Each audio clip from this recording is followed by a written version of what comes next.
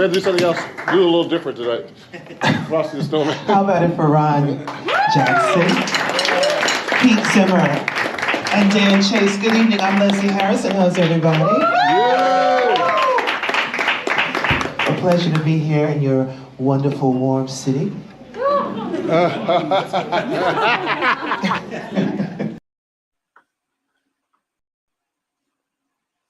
Hey everybody, it's Ron Jackson. Just doing a little test here for my patrons and making sure you guys can see me and or hear me. Hopefully you guys can hear me fine over there. Just checking to see if I can oh yeah, I see 2 people up there already. That's great. Now, if you want to, okay, this is going to be a workshop about the 6 and 7 string guitar, the chords, and accompaniment. So you should be subscribed on YouTube, and you should be able to chat with me. There's a chat box to ask questions. Okay, so let me say that right now.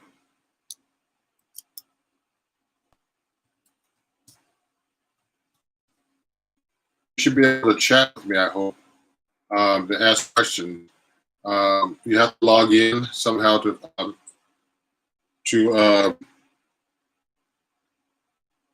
Hello, are you there? Okay. Should be able to log in and hear me. Hold on.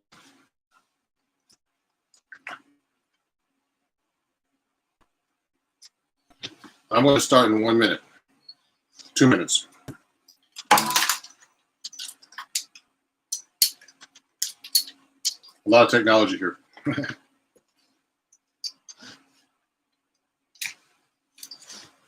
I'll plug this into this.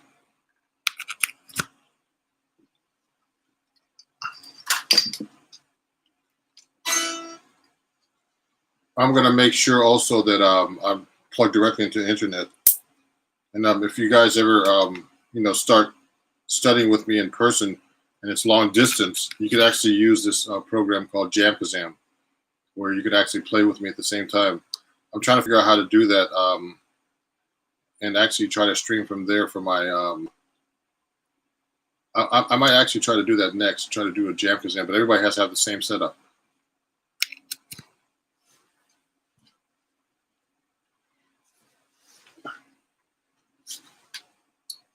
I'm going to turn the light back on so you can see me better.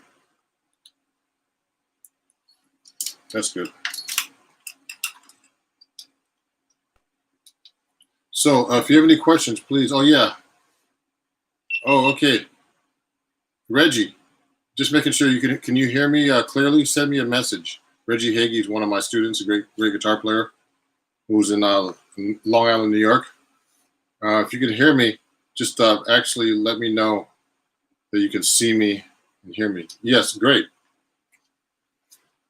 So let me play you something before we go, start getting into the workshop about the difference between 6 and 7 string guitar and accompaniment styles.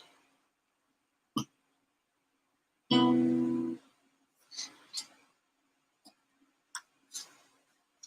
we go.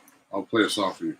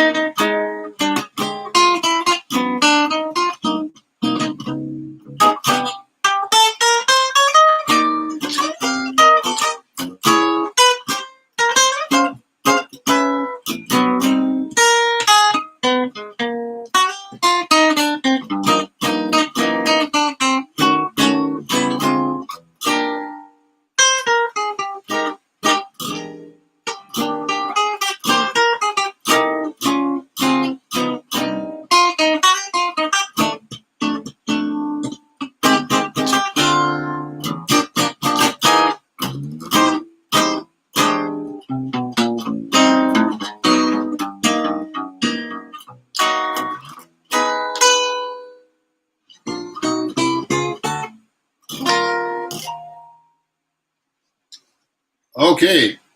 I don't know who else is watching. I know I see two people watching, but I hope you can figure out how to chat with me on the live chat. So I just played that song, Will You Still Be Mine? And in the key of E flat. And I did a bunch of stuff in there to show you how to, accompaniment styles and comping styles. Now, I mean, the most important thing for me in jazz, and actually for everybody, is not only to play the melody, but is also know your chords and your harmony, as well as a bunch of other stuff. But the most important thing about jazz is actually improvisation at the end. So my goal really is to teach 6- and 7-string guitar players how to actually improvise. But today we'll talk about accompaniment styles and the difference between a 6-string and 7-string guitar. So this is a 7-string Eastman AR model here, AE 810 CE7. It's a great guitar that I got directly from the company. I have a Seymour Duncan pickup on it, and I have these Labella jazz tape strings on it. I'll show you what it looks like. Hold on. Oh, yeah, this is backwards. The camera's backwards, but it's okay. So, they're pretty heavy strings, and the guitar is pretty a beast to play. It's a 17-inch guitar. Obviously, I think most of you who are on my Patreon tune your guitar to the low 7-string. I learned that from studying with Bucky Pizzarelli. He just said to me, tune it to an A. Make sure you have a low A on there. The easiest thing about the 7-string, about this tuning of the 7-string, is that you do have a doubled A. This one. So any chord that has a A string in it, the 5th string A, you could just double, like a C chord. Just play it, double it there. I mean, it's simple, but not that simple when you start playing, actually. So you could, if you do like a 1-6-2-5 in A minor and C major, excuse me. C, A minor, D minor, G7. You could do half of that with the 7th string. Just double, just replace the 5th string with the 7th string.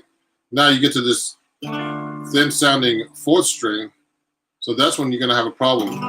That's when you're going to have to use the 7th string again. So you're going to have to go. Now I would have to use a bar D minor chord to get that 7th string and get that full sound of the 7th string on a 1-6-2-5. I'm going to turn my guitar down a little bit. I know it was overdriving a little bit when I was playing.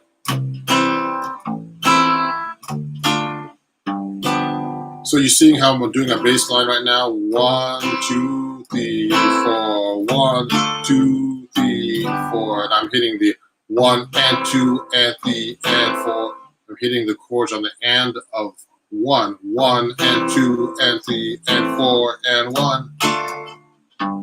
Now you could actually start doing a bass line with that too. That's actually an easy accompaniment pattern.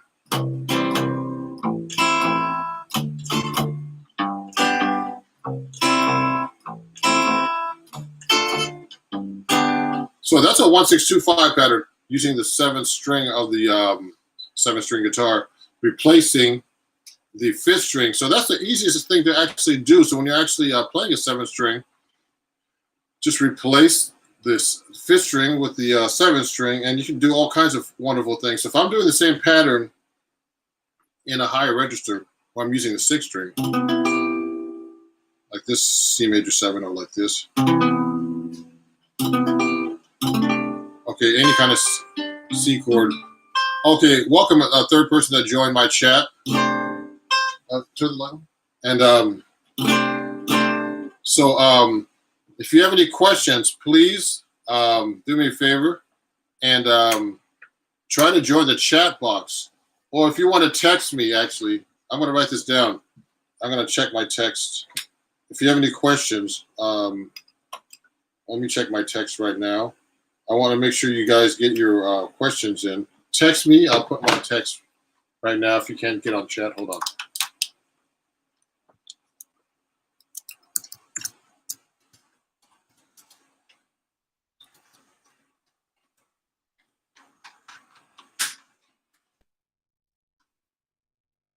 You can also text me your questions. I'm going to have my phone on. I'll turn the ringer on to make sure you text me. And so you could ask questions about anything. So so when I started getting into accompaniment, the most important thing to know is your basic chord voicings. Okay, everybody. So if you want to text me, I want to tell you right now. If you have any questions, if you can't see the chat, it is 718-768-7736. 718-768-7736. And you could actually send me a text about any questions you have about accompaniment styles, okay? Or the 6 and 7 string guitar today. So the most important thing is know your basic voicings, everybody, on the 6 string first.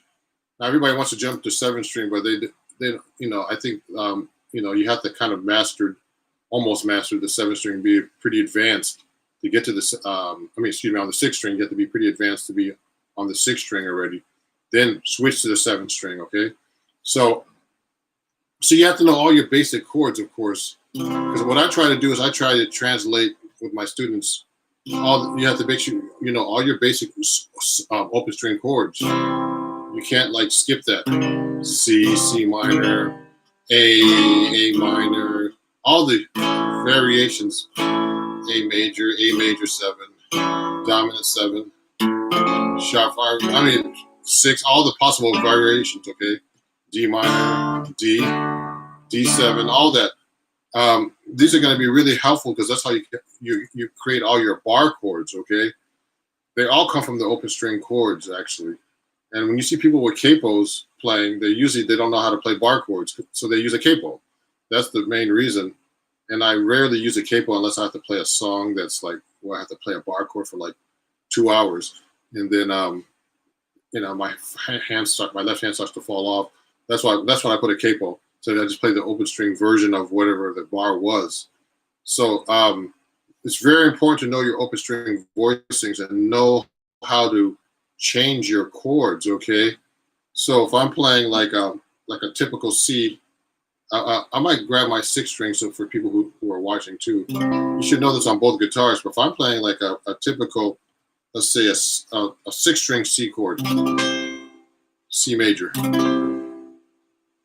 this is a very common voicing, but you gotta get used to playing this, to knowing how this chord functions. A lot of people, a lot of written music is based on the piano, which is written in thirds. So the guitar is written, is actually tuned in fourths. Okay, so this is actually this voicing is not like a root 3rd and 5th. This is actually a root 5th, root 3rd, 5th, root. Okay, so you have to kind of understand how to change the chord to different chords and knowing where how chords are voiced on the guitar. So if I want to make this into a C major 7, I have to change. There's a few different possibilities, but I have to change this note. Remember, the 7th is a root all the way up to the 7. 1, 2, 3, 4, 5, 6, 7 is that degree. Okay. Now these are diatonic intervals.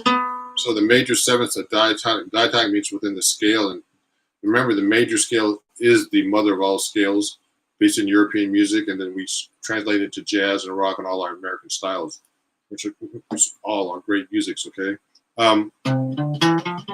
so to make a C major 7, I have to take this note. Oops, distorted there a little bit, and lower this. Okay, I lowered this C to a C, to a B. Excuse me. So, but then I'm not playing the fifth now, but I can if I want. That's still most common. Most guitar players will put this G up an octave to play that now and play that voicing. Okay, and then so basically I put this back an octave. That's a typical voicing. Then to play a dominant seventh, I have to lower this note, which is a flat seven. Okay, a B flat, and then make a six. I would do that. Okay, and then I would make a flat six. Now the thing is, you don't really need the fifth most of the time unless you're going to alter it. So I'll just play just these notes, 3 notes.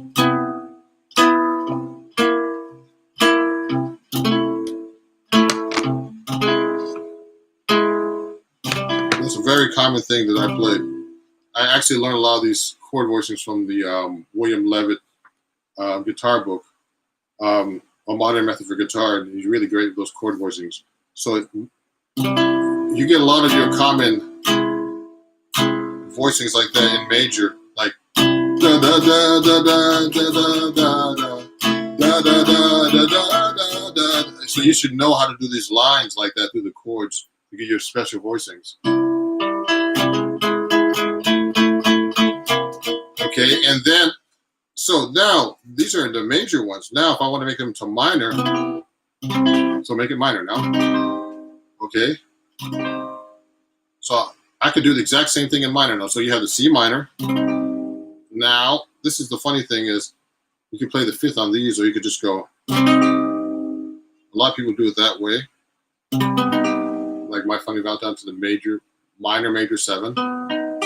Now the minor major 7 chord is only one note away from the major 7. You just have a flatted third now instead of the major third. Okay, so you remember, everybody, you should know your intervals of your chords by heart. So so you could actually play these chords. You actually know what you're doing and why you're doing it and what the chord is constructed on. So I usually do a major chord is 1 3 5, and the major 7 is 1 3 5 7. Now you have to know how to alter the notes in any key. That way you'll know how to change the chords in any key. So I'll go 1 3 5, major 7, 1 dominant, 1 6, 1 sharp 5, etc. Minor. I'm going minor major 7, minor 7, minor 6, minor with a flat 5, etc. Okay? So minor. Da, da, da, da, da, da, da, da, da. A lot of songs are like that. Then you have My Funny Valentine kind of thing. My Funny Valentine with a minor major 7, the minor 7. Sweet Comic Valentine, that kind of song. And these are very common voicings, actually. So you can actually play it like this, too. You can play 3 notes. And just play the 3-note voicings that I've been showing you on my Patreon account about jazz voicings like that. With the walking bass line, so I'm going minor major 7, minor major 7, minor 7, minor 6, flat 6 or sharp 5 they call it. And you hear this a lot in James Bond movies.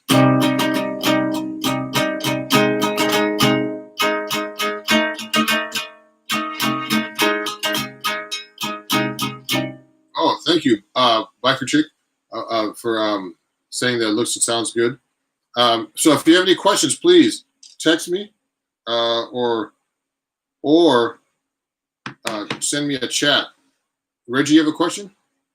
Usually Reggie has a question.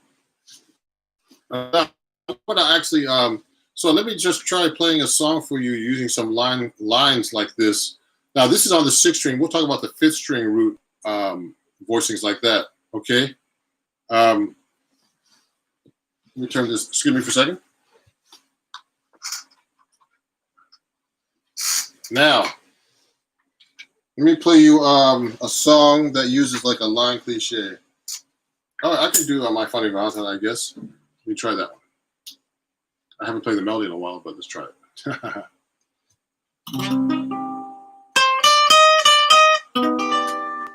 I'm going to do a little voicing octave.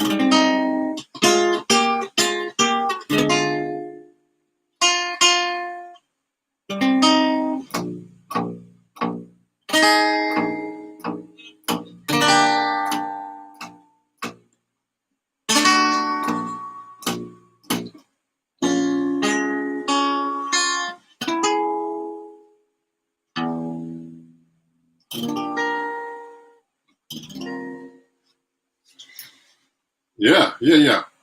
So, does anybody have any questions right now? It seems like you guys are enjoying what you're seeing. So let me see. So let's talk about the voicings now on the fifth string. If you're having a problem looking at this, make sure you ask me some questions or let me know. But text me at 718-768-7736. Let me just make sure the phone is on here. If you have any questions, also if you don't have any, if you have a request or anything about what I'm talking about or what I'm doing, please let me know. I'm going to show you a couple of accompaniment styles too as well. let's talk about the fifth string root, though. So remember so when we talked about the C chord like this in the sixth string, that actually comes from the open string E. So you should know your open string chords from the sixth string root, from the sixth string root and the fifth string and the fourth string root. So they're based on the E chord, the A chord from the open, and D. So those are the most common. These are all root position chords. Now we're only talking about root position. There are a lot of chords with no root positions, of course. We can get into that later, but you have to really know these well. So from the A chord, we can go up to the C bar chord. Okay. So this is actually the same voicing as the sixth string root chord, but only the last 5 strings of the sixth string chord. So you're going to basically alter the same notes, but of course, there's very common fingerings that we have in these chords. So you're going to have the C major, then you're going to have the C major 7, which is C major is 1 3 5, the C major 7 is 1 3 5 7, C dominant is 1 3 5 flat 7. Now here's where it gets weird. You're going to have to omit the first string. Oh, sorry, and then play. Sorry, I'm playing minor 6. You have to play the 6. You're going to have to play the voicing just like this. Okay. For this voicing, okay, the sixth chord is 1 3 5 6. You should be able to arpeggiate these chords too. Every possible fingering too. Now, remember that you should be able to play all your arpeggios and fingerings of anything that you learn as many possible ways as possible. Like if I'm playing a major chord triad, okay, I'll show you all the ways I play.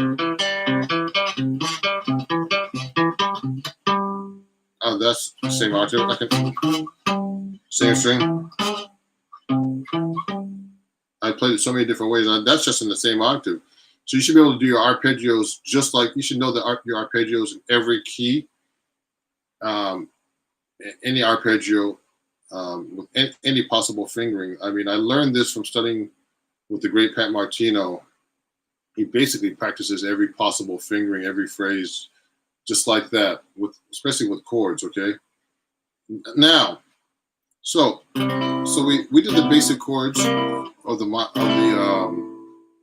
the fifth string root bar chord based on the open A string chord. We did the C major 7, C dominant, C6. Now you're going to go,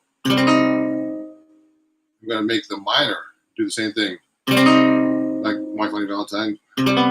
So C minor major 7, C minor 7, C minor 6. That's when you have to change the fingering. Yeah, like this. And omit the fifth string. I mean the first string, excuse me.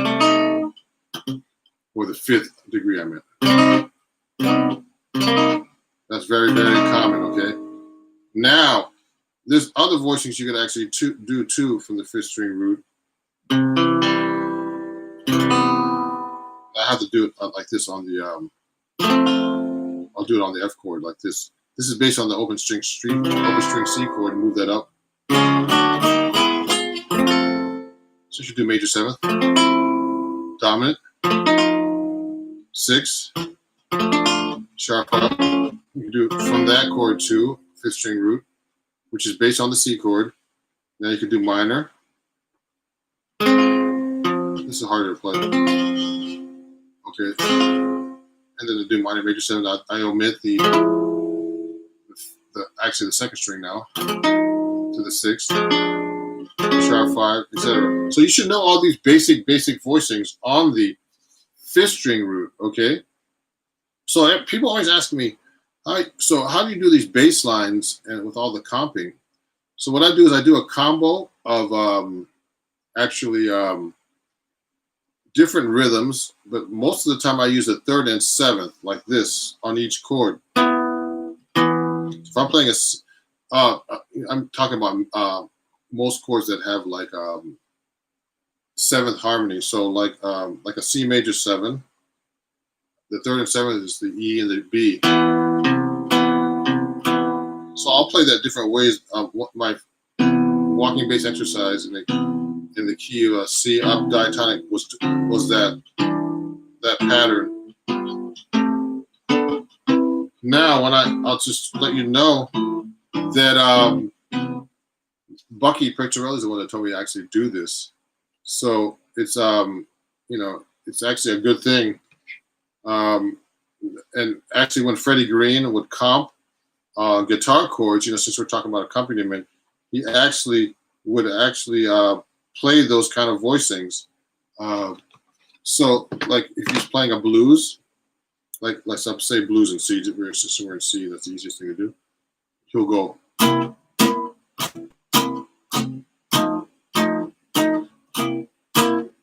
Now this is a jazz blues. Now the best way to play this actually is to play it acoustically as possible.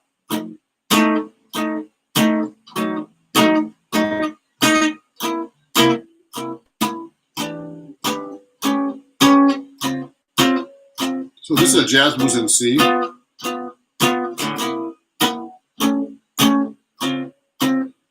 So this is a very common comping pattern in jazz, which you should know really inside out. It's the Freddie Green comping style, which looks easy, but it's not very easy. I worked on it for years with Bucky Picciarelli.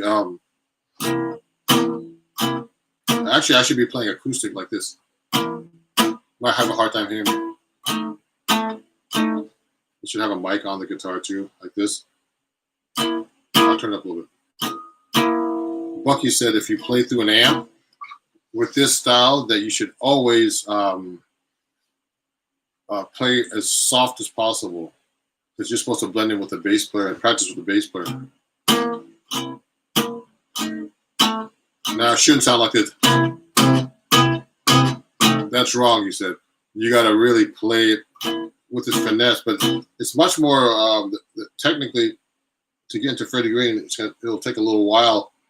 It will take like a whole lesson, a whole hour, to figure out the technique of your right hand, because you're not actually playing every note. You're playing like playing every note on the beat, on beat one, and then playing like the fourth string basically on beat 2 and 4. So you get this sound when you're going really fast, like this.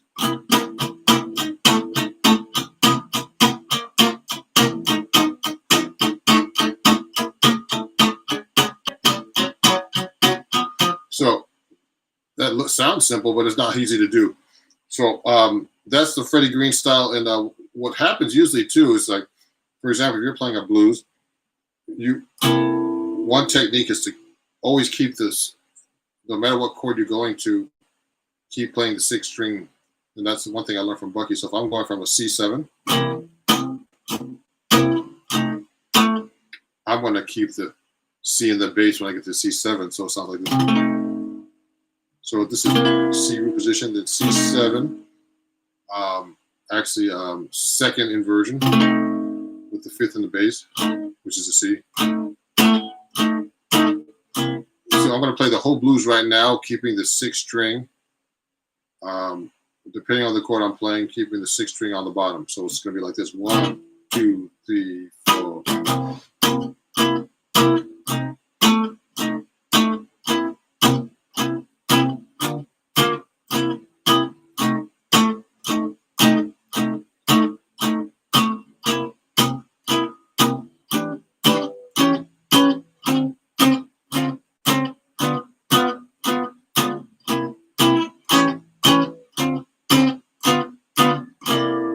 See what I just did?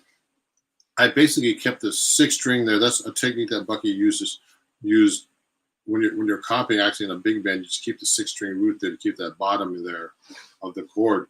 But you should obviously know how to switch between, all the roots too, like this. Maybe I'll turn this down a little bit so you can see my hand better. We can do this. I'm going to actually hit the roots this time.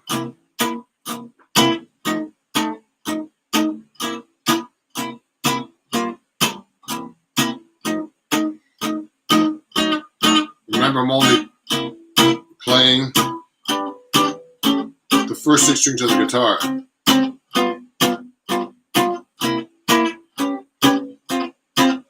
Now I can do a different position. All roots.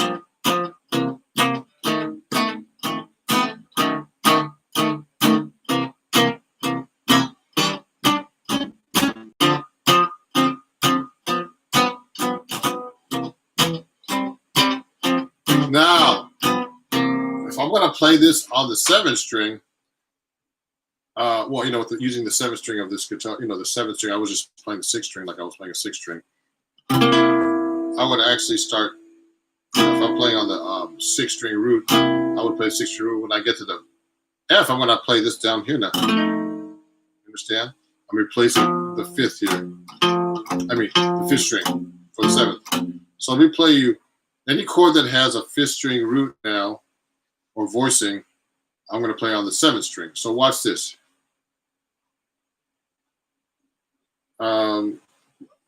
You see? Oh, it's a little dark on the right hand side of the guitar. Okay. So watch this. Here we go. 1, 2. 1, 2, 3, 4.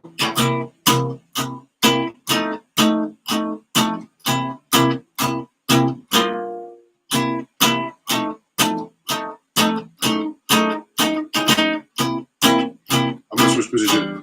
Open.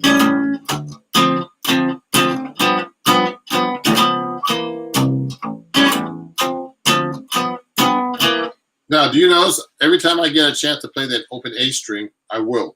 When I'm playing the 7th string. So in this case, excuse me, when I went from C, I went from C to F. Then went up from the E minor.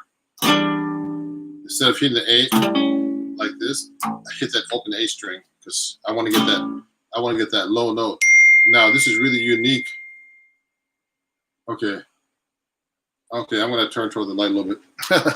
Someone's telling me. Someone sent me a message. Move toward the light. I'll put the light closer. That's better? Okay.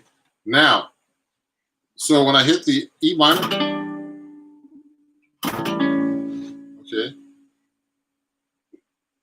to the A7, I'm actually hitting that open A string. So that's the difference I would make between the 6th and 7th string. Then when I get to the D minor, double that, or you can use this chord. Remember, I'm just keeping the 3rd and 7th, mostly on the, when I play the 3rd and 7th, just so you know, when you're doing the Freddie Green comic style, you're basically just playing the 3rd and 7th, always on the 3rd and 4th string. Like that, you see?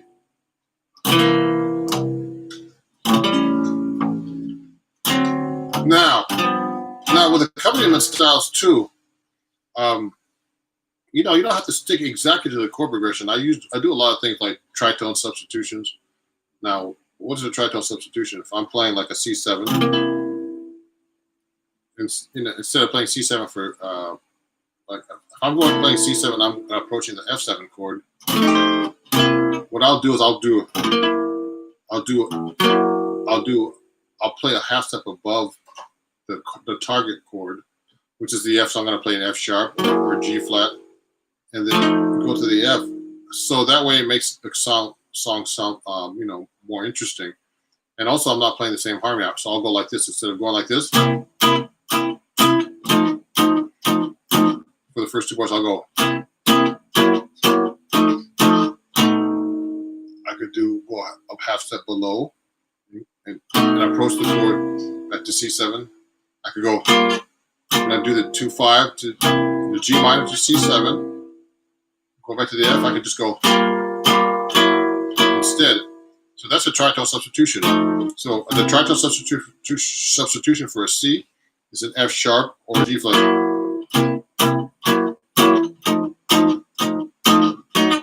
Watch this. So I did a tritone substitution of the C, which is a D flat. It's kind of like a G7.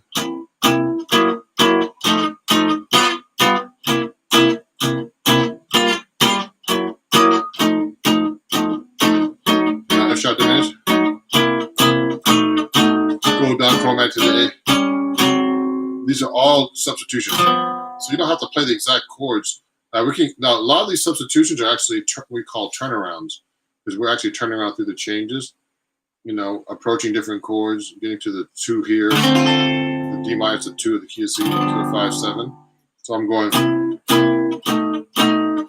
I'm approaching, I'm actually doing a chromatic passing chords going to the D minor.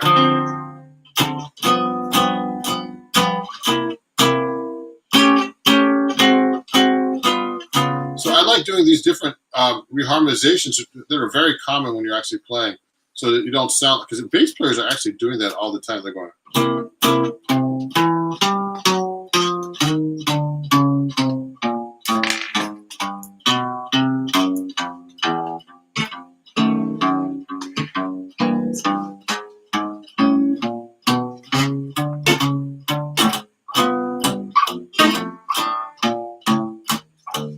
So they're actually naturally doing it. So you can actually do that with your chords too. Follow the bass player like this.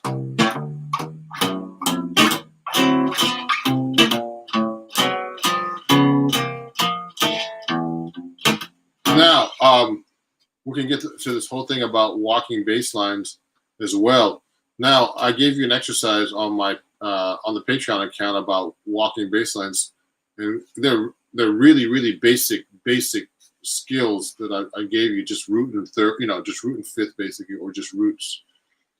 The best way to really play bass lines and do them well is actually to what's the word? Learn bass lines from other bass players, because that's the best way to actually play the bass line. And so I'm actually a bass player too, so I would actually transcribe these kind of things. Let me move this back a little bit so you can see me better, my face. Kind of weird, huh? So that's the, you know, that's what I actually try to do is what I would actually advise you to do is learn bass lines. So we've been talking mostly about swing kind of patterns, comping patterns, and chord voicings. Now, please, if you have any questions, I know there's only a few people watching. You know, it's about a third of my patronage on Patreon. But I'm glad that you're watching, because you can actually go back and look at this video stream. So I'll have the link up on my Patreon if you missed this. Okay. And also, you know, if there's any questions, please let me know. So another, you know, there's some other styles that I like to get into with comping. I mean, this bossa nova style. Okay. So you saw me playing today. Okay. Oh yeah, Reggie has a question here before I keep going. Learn a bass line, then harmonize them. Yeah, you could actually. So if I'm playing, like, let's say a blues,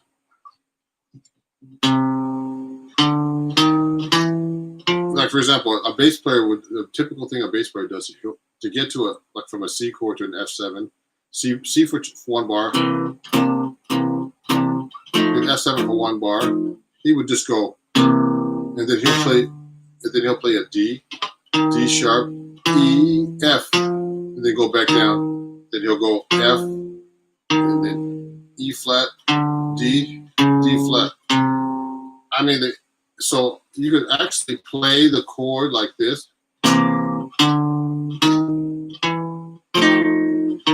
What I did was I just played the very beginning. I just played the chord on the beat and then stopped it to do the rest of the bass line. Do it again. I mean, that's very common, but you can actually harmonize that too. You can actually go up diatonically. Oh, sorry. Also, I could just take the same chord and just slide it up there.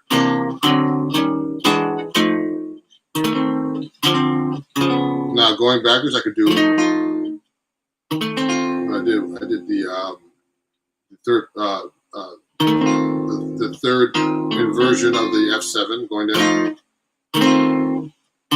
then D minor, then D flat dominant, back, doing that same bass line. So you could do either a bunch of different things. You could do diatonic.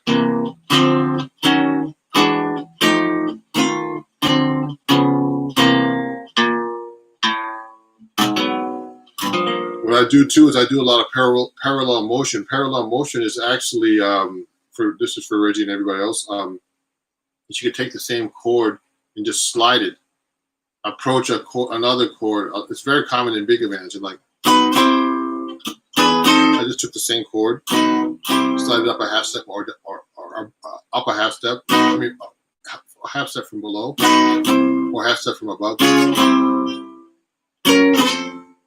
So if I'm doing a bass line and I'm going, I can slide that whole thing up. Sounds good. Then when I get to the G minor, I just go up a half step from that G minor.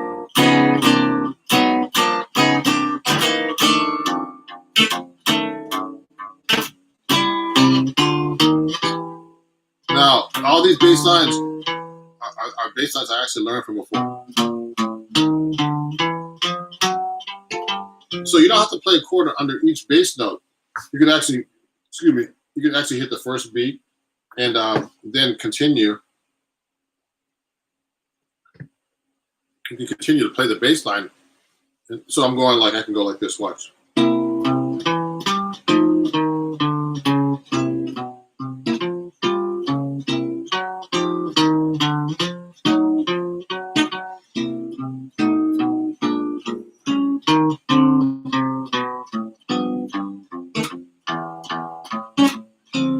Now you see how I'm holding the notes sometimes, and sometimes I'm actually not playing the chord at all. You don't have to play the chords all the time when you're doing the bass line. It'd be like too much if you just went.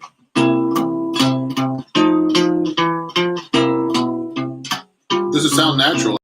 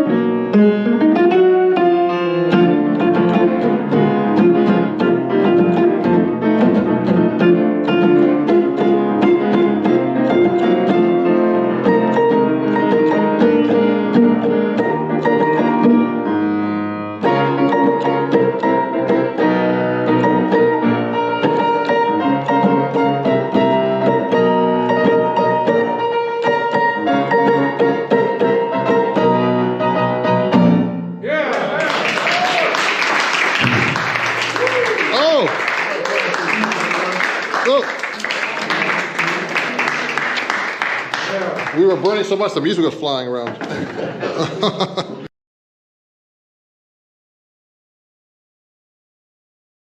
Thank you everybody for watching my video, and if you enjoyed it, please subscribe and also turn on notifications. And if you really love my video, please support me by joining my Patreon and become a patron. That way you can get some cool lessons, some live lessons as well, cool perks, and you're going to have a great time in watching my videos as well. So please support me there, and I hope to see you on Patreon.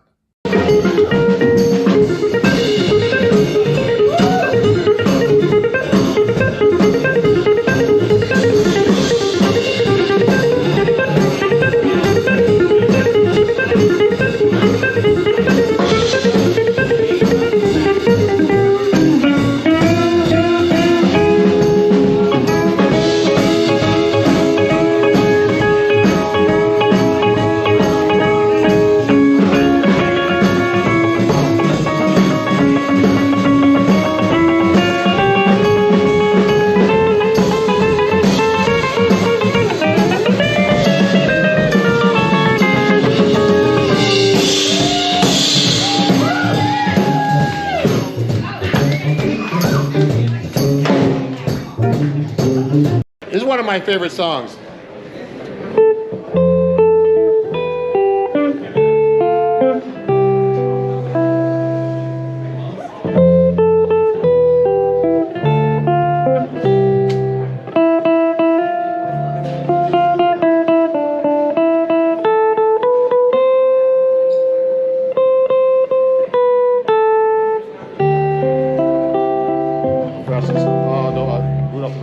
One, two, three, four.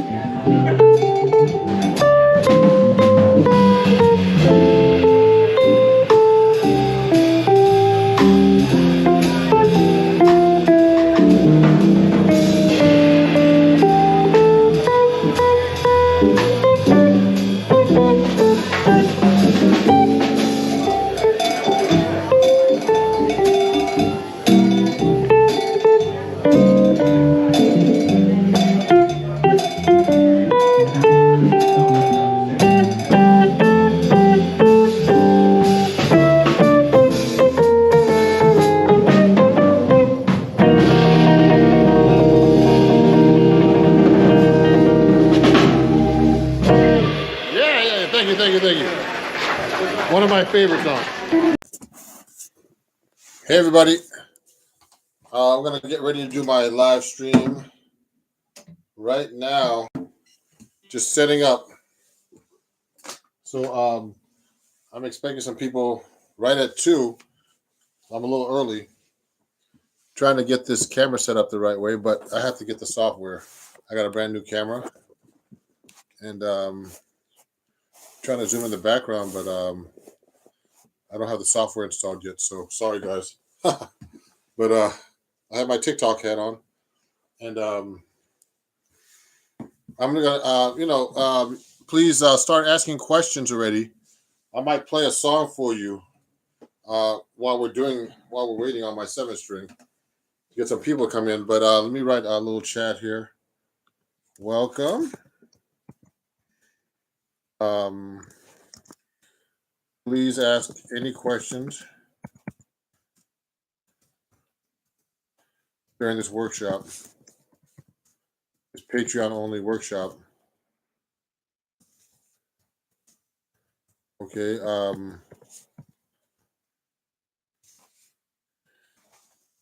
If you haven't done so yet, okay.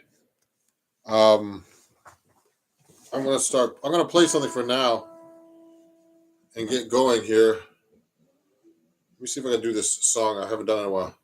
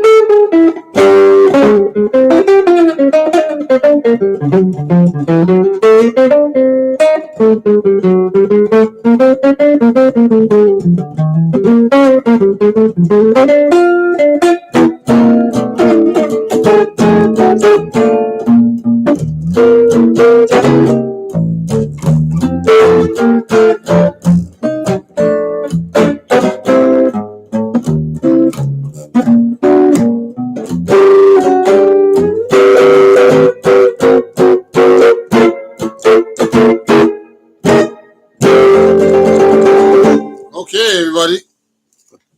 I'm just making sure when people come in here. Oh,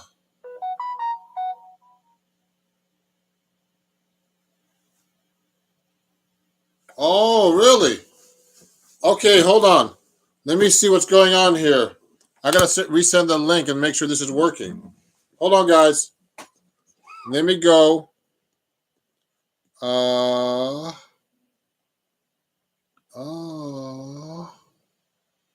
Manage. Hold on. I'm gonna go live. There's something wrong here.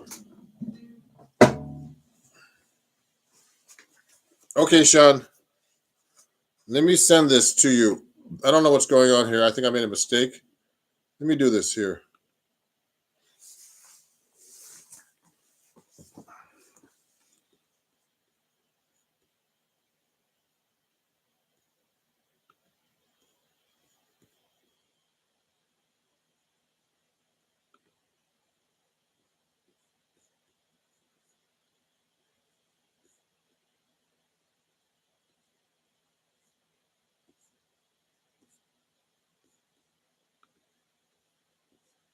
Hold on here. Did I make a mistake? Uh, let me see if there's a mistake here. I'm gonna have to go live again. Uh, hold on. That's why there's no one here.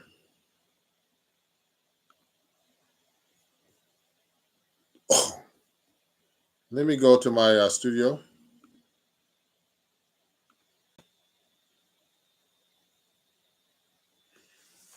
Okay, I made a little mistake. Let me see what's going on here.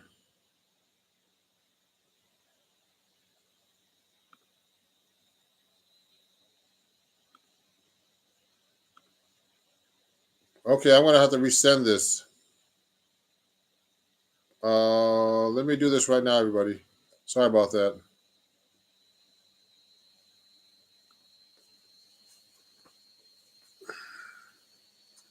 Okay, here. Let me send this again. Uh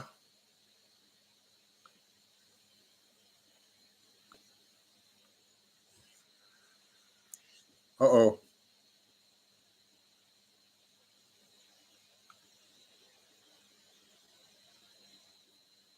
Uh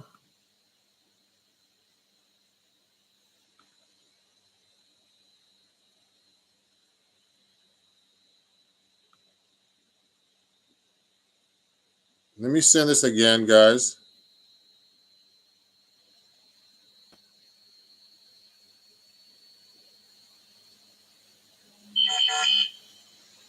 Hold on.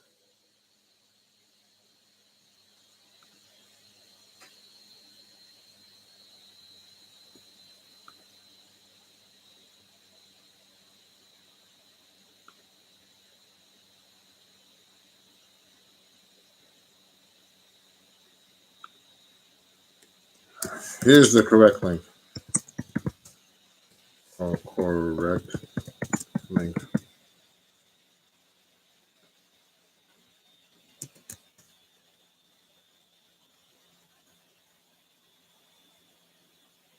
That's correct.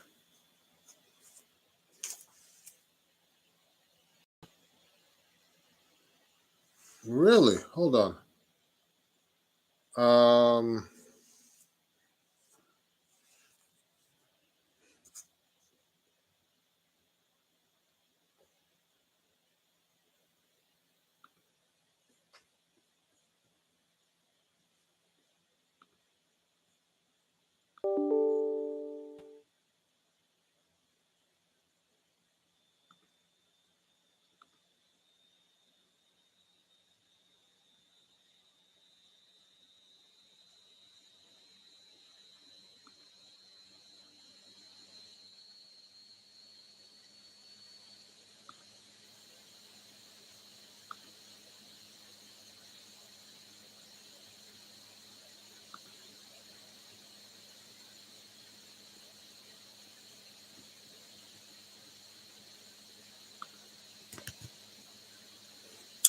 okay, I'm gonna have to go live.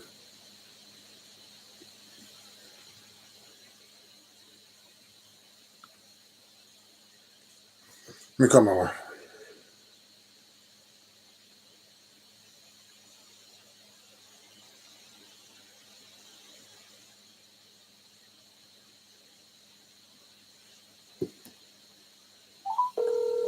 Someone's watching me, but I don't know who. I don't know why, but the link is not working. Can you do me a favor? could you just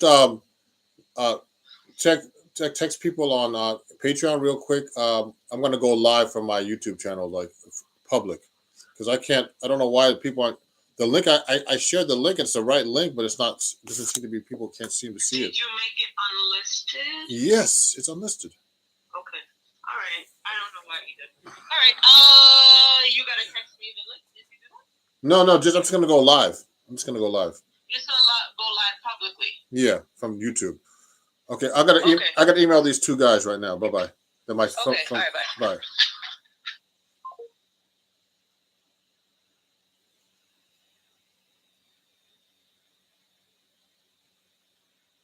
Going live in public.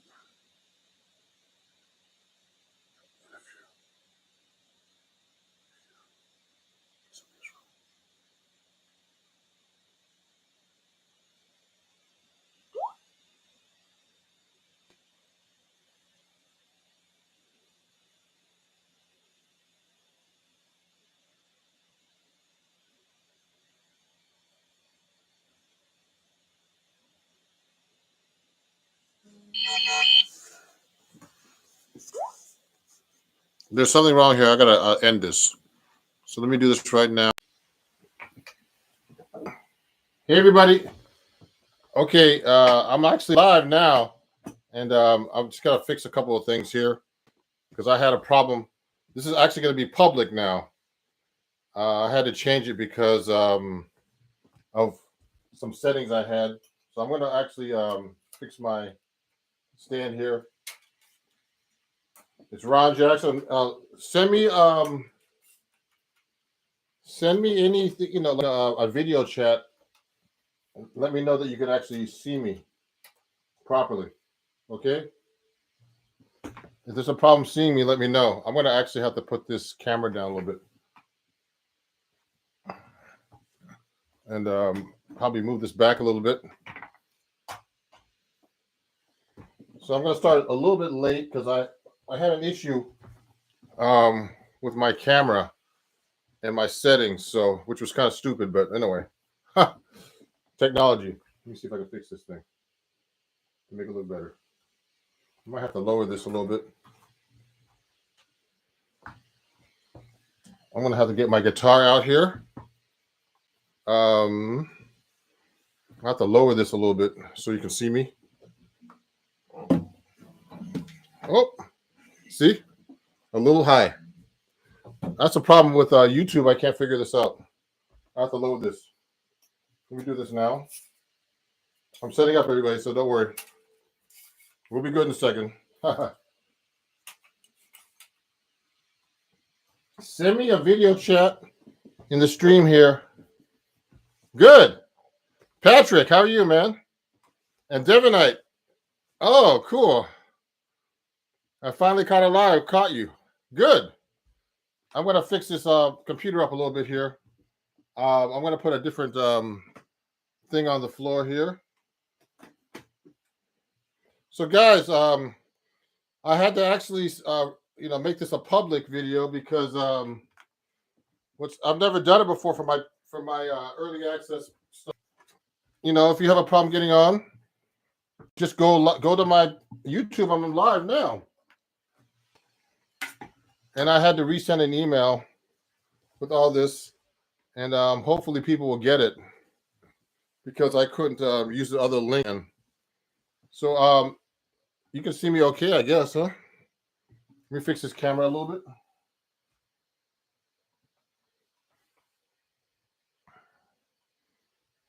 So that's cool.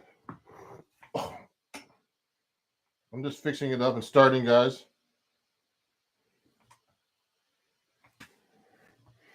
It's supposed to be my background, and I'm gonna actually start in a minute. I'm waiting for some more people to show up here, but I had to resend an email and get so it can get this live. But I'm actually live, and I've never done a public live on YouTube, but I had to change it today. Might as well do it once in a while. Hey, good. Hi, Brittany. Hello, I'm a new subscriber. Appreciate your videos. I'm self-taught for 10 years. Okay, good. Thank you.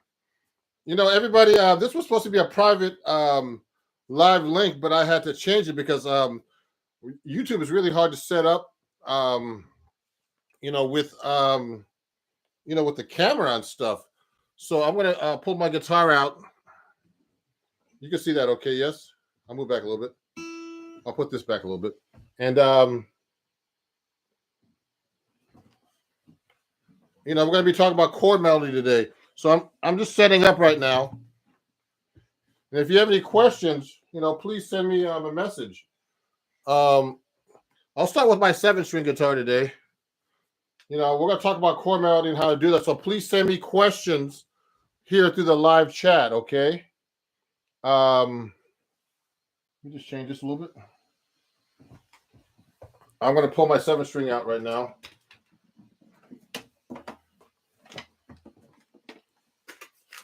Let me just check a couple things here. If you have any questions, just send them to me already. Thank you. Thanks, Pat. I'll reply to you by actually, talking to you guys, okay? So that you can hear me, you know what I mean? And hopefully everybody got my new link because I had to change it up. I couldn't get my camera to work when I went live a minute ago from my private link, so I had to resend all the everybody everything. So I'm going to tune my guitar real quick, and then we'll get started. And if there's any questions, let me know. We're going to talk about chord melody and how to construct chord melody, so we can go through some songs, things like that. I got 7 strings here, so well, I got a nice crowd for like a public live. I had to go live today public because I had an issue with my camera and my connection on YouTube. Seems like it's so hard to do things on YouTube sometimes.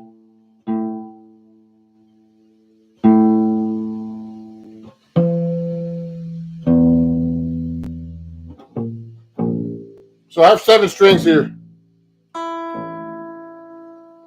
Oh, True 5-1.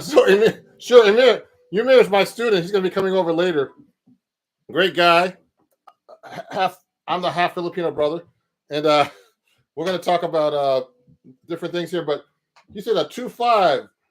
So if you do a D minor, well, I mean, I have my 7 string, so it might confuse everybody. But if I do 2-5, let's say regular 2-5. So if you do using tritone substitution, you just go. Okay, I'm just putting a D minor 7 to a D dominant 7 to a C major 7. So that's just a tritone substitution is actually when you get to the G7. Okay, the G7 is a G note right here, and it's a flat 5 away.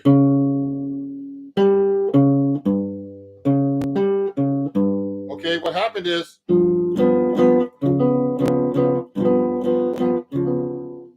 the tritones right here, the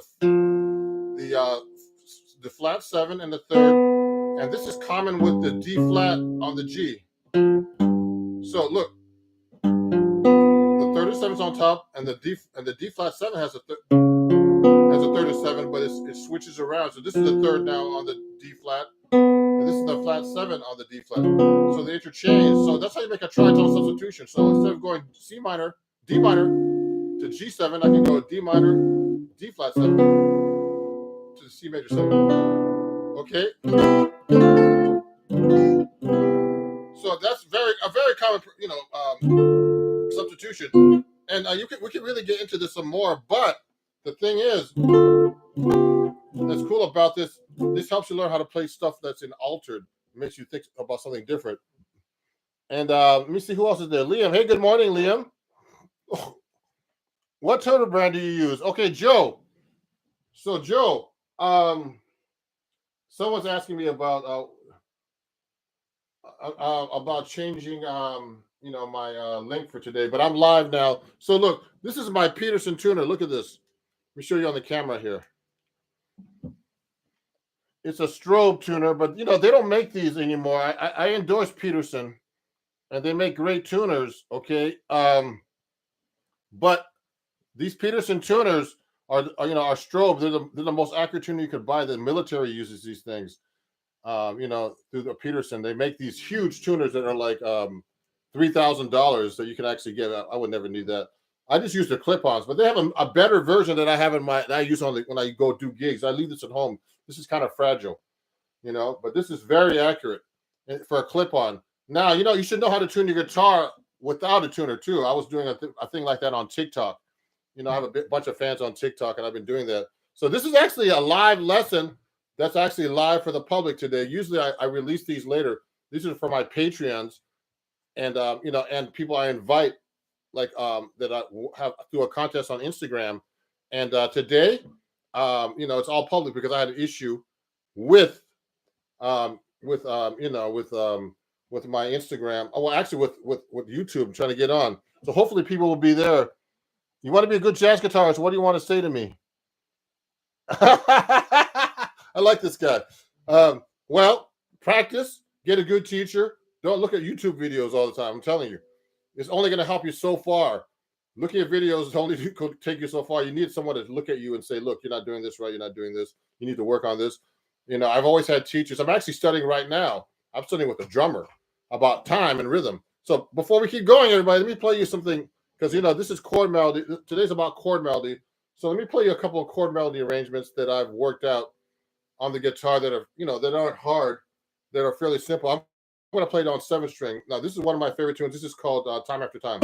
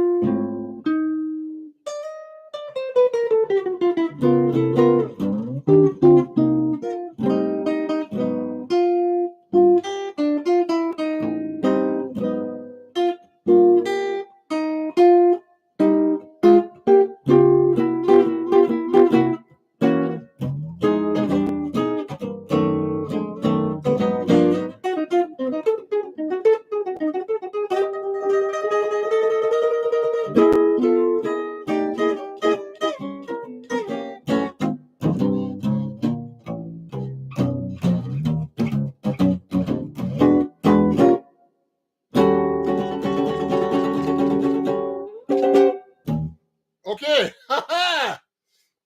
Everybody, how you doing? Hey, no problem, guys. You know what? This is actually public today because I messed up earlier, and when you work with YouTube, you gotta have your webcam set up like before you go live, and I hit the live button, so now I had to make this public. So I had to let everybody know that I had a different link that I'm going public, and hopefully, hey, thank you, Reggie. So let me respond to some of these comments. I'm going to respond out loud, so you could actually text me here, okay, and then I'll respond out loud to whoever's responding. So Reggie, Reggie says I'm a great guitar teacher. Thank you, Reggie. Reggie's been my student for like 2 years. He's learned a lot. He's a great student. You know, he's retired. He practices guitar all day, which I wish I could do. Hey, don't worry about being late. You're not late. I was late. And Patrick says, shh. Okay, just amazing. Thank you, Patrick. One man band. Thank you, Kevin. Thanks, everybody. This is public now today because I've never done anything public, but today I had to because I messed up. So it's supposed to be a private link, but it's okay. So thanks for sharing such a great teaching content on YouTube. Greetings from the UK. Yeah, thank you, everybody. If you like what you see here on YouTube, I'm going to get my little announcement thing here, wherever that thing is. Here it is. Hold on one second. Let me grab it. And please, definitely, this is the right way today. Please subscribe to me here, of course. And also, a lot of my Patreon fans are on here. So if you want to be on my Patreon account, please let me know, and I'll do. You can join that and get some music lessons pretty cheap for me. It's right here, Ron Jackson Music. I'm gonna put this on the camera. Oh, this is backwards here. Okay, I need to use this. Hold on, let me find this real quick. I'll get it. Here's my Patreon thing. Here it is. If you want to join my Patreon, this is what my students are on now. You can join for like starting at $3 at www.patreon.com/RonJacksonMusic. Okay, so that's my Patreon. This is cool. I've never gone live on YouTube before, so this is great. So there's a question here. Thanks for sharing such great. Okay, sounds great. Thoughts on blues, rock, and fusion? Okay, guys, just so you know, I started off playing rock. So I used to be into Led Zeppelin. I used to see all kinds of bands. Yes, Van Halen. I saw 7 times. Just so you know, I was a big fan of Eddie Van Halen. I'm into rock. I just started getting into jazz when I was like about 11, 12, through high school, actually. Then I started getting into jazz in high school. That's why I went to Berklee College of Music and studied jazz composition and arranging. But I love jazz, and I love rock too. So no, if you want to start okay, so so thoughts on blues and fusion. Okay. So did you go through different phases? So you know what? I started playing rock, and I used to listen to records and learn all the rock guitar solos, everything like that, okay, and songs. So that's what you have to do with any style of music. You actually have to be able to learn the music by ear, get together with friends and play. And if you can afford to get a teacher, because teachers, I didn't have a teacher when I was a kid, so I was growing up, and I was learning everything by ear. And you can only go so far by ear. There's always a great teacher that can help you. A good example of someone like that is when I was at Berklee, he was before me, is Steve Vai. Steve Vai is a highly trained guitar player, play with everybody. He's rich from playing just his own music. He started with Frank Zappa. He went to Berklee. He was a really well-trained guitar player, could play all kinds of rock styles and jazz, everything. This guy could read. He studied with Joe Satriani as a kid. He's from Long Island. I live here in New York City area. He's from Long Island, and he, studied with Joe Satriani, who's a great guitar player. These guys can read. These guys play rock. They play all kinds of styles. Fusion. They play with everybody. Yngwie Malmsteen. They play with everybody. They're just like amazing musicians, but they're really well trained.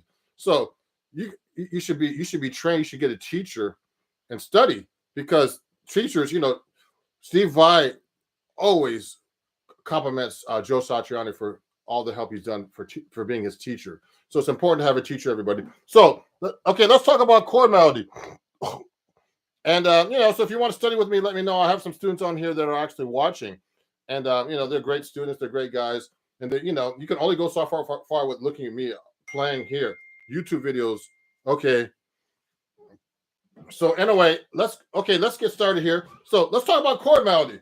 So the subject today from my patrons, and I hope everybody on Patreon got my link, is that is that is chord melody is very important. So that it means that. So let's say you take a melody like let's think of an easy melody.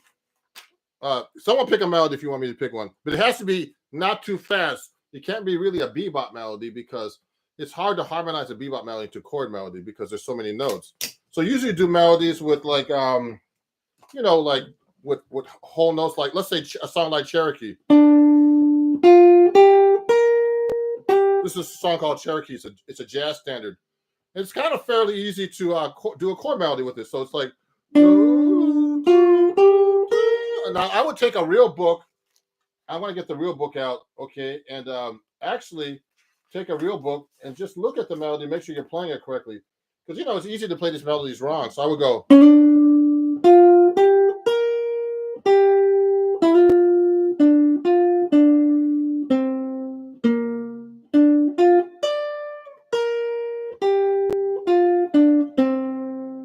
So that's the melody to Cherokee. So it starts with a B flat major 7 chord. So I mean, an easy way to play that is just put the melody on top of the B flat major chord, major 7 chord. Actually, so if the melody is D, so I just put those 3 notes. Now if I'm making, so I'm just playing a regular old major 7. Now if I'm playing on the 6th string, I'm going to actually switch guitars so you can see better, everybody. Let me get off my 7th string. Hold on. Let me get my 7th string here. Take it out because I want to get my 6th string out so you guys can understand me. It's not easy. Let me get my 6th string. If you have any questions about that, Nardis. Oh, that's a nice song. You can look at that for chord melody. Okay, thank you, Patrick. Hold up. So here's my 6th string.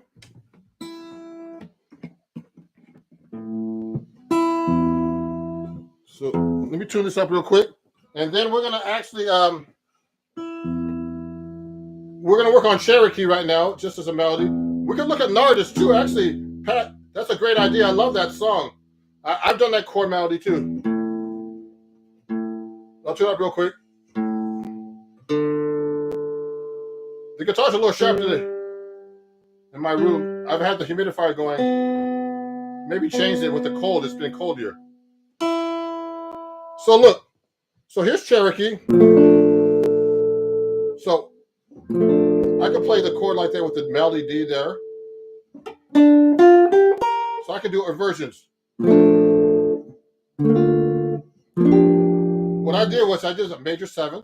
Then I did the inversion, first inversion. Then there's a 6th note on there. Actually, it says play F7 sharp 5. I can go like this. It says in the music good. I did that. So it's F7 with the sharp 5. Oh, actually, I would have to do that way to put the flat 7 in there. I would do that. Okay, so the beginning of Cherokee is like this. So I'll go like this. 4 7. So then I went to major. Now this is F minor 7. It has an 11 on top. So you have to know the chord scale relationship to the the melody according to the chord. So that's a B flat against a F minor chord. So that's an 11. So I would do this. Or I could do it this way. Or this, so many ways. This. So that's go. So this is the melody so far. Now you can see this after it's a replay, everybody. I can go.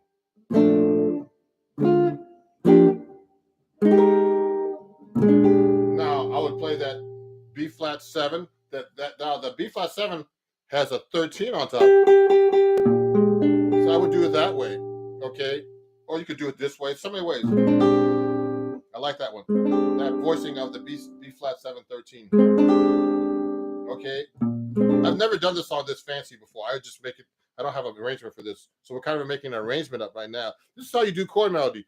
you do an arrangement like this. You find each note and try to find the chord for it. So let's start from the beginning. So I went like this.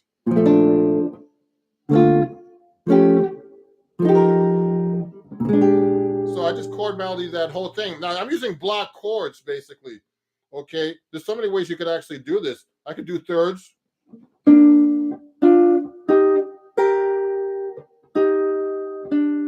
I just did 2 notes at a time. You have to know your chord scales, guys. And now it changes when you get to a different chord too. So this is just in the key of B flat, and then when they get to the F7 sharp 5, that's a whole different chord scale. Okay, and I'm having the flat 7 missing, so it's not really dominant when I'm doing it this way. I'm just doing F5 sharp 5 actually with a 9. This is actually a 9. I guess the chord, you should know the chord melody against the chord, okay? So like this. So start from the beginning.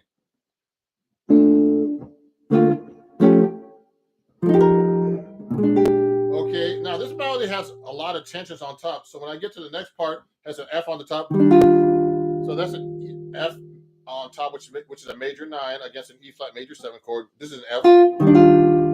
Now it goes to the 7th. I can just go just thirds. Then it goes to a D over an A flat 9. So this is actually a sharp 11. So you could play the chord like this actually to add the 9. Okay.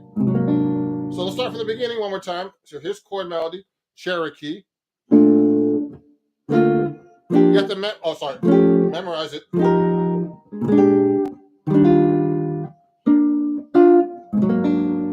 Okay. And then it goes to A to actually a C. So I'll just go down, do thirds there. And then it goes to a B flat on the chord with a 6. So you can play it like this. I actually play it this way.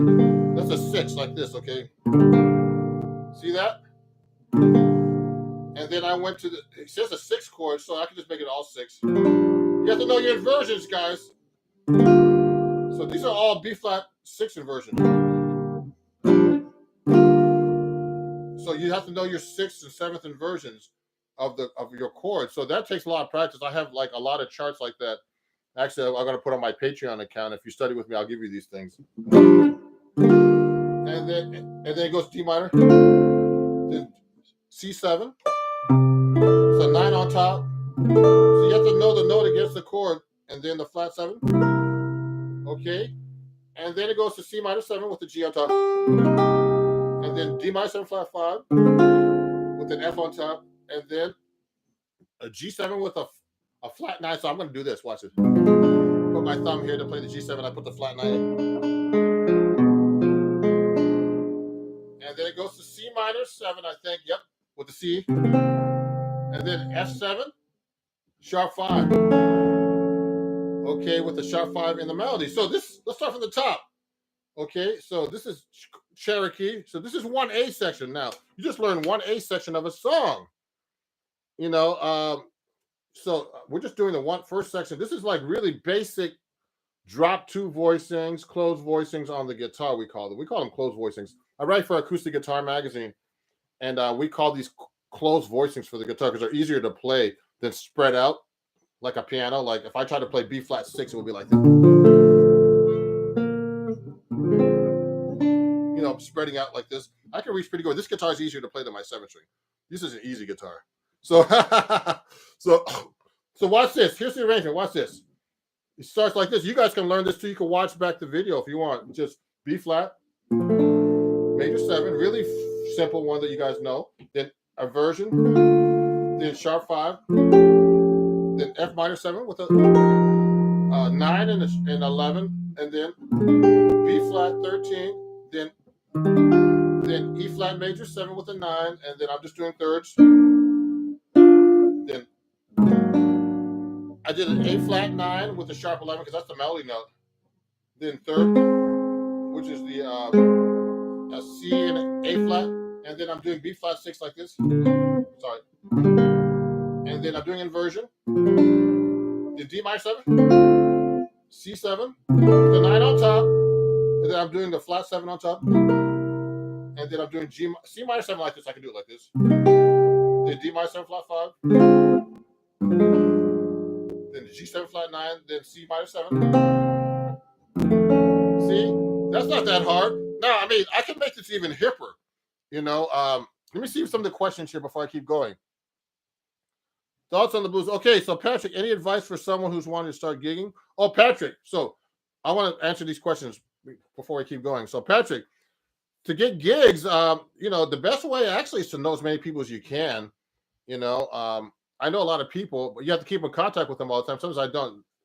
You know, I'm kind of like not introverted, but you know, like to hang out by myself and just do things myself. You know, independent DIY they call it. But yeah, meet people. You know, get friends, and you know, try to get a lot of contacts. You know, people are the best way to get gigs. Actually, I get gigs from people all the time. But you know, right now with social media, I've been actually finding a lot of students, new people that I've never met before. This is really great, and it's actually a good way to meet people too. It's also on social media. You know, and you know, a teacher can recommend you. Like, you know, I could try to recommend students for gigs and stuff like that. And you know, just get out there and meet people. You know, study with people. You know, your guitar teacher can recommend you a lot of you know, things like that. Just meet people. That's the most important thing. And you know, go hustle, get your name out there.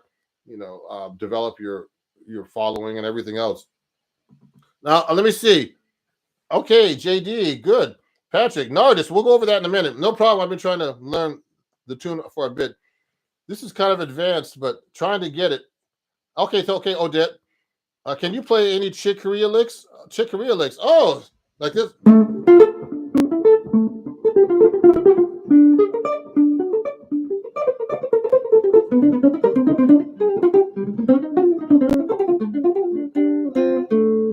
Okay, that's about. I gotta practice that one still. So anyway, that was "Got a Match" by Chick Corea. I mean, I worked on his stuff for years, so.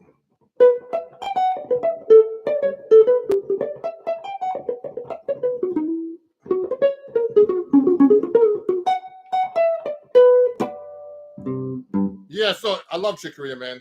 He just passed away. I had a bunch of friends that played in his band. I wish I could have played with them, you know, but you can't always get everything you want. So, okay, so let's continue now. So someone asked about. So this is all about chord melody. We'll do about Chick Corea another day. So chord melody, everybody. So we just did Cherokee. So you have to know your chord, the melody against the chord, and you actually have to know, you know, you have to know your scales. You have to know chord scale relationships. But there's different techniques you could use for chord melody. You don't have to play like the chords that are written either. If I did a song like Cherokee, I don't have to play the chords that are written. I can go like this.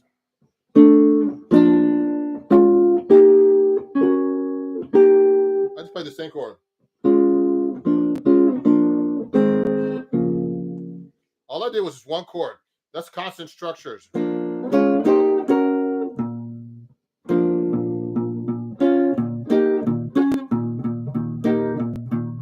See what I just did? I just played the same chord with using under the melody, and that sounds hip too. You know what I mean?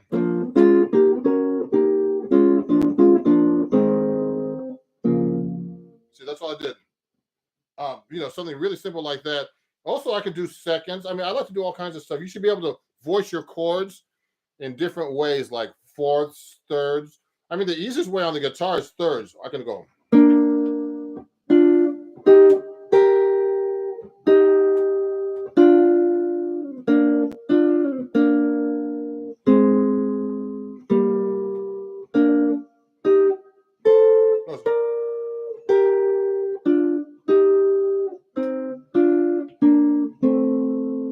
I just did thirds, basically, you know. I wasn't looking at the music, so I was trying to figure out. Thirds. Now you could do fourths. Fourths.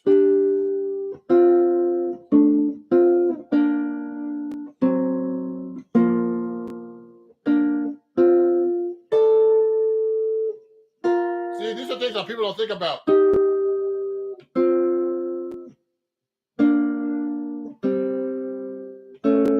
I just did fourths, okay?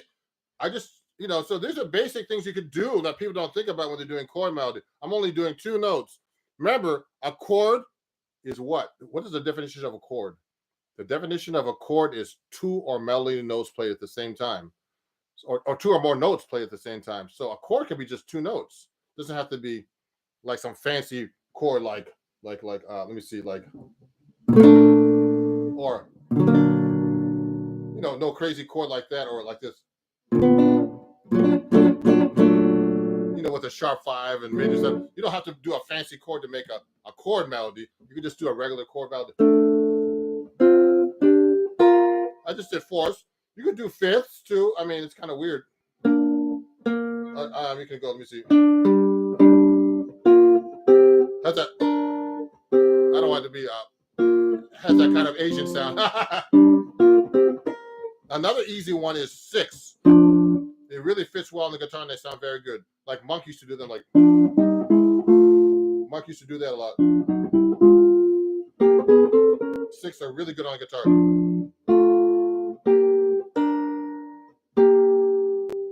See, I did it.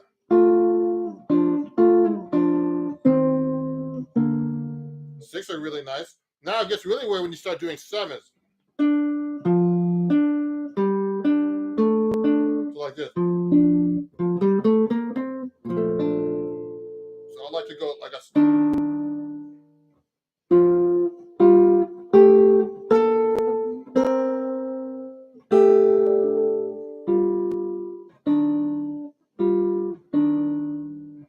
I mean, it doesn't always work with the 7s.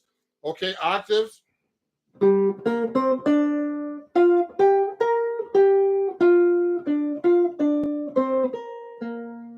Okay, and there's just so many ways to do it, but it sounds much different if you start doing things like this, like seconds.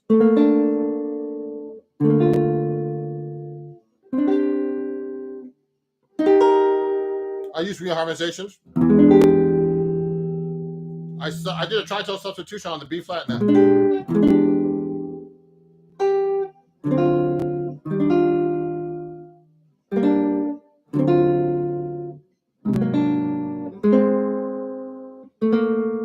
Second.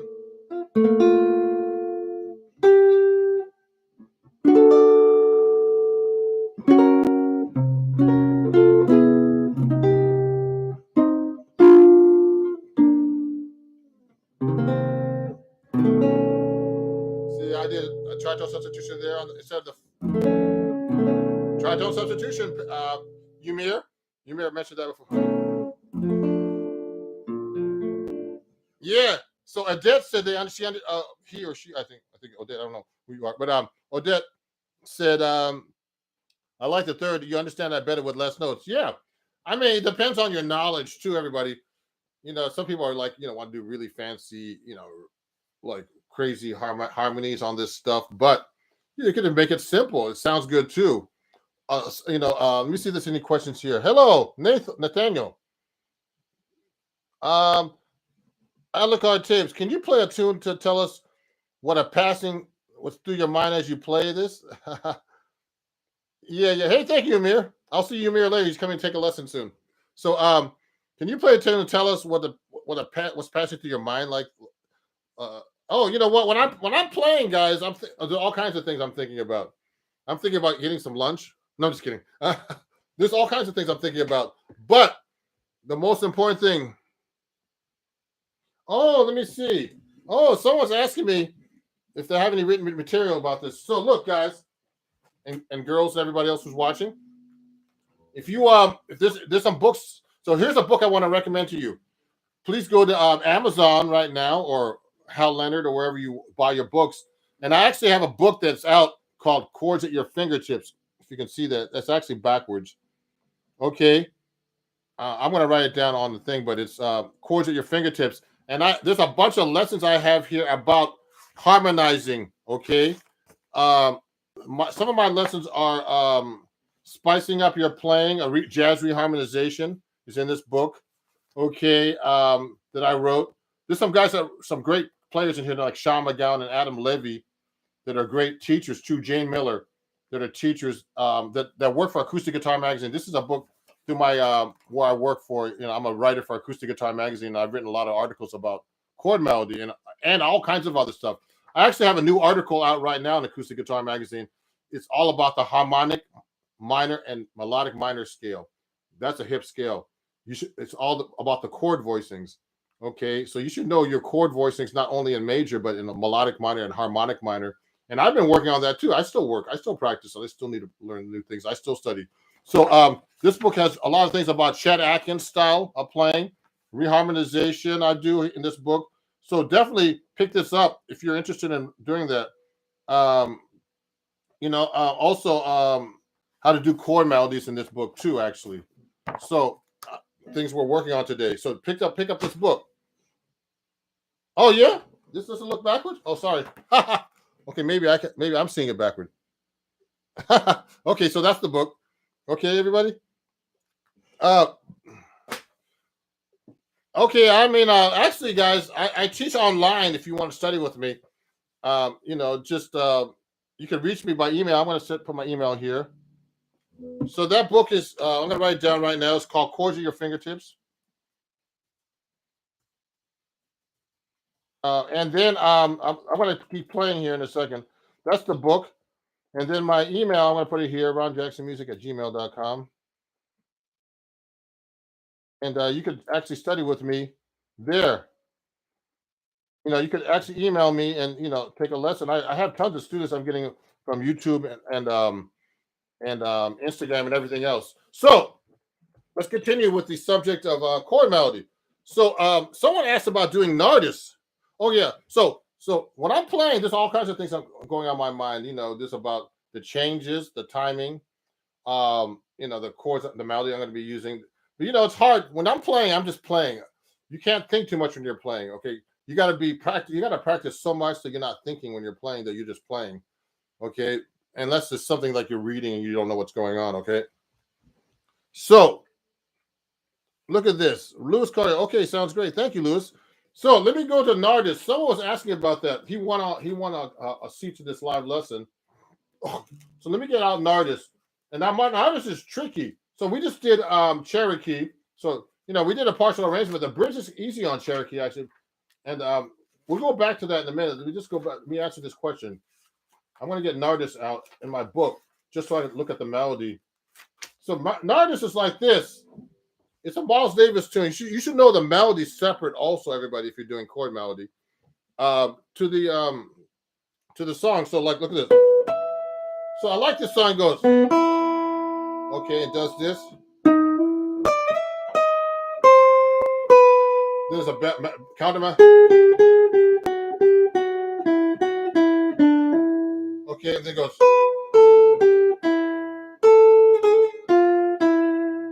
Now this implies a Phrygian scale.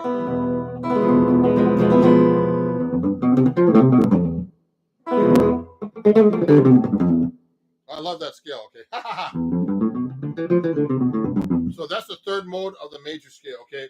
Now, so it starts with the E minor chord. It's really easy on the guitar. It's like, and then goes up to F major 7. And then you can go, the melody's written down an octave lower. So I suggest guitar players always play the melody up an octave higher than it's written in most cases, okay? Go look at the range. So I would go like this. I would play the harmonic. I love harmonics.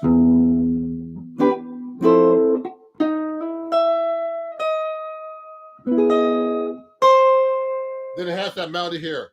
Now there's a line in between, so I would put that line in my chord. So,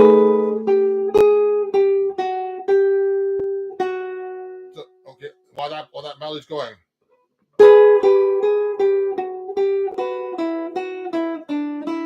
See how I held that note on top?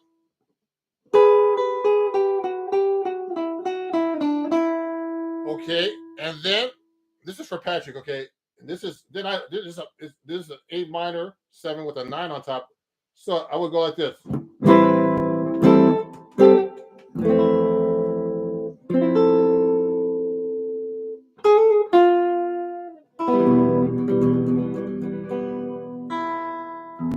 Okay, and so I'm gonna keep going here, and then so that repeats. Okay, so that's the cool thing about jazz. you could actually repeat over and over this, it's AABA. So this form is AABA. So the same melody again. So let's go over that one more time.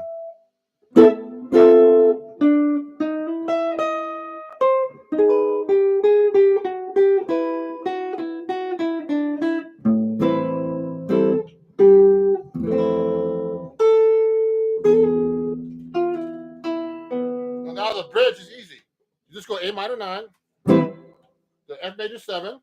Now this part, you can play. I can harmonize it third.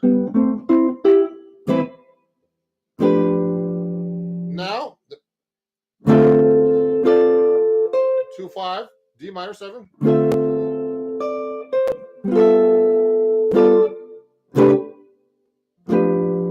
This is not too hard to harmonize.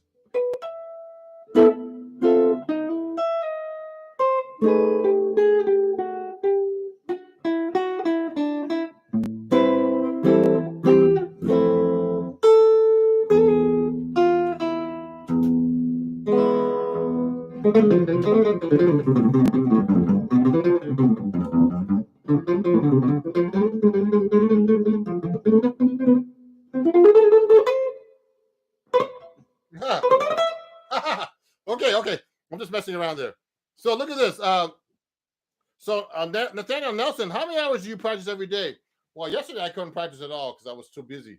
So it depends on the day, but recently I've been practicing 1 or 2 hours. But at one time in my life, when I had more time, and it seems like weird, I don't have much time now because I've been doing a lot of videos for YouTube, TikTok, Instagram, and just stuff for my Patreon. It's just so much. It takes so many hours. And, usually I used to practice 5 to 8 hours a day. Now, you could hurt yourself by doing that, but let me see. There's a note here. Okay. Oh, okay. So you want to go? So you know what? Let me see. We're gonna fix the lighting here a little bit. The guitar's a little too light. So everybody, look at this now. So we're talking about chord master. So that was an artist. So you can practice that one. That's easier than than most people think. Okay. That song doesn't have too many chords in it. Let's pick another song. If you want to send me a request about a song to chord melody, oh yeah. So Lewis, I'm sorry, Lewis. Lewis asked me where am I located. So I'm in the Jersey area, okay. And also, what was I gonna say? I do everything online, and sometimes I have people come over, or I can go over to your place, but it's a lot more expensive. So if you want to email me about lessons, just email me and we'll talk about, preferences. I'm in town. Oh, Sean's here. Yay. My student. I'm teaching Sean at noon today. Hi, Sean. How you doing? Sean has a question. Autumn leaves. So this is a great idea. So I'm just going to do autumn leaves. I'm going to actually, I know this song by heart. So let's take autumn leaves. Let's do autumn leaves here. So remember, you got to play the melody.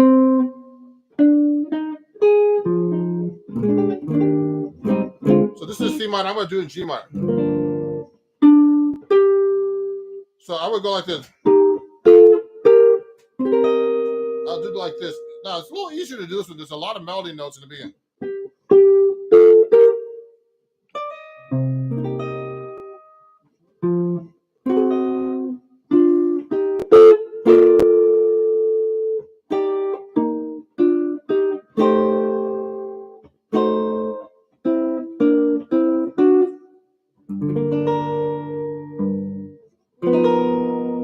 See how I did that? Also, you can do it like this.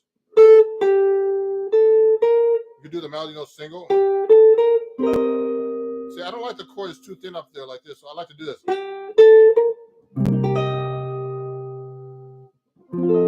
I don't like this corny.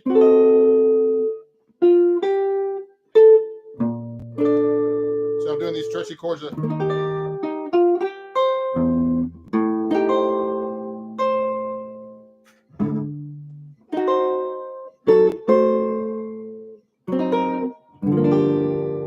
what I did basically, you could do either just a single line for the pickup note, and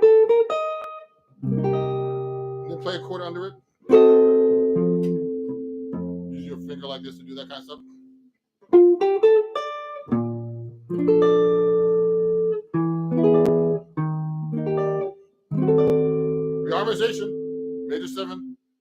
over E flat, major 7 sharp 5, flat 5, flat 9, sharp 9 actually.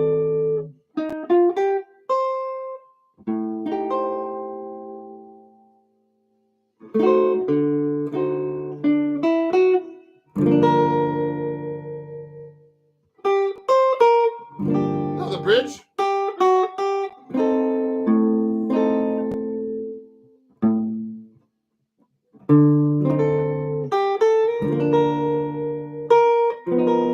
Reharmonization.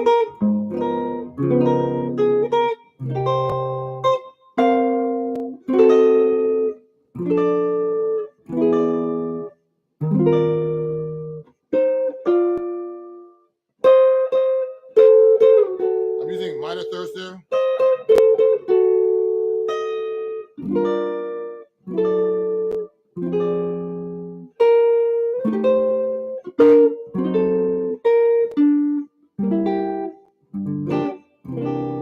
So I'm using really basic. Wow, someone says, wow, that song is making me quiver in my boots. I like that. So, you know what?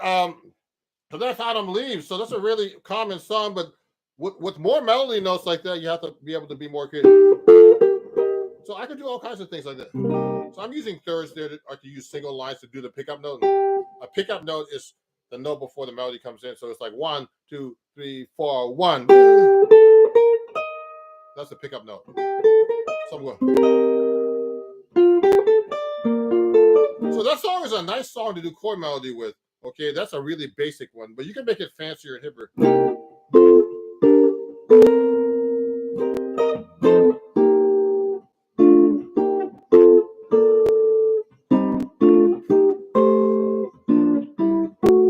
See what I did? I did a bunch of thirds there, for example.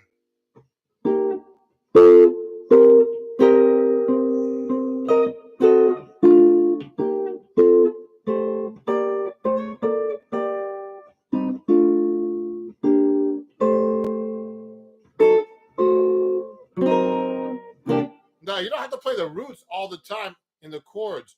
You can use inversions, reharmonizations, all kinds of stuff that I'm doing right now. So now I'm going to go. No thirds. No roots.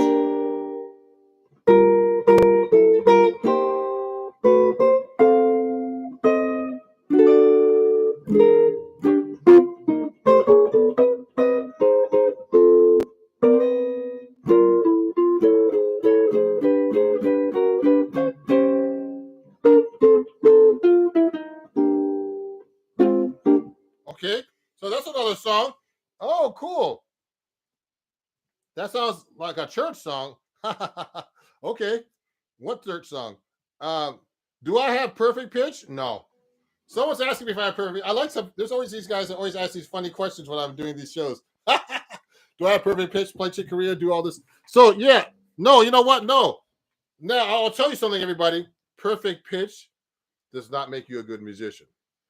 I bet people with perfect pitch. I'm like, you have perfect pitch? What? You have to, to be a good musician.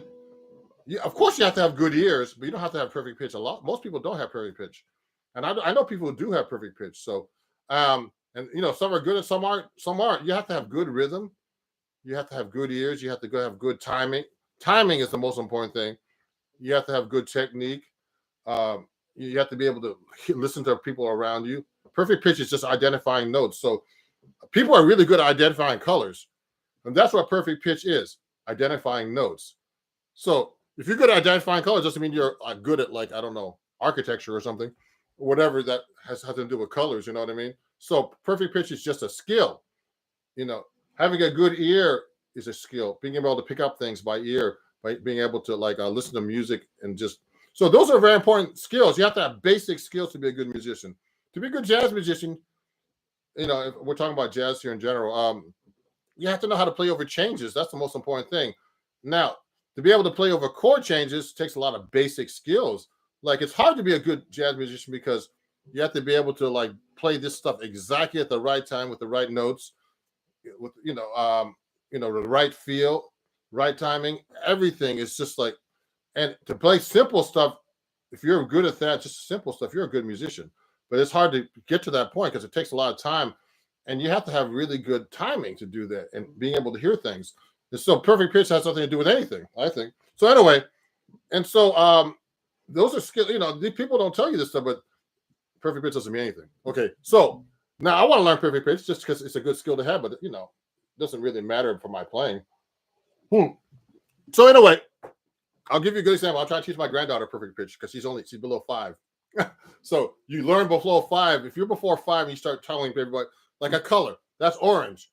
You go A. That's that. No, you go A. That's A. Okay, whatever. C. And you tell them that. That's how you learn how to get perfect pitch. And then when you get older, you just go, oh, that's an A, like a color. That's white or whatever. So these are skills that you should learn as a musician. But now let me keep going. I wish I could get better at rhythm. So you know what, Patrick? So I'm studying with a drummer for rhythm. There's some good exercises that I'm learning about doing timing. Okay, so he has me doing timing while I'm tapping my foot. 2, 3, 4. He's a great drummer named Jay Finishel. Okay, and I'm taking online lessons with him. He's an old friend of mine. He lived in New York a long time ago. He lives in Georgia now, but I'm just taking lessons on rhythm. Yeah. Yeah, and he's on TikTok, so follow him. It's called the Drummer's Almanac. And follow me. I forgot to tell everybody. Follow me everywhere. I know you guys are following me here on YouTube, and I appreciate all the followers, man. I have 7,000 subscribers now on YouTube. But also, I have tons of fans on TikTok because I do a lot of videos about all this stuff. And I have tons of fans on Instagram and Facebook. So all Ron Jackson Music, okay? You could go all those pages and follow me. And also Twitter as well, too. I don't use that as much. But on Facebook, Instagram, TikTok, YouTube, it's all Ron Jackson Music. One word. Okay. And when we get back to gigs, hopefully I'll see you in person. I'll see some people later on lessons. But let me see. Some other questions here. I wish I could. Okay, Patrick. Well, at some point I will be a lot of work. Yeah, I just found you on Instagram. Yeah, I look hard. I got to check out all you people. Now let me see. So let's get back into chord melody. Thank you for all the people watching. There's a lot of people watching. I appreciate it. So if you want to pick another song, I can do. Let's get back to Cherokee, okay?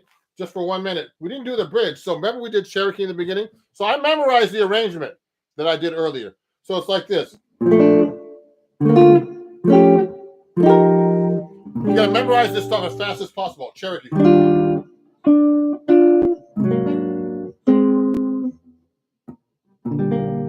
Okay. Then.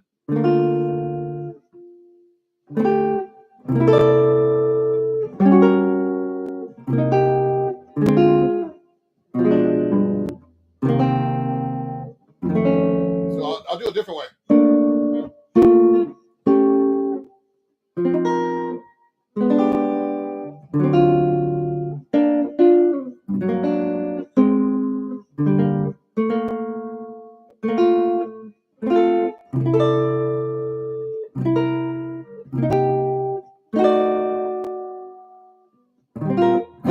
Now the bridge is interesting. Okay, the bridge goes like this. So I'm looking at this melody. So just so you guys know, I read notation. So guitarists should learn how to read notes. This is hard to do. Okay, and not use tabs. And now I know, of course, I know how to use tabs, but I only do that just to help people learn how I'm playing the guitar. Okay, but learn how to read notation. So I'm doing this all by looking at the melody and knowing what my relationship of the melody is to the chord. So that's called chord scale relationships. Okay, and chord melody, they're very important. So I'm playing on the bridge of Cherokee. It's C sharp minor 9. You should look this up on your real books or wherever you have.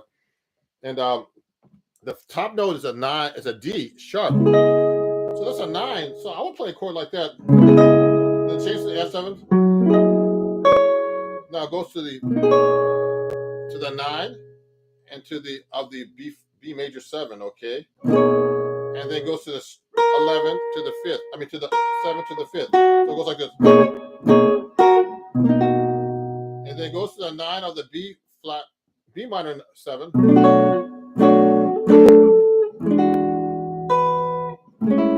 See what I did?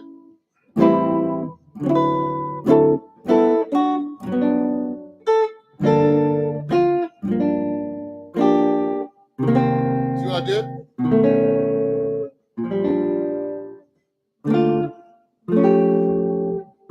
Change the fingering. Seconds. Oh, sorry.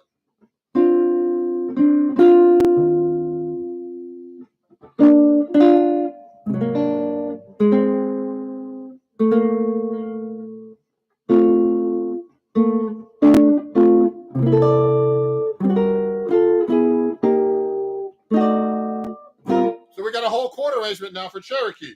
So remember, in jazz, it's pretty easy. There's the form for a jazz song is usually A, which means like the melody is played one time as A, and then repeated as A. Then B is a bridge, then A again. So there's two A's, and so once you learn an A, you learn 3/4 of the song. Basically, usually at the end of the A, it resolves or does something different to go back to the top. Okay, so Cherokee is like this now. So if I'm gonna play the band, I'm gonna go.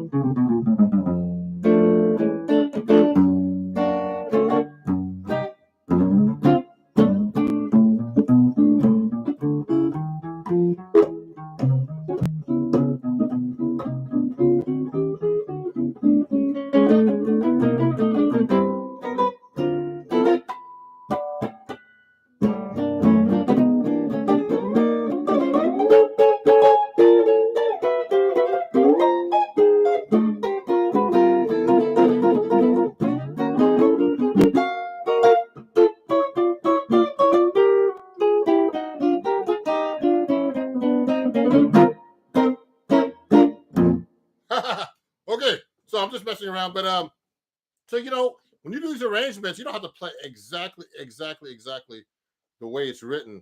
You could just change them up. So I just kind of like made that arrangement. Then I started doing like an arrangement, like I'm going to be playing by myself because I've been playing a lot of gigs by myself recently because I haven't, it's hard to do gigs with people and so there's some questions here. Hey Dave, man, great to see you, man. Dave's one of my patrons. I have a few of my patrons watching. Sorry, I had to change the link, everybody.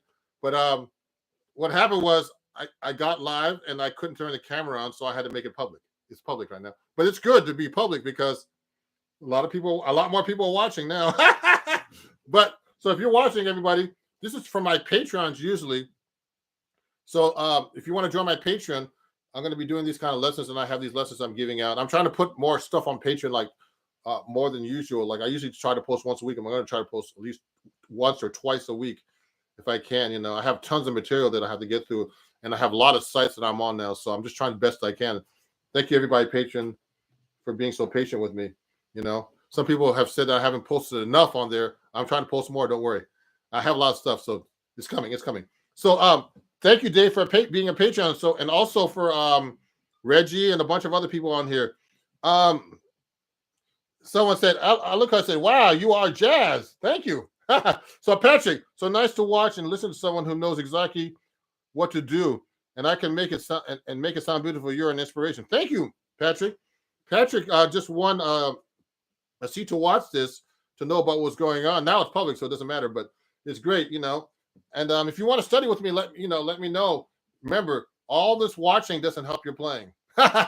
It's someone who helps you. That's how I got better. I had a bunch of great teachers. I studied with Pat Martino, Bucky Pizzarelli got me to 7th string, Ted Dunbar, who taught a lot of great guitar players. Like, man, he taught Bobby Broom. Ted Dunbar was a great teacher. Peter Bernstein. He taught Kevin Eubanks from The Tonight Show. He taught, man, so many great people. Ted Dunbar was a great teacher, man. And he was one of the best. Pat Martino's a great teacher, too, man. I learned a lot of my stuff from him. Who else? Melvin Sparks is another great guy. He was one of my mentors, you know. And I mentor a couple of people, too, to be guitar players and jazz guitar players. So, you know, you have to pass it down. And, you know, usually your mentors were your teachers. So, so my mentors were like Bucky and all these other guys. But anyway, so let me see who else is up here. Come on to Atlanta so you can get a lesson in person. Yeah, I do online, so don't worry. Yeah, also, guys, next week I'll be in Minneapolis. I don't know if anybody's near there. If you want a lesson, I'll be there just for a few days this week until Friday. So if you're watching, let me know. Okay. What was I gonna say? I do online lessons, so if you can't, it's easier for everybody if you're like living in the country. I have students all over the country actually, and I've had students in Europe and in Australia and stuff too. So Asia. So if you want to take a lesson in person, do online too. It works really well today, and I have some even famous people studying with me. I can't mention. So anyway, so let me see who else is up here. Yeah, I was Nathaniel. I was in Atlanta a few years ago playing at this place called. I played Atlanta a few times at the Atlanta Arts Festival, and there's also this club called the Velvet Note in Alfreda. I played there a few years ago with this great singer from England. So I play different places. So now, does anybody have any more questions about chord melody? Because I'm going to be finishing actually in about 5 minutes because I have a student. One of my students that's watching is going to be taking an online lesson with me in a minute. So I need a break before, but please, everybody, please follow me at Ron Jackson Music everywhere else. Sign up for my Patreon if you can. Is this the right way? Okay, this is the right way now. See, look, everything was backwards when I looked at the camera. So that's my Patreon. If you want to join, yeah, because let me see. Oh, it's backwards. That's weird. Oh, so it's like this then. Okay. Sorry, guys. That's weird. Yeah, that's my Patreon if you want to join it. You can watch the playback of this too. Okay. You can watch the playback. If you want to watch this video. I didn't really play much today. I talked a lot about chord melody and answer your questions, which is just as important. Oh, someone's from Guinea. Sorry. Oh, let me see. I'm just looking through the comments here. Yeah. So everybody, so today this is recap about what we did. So I did chord melody. So remember, you can put a melody. You can put any chord under a melody anyway. You can put any chord actually, just your imagination. But basic skills are just like harmonizing in the key you're in, knowing the melody note, what the melody note is against the chord. If it's a third, a 9, a sharp 11, whatever it is, flat 13, against the bass note or the chord you're playing, and its chord scale relationship. These are basic skills I learned in college, which is arranging. So, if you have any questions, please send me an email at ronjacksonmusic@gmail.com.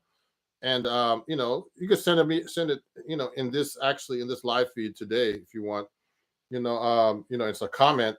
And I'll be putting up more. Actually, I have some more workshop lessons I'm going to be putting up on YouTube in general, because they don't like short videos on YouTube.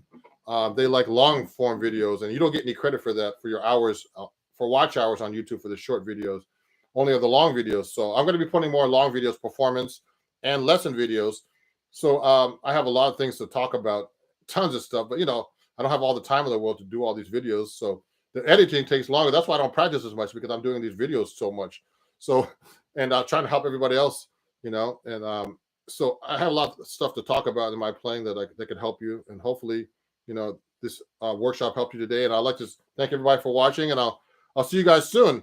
I'm Ron Jackson, and appreciate you watching, and have a great day. My website is www.ronjacksonmusic.com. That's ronjacksonmusic.com, and I'll talk to you guys very soon. Thank you. Bye-bye.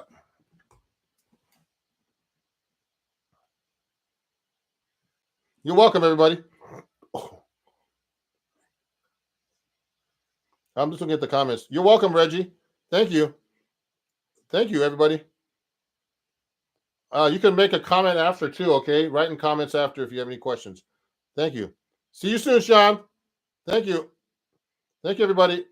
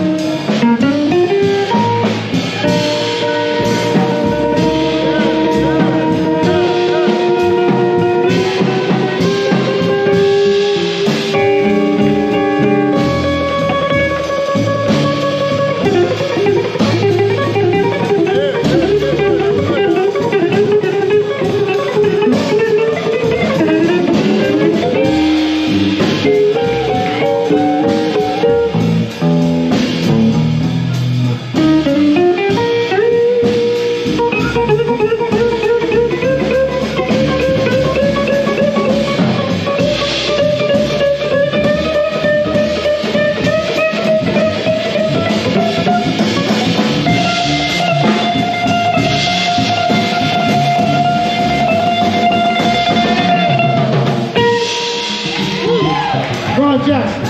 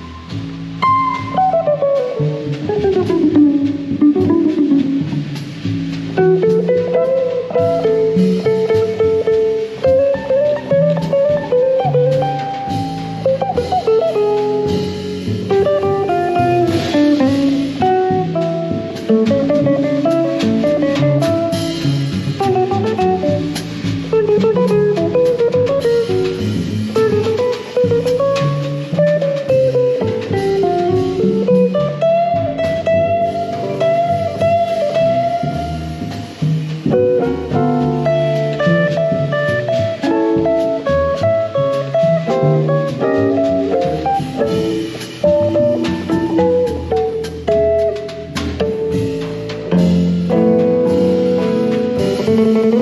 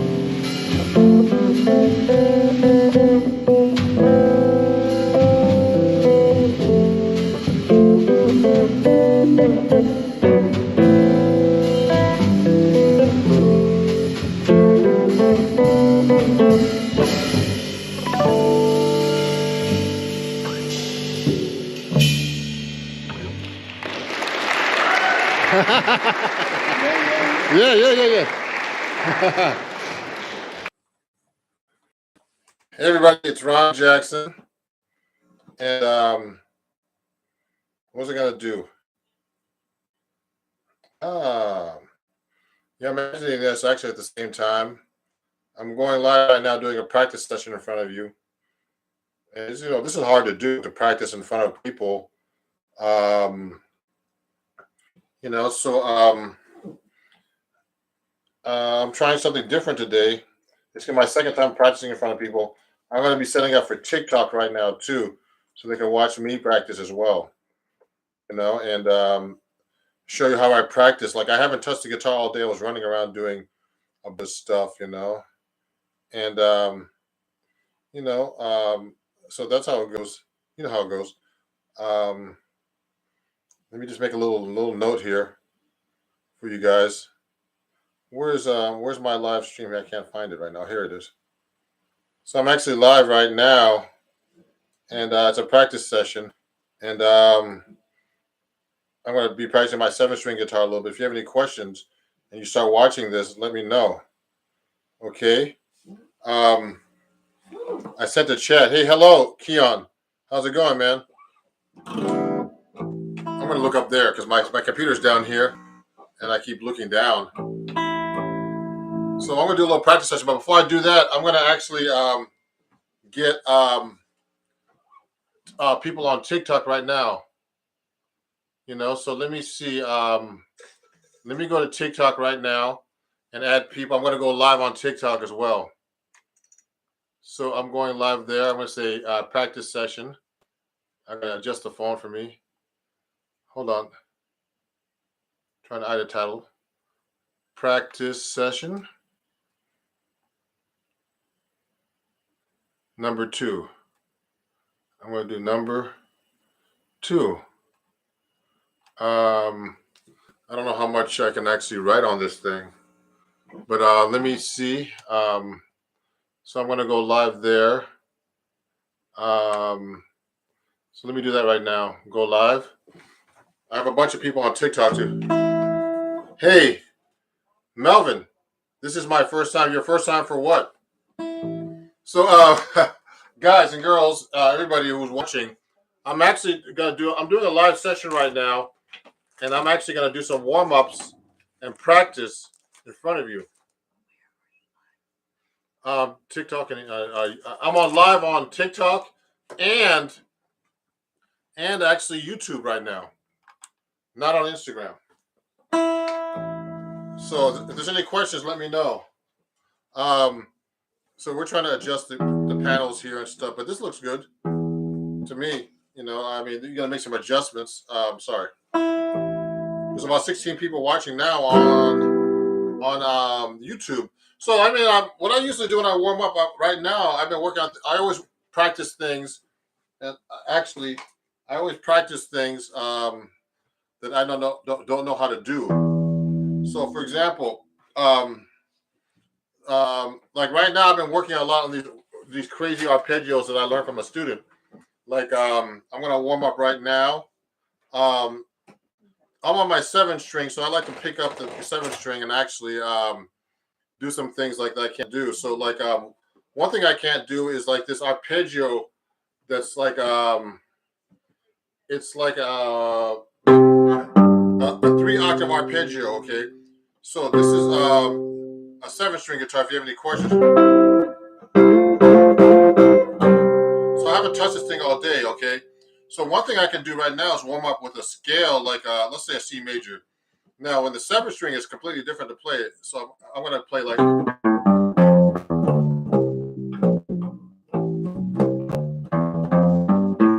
See, I don't know this well.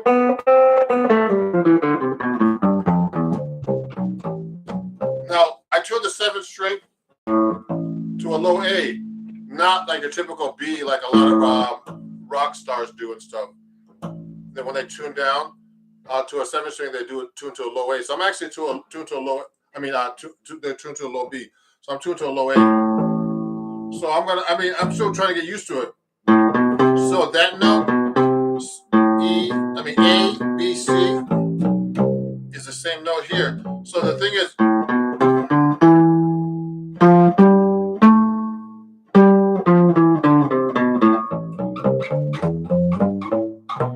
so if I played up the scale like this, up the neck, it's exactly the same note.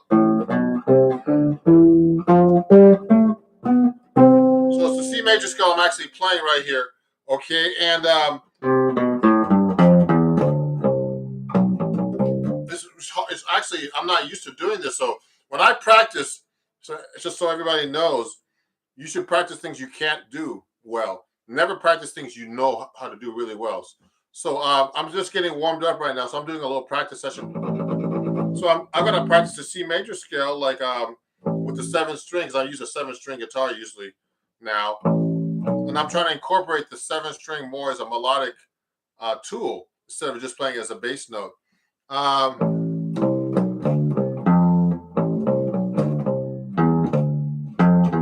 See what I did?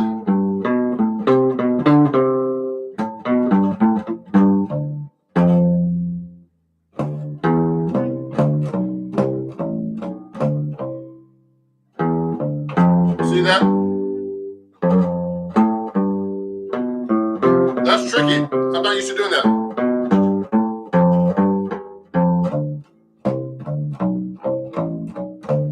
Now that's really tricky on a 7th string guitar because I've never really done it that way. So if there's any questions, hey, Steely Dan's there. What's your thought of Lenny Bro? Oh man, Lenny Bro's one of the masters. He did this stuff.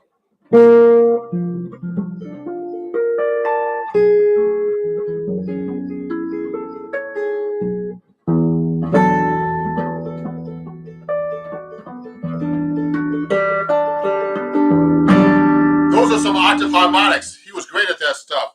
Now, if you have any questions, let me know. Thank you, Steely. I never met Steely Dan before in person. Let me see. There's some questions here. Any John Mayer? Oh, this is from TikTok. People on TikTok are saying hi right now, too. Ron, what are the absolute basics that someone who wants to learn jazz guitar should know? Well, when you're playing jazz, everybody, these are things I always do. I practice my scales. Okay, so you should know all your C major scales. So let's do a little warm up here. So you should know all your scales. So you should know all the 3 scales in all the modes, the melodic minor in all the modes, and the harmonic minor in all the modes. Those are the 3 basic scales you should know. And there's some other scales too, of course, more fancy ones. So what I usually do is I'll practice. I don't really practice the major scale that much anymore. I've been practicing the melodic minor. So you have to know all the modes with that first. Okay, and so let's say I'm playing. I'll play F melodic minor. So I'm warming up right now. So I haven't touched the guitar. And unfortunately, so this is what before I play it. So, see how I'm playing up and down the neck? Now I can play the scale all the way up and like this. We call seconds.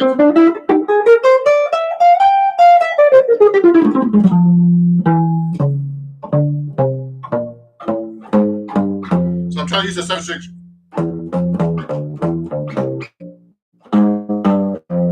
I'm trying to use the 7/6 much more now in my solo. So I'm trying to throw that in there when I'm actually playing. Let me adjust the phone a little bit for TikTok here so you can see my neck better. So that's what I'm trying to do. Okay. And then now what I'm trying to do now is be able to play the melodic minor scale, just playing it up and down like that in seconds. I'm going to go.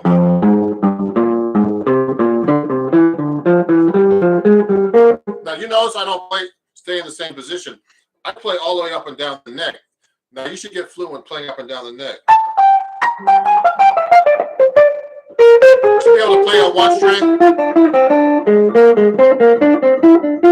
Any scale. Because when you're taking your solo in jazz, you should be able to play your scales up and down the neck like this.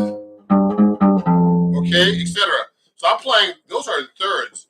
But you could actually do much more than that. You could actually go, you can do arpeggios like this, thirds.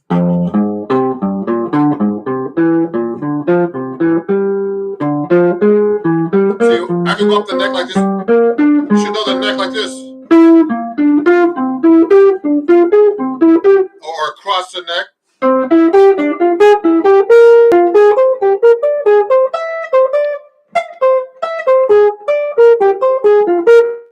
These are different scale patterns. I mean, these are actually arpeggios of thirds going up the scale. You should know the names of these too. So I'm just in F minor. So the fourth one would be F minor. So I'm trying to memorize these things myself. I don't know them as well. So should I play them all the time? But I can get even deeper with it. So this is a minor arpeggio, a minor. This is augmented. So that's F minor, G minor. A augmented. Then B flat major. Then C major. Then D diminished. Then E diminished. Then F minor. So those are like basic arpeggios in the key of F melodic minor. So I've been working on memorizing these things and also trying to play them up and down the neck, like let's say in closed position on the guitar. Now you can play just thirds like this. See? I'm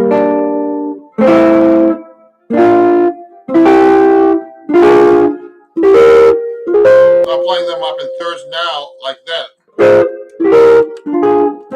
This is an F melodic minor. Okay, now we haven't even talked about the modes yet, so I've been working on all that kind of stuff. There's a lot of stuff that I work on. Amir, Umir. I always call him Emir. It's Umir. One of my students. Happy Tuesday, Umir. One of my students studying with me. Just in case you guys, if you're having a great time and you're learning a lot, during this practice session, I'm gonna if you want to donate $1 or more, I don't know if you can see this actually. Can you see this actually, guys? Yes, it's backwards on I gotta put this one up. Let me see. Let me show you this. If you want to donate $1 or more, you just go to PayPal at Ron Jackson Music and Venmo and Cash App. You can actually see that here, like this. And TikTok and TikTok and YouTube. If you want to donate $1 more, you're enjoying this lesson, okay? This is like a live lesson about me practicing. So if there's any questions, please let me know. Is playing Steely Jam tunes a good start for learning jazz? I don't know about. Steely Jam tunes aren't really jazz tunes, but they're original tunes, though they're modern. Okay, so put it on there. So Steely Jam tunes are cool actually if you want to learn them, but I think you should learn jazz standards like out of the real book like this. So for example, I use the real book. Sorry, my real book's falling apart because I use it too much. You just use the real book, learn tunes out of here. One of my things to do all the time when I'm practicing is review tunes because I don't play there's tunes I don't play for a long time. So I'll go through a song that I haven't played in a while and practice them. Okay. So so we just talked about the melodic minor and the modes, for example, and I like to know. You have to know all the major modes, of course, and then the harmonic minor modes too, and how to play that scale. I've been using that scale a lot because we use that a lot in jazz. So let me see. I see a bunch of messages here on TikTok. Thoughts on bebop jazz? I play bebop jazz, of course, too. So I mean, I practice a lot of bebop melodies. So when I'm practicing, guys, I'll do things like I've been working on like tunes I don't know as well. Like I've been working on let me see on what's it called? This tune called Moose the Mooch by Charlie Parker.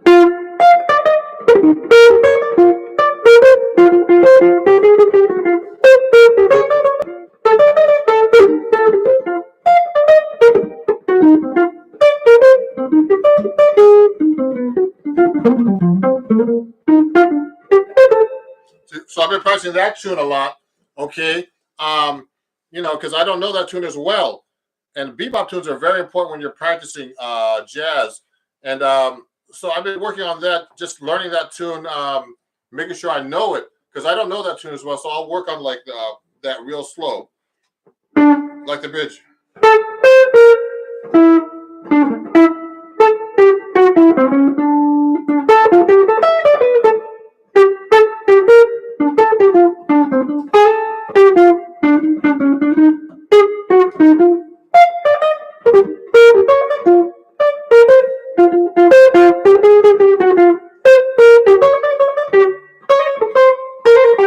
So I'll be is one of the things I like to do is practice different melodies that I don't know. Remember, practice things you don't know. I'm working on Chick Corea tunes like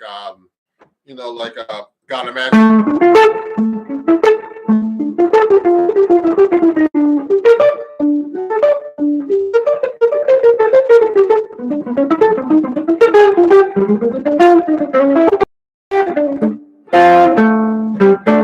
So I'll be practicing those type of things, and just because I don't know these songs as well. Of course, there's some bebop melodies and stuff like that that I do know as well. You know, that like Olio.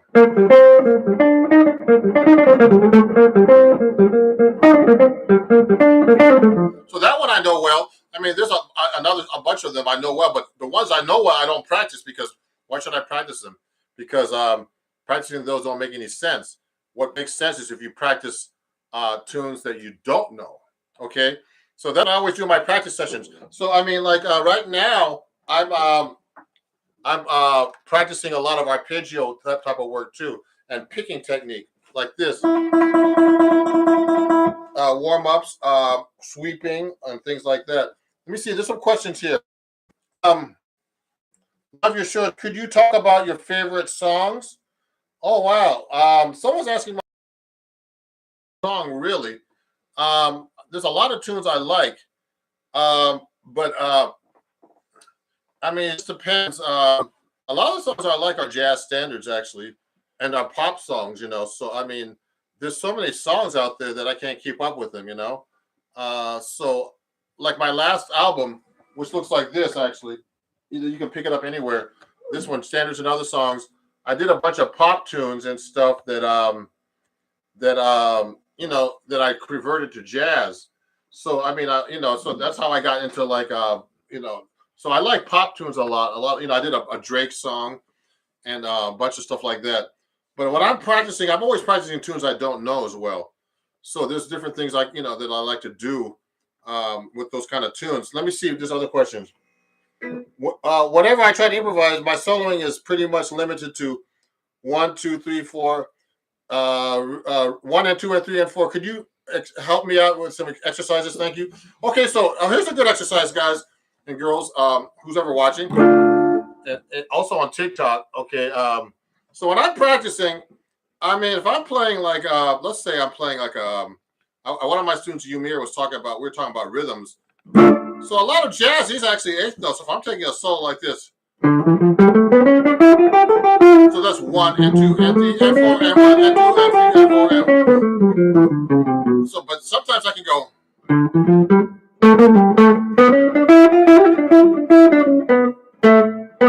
what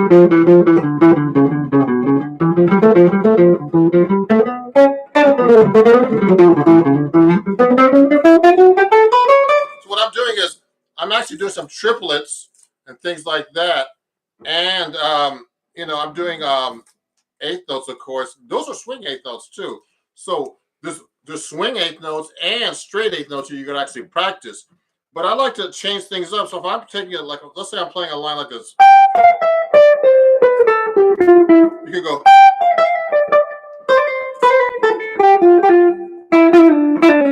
What I'm doing, I'm just throwing some triplets in there, and you can actually do double time stuff too, like this.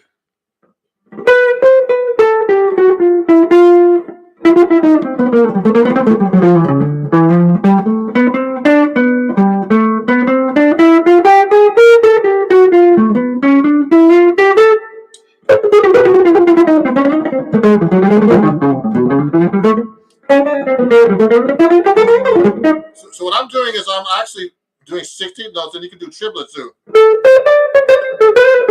16 note triplets.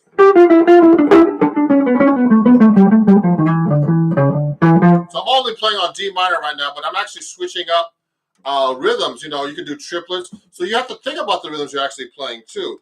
So, just don't play random notes. Think about the rhythms. The rhythm is actually the most important thing.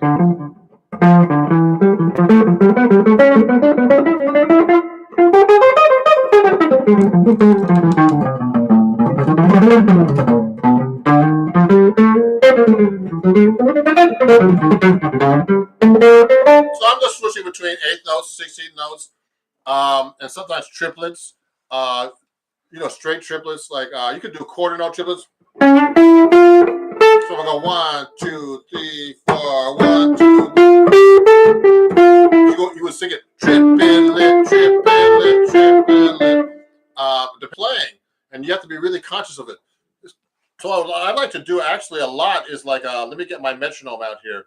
I like to use my tempo metronome and play with the metronome.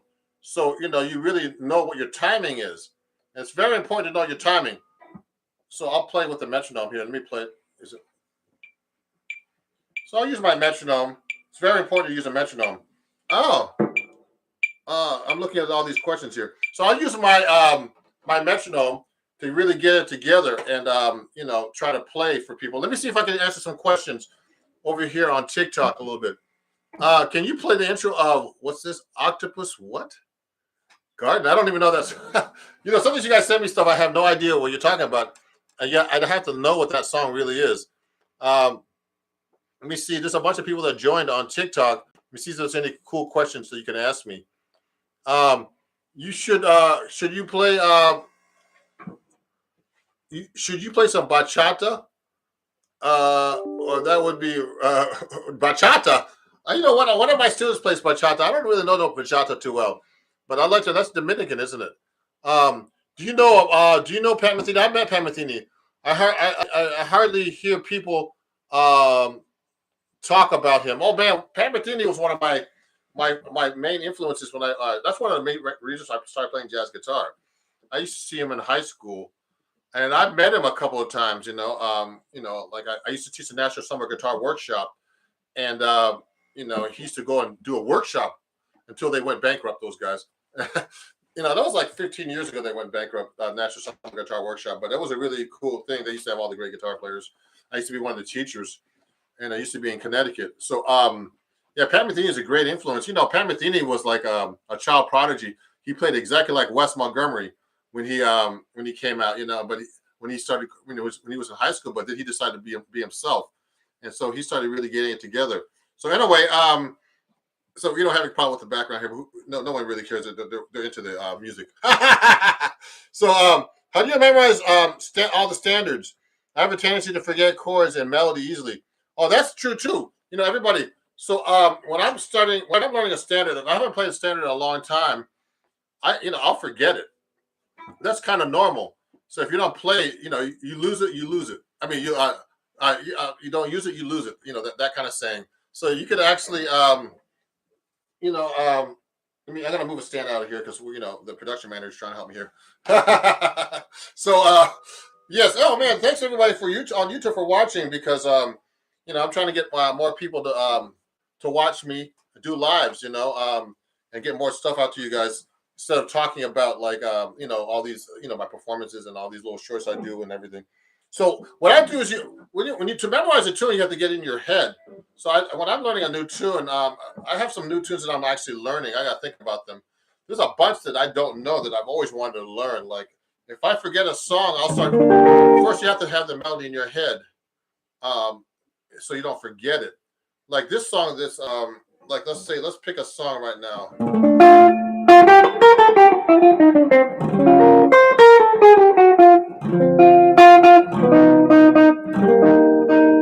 Let's pick a song I haven't played.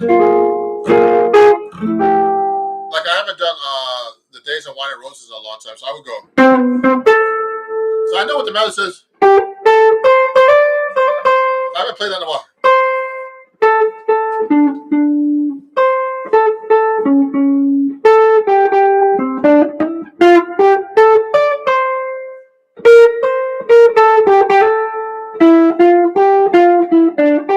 So now I just played that melody like that, and I haven't played that in a long time. But if I'm going to play like a solo guitar kind of thing, I would actually just go. I would actually try to throw chords in there like this. So you have to really know how to play chord melody and memorize these tunes and play the melody everywhere. So you should play about. So I would go or down lower.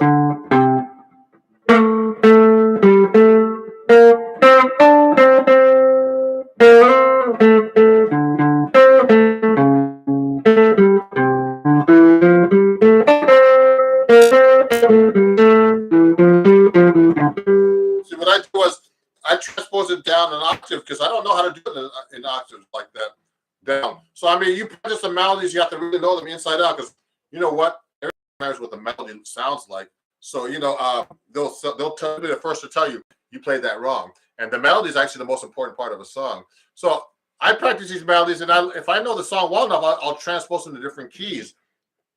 So let me see this questions here. Dorian flat 2. Can you play using Dorian flat 2? Someone asked me that question. Oh, you said Dorian flat 2 is this. Here's a Dorian scale, like a D Dorian.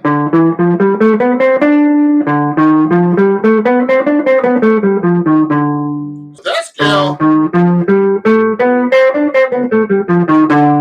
What scale is it?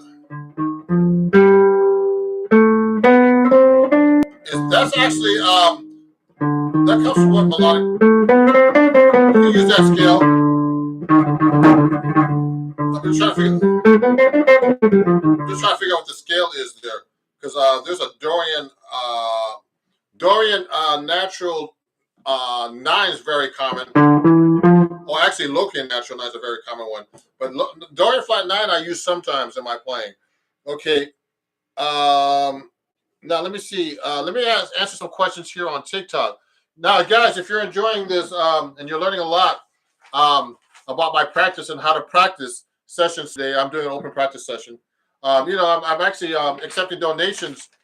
If you want to go to my PayPal, it's at Ron Jackson Music and Venmo and Cash App. It's also on my profile, and on YouTube you can do the same thing. If you're learning some cool stuff, you could send a donation. That would be really great. Thank you for watching. Let me see some other questions here. Wait, would you do that same as a flat 9? Would you do that flat 2 scale the same as flat 9? The flat 2 scale could be the same. The flat 9, the flat 2 implies dominant 7th. Okay, just so you know. So someone was asking that. So flat 2 what doesn't necessarily mean flat 9. Can you play Here Comes the Sun? That's funny. Let me see. I haven't played that. I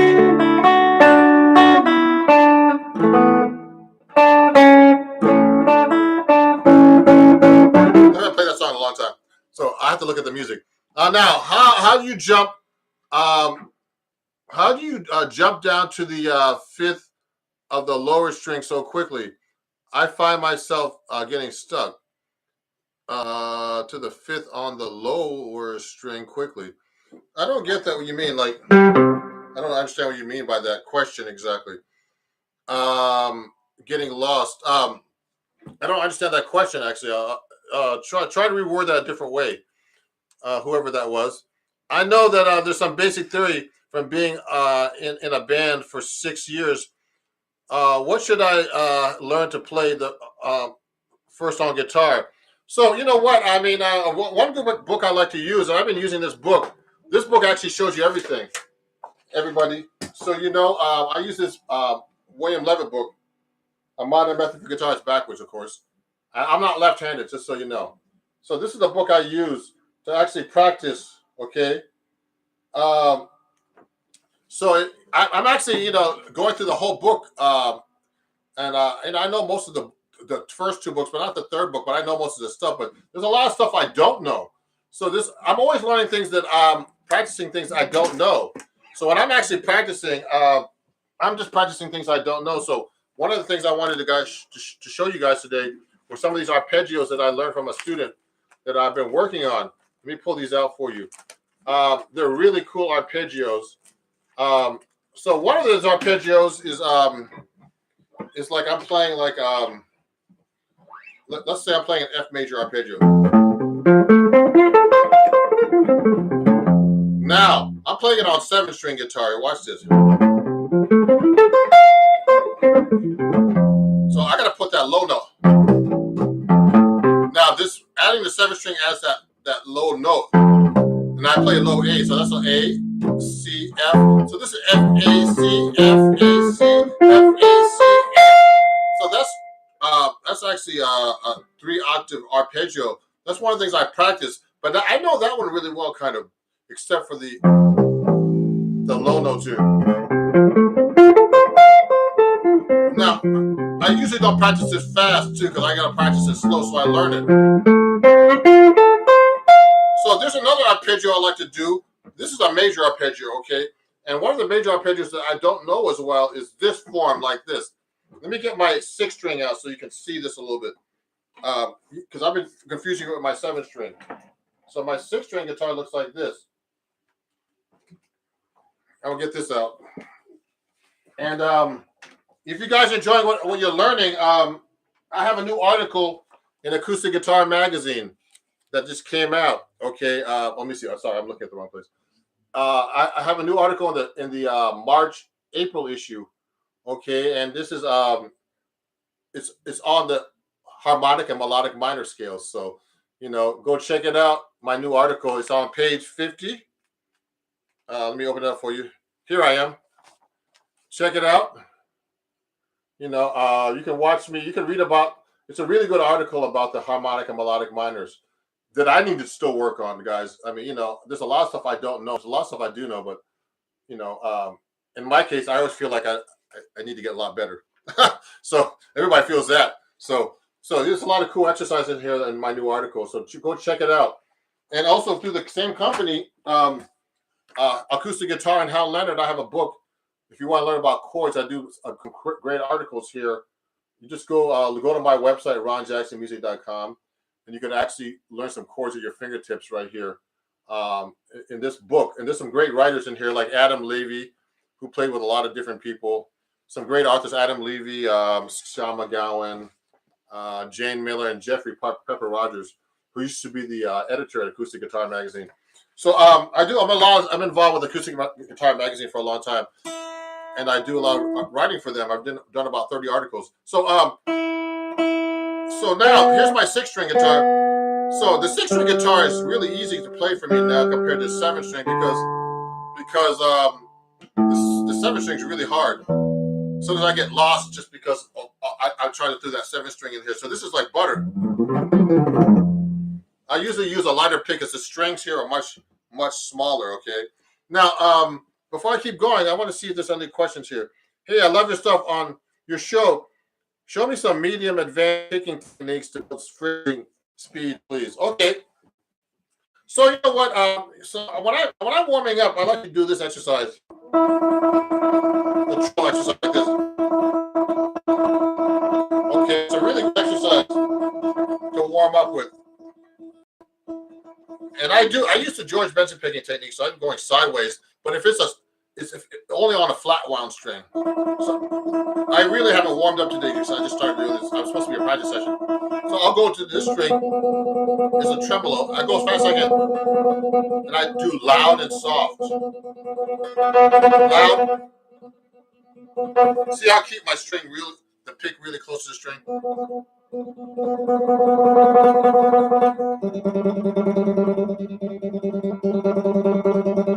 Yeah, these are good Eastman guitars, just so you right notes.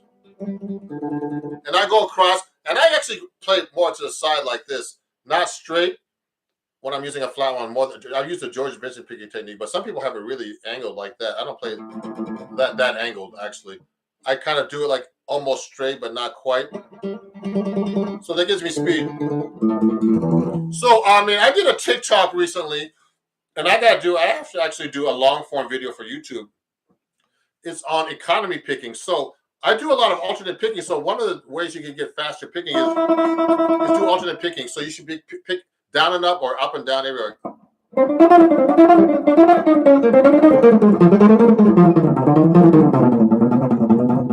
So I'm just picking down and up. I'm just playing BS, you know. I'm just going down and up. So that's very common to play down and up. Alternate picking, okay. So sometimes I'll do alternate picking, but then sometimes I'll to make it smoother, I might do a slide like that, or like this. I won't pick every note. So I started doing economy picking, which I didn't realize I did till someone started asking me on TikTok about explaining economy picking. So I actually do a combination of picking and alternate picking and hammers on pull-offs. Then I'll do sweeping to do certain things. Sweeping is actually when you go in the same direction and hit two adjacent strings.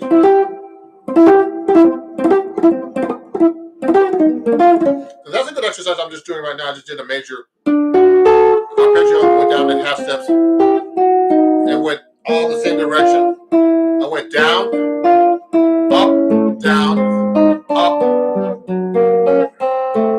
And if you want to read about this, I did an article in Acoustic Guitar Magazine in the January issue about sweep picking. So that whole lesson in that article in Acoustic Guitar is all about sweep picking and different exercises. You know, so I do a combination of all those things that equate to economy picking. So I basically just do a combination of what I'll try to do it like a jazz thing.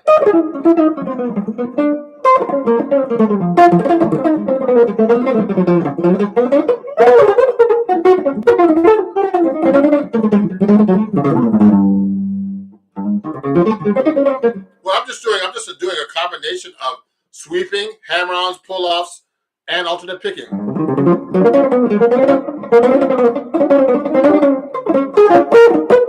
So I'm just basically just mixing it all up right now. I mean, I'm just playing gibberish right now, but when I'm actually playing, I actually use those techniques all together to play my solos, you know. Dynamics, yeah, that's advanced, man. Thank you. Legato.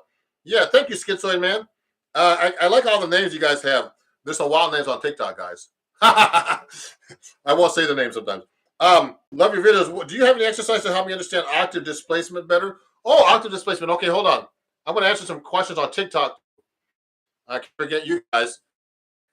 Thank you very much for watching. And, please, before I forget, please follow me if you don't follow me here at Ron Jackson Music on YouTube, TikTok, Instagram, Facebook.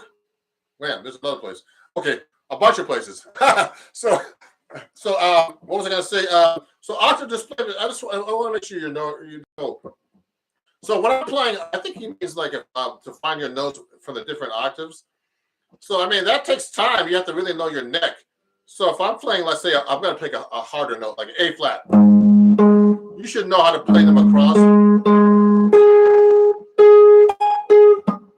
See what I'm doing?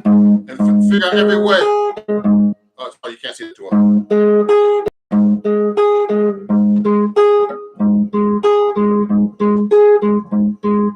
I'm going to try to do it here now. So that gets kind of weird there.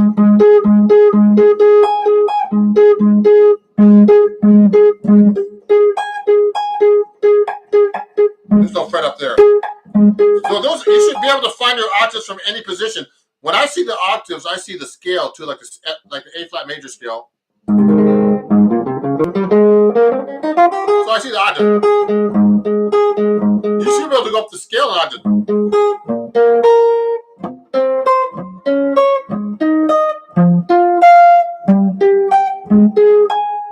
See what I did? Go down the scale.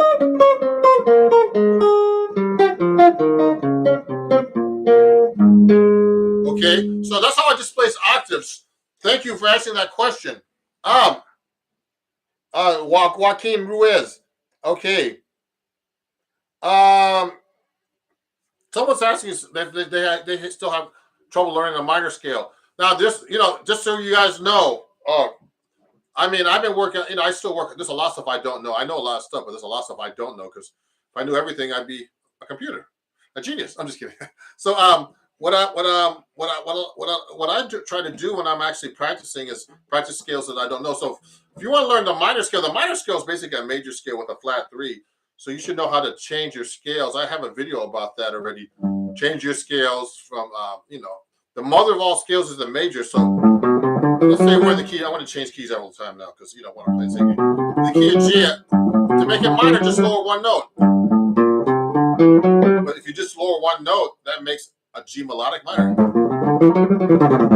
So to make a natural minor, you have to know what notes you change. So remember, minor is just a major scale with a flat 3. Now, there's a ton of different minor scales, all kinds of minor scales, So any scale with a flat 3. So this so for the key of G, I can do like a G natural minor. Okay, then I could G harmonic minor. Now, all these scales.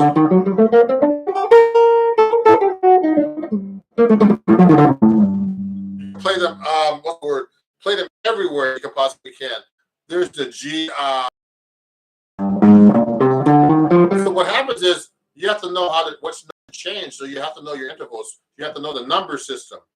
1, 2, 3, 4, 5, 6, 7, back to 8, which is the octave, is the scale. But then you have to know how to change that to natural minor, which is 1, 2, flat 3, 4, 5, flat 6, flat 7, 1. Then melodic minor is 1, flat 2, 1, 2, flat 3, 4, 5, 6, 7, 1. Okay, now depending on the key, there's different sharps and flats. So you have to know all that stuff. There's a lot involved with music, with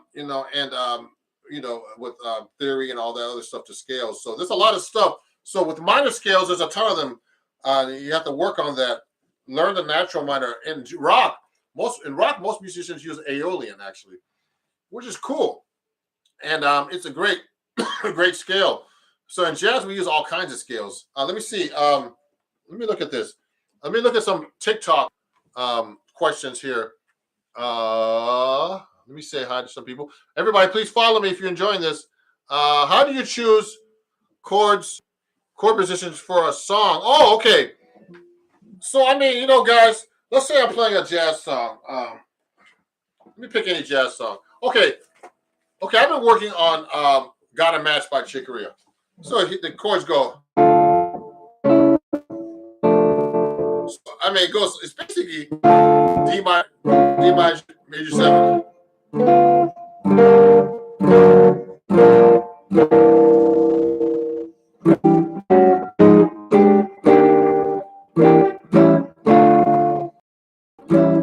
So when I'm playing the chord progression, I try to do the chord progression every possible way.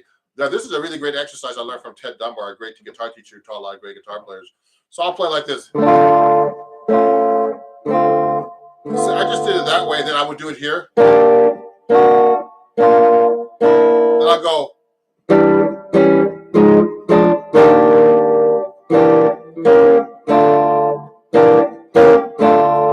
So then I would play it here.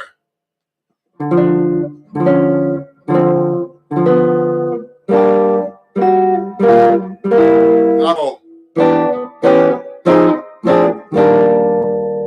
Then I'll go.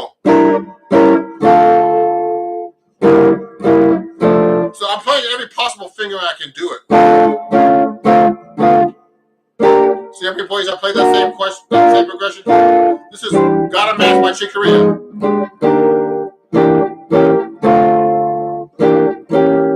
I'll do it here. I'll go.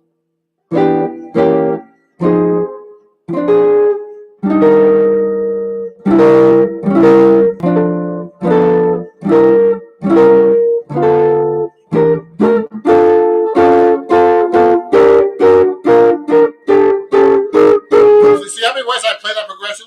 That's how you really learn how to play progressions all over the neck. You got to be able to play every possible fingering, and then what you do is whenever you're playing, you'll be able to play it anywhere.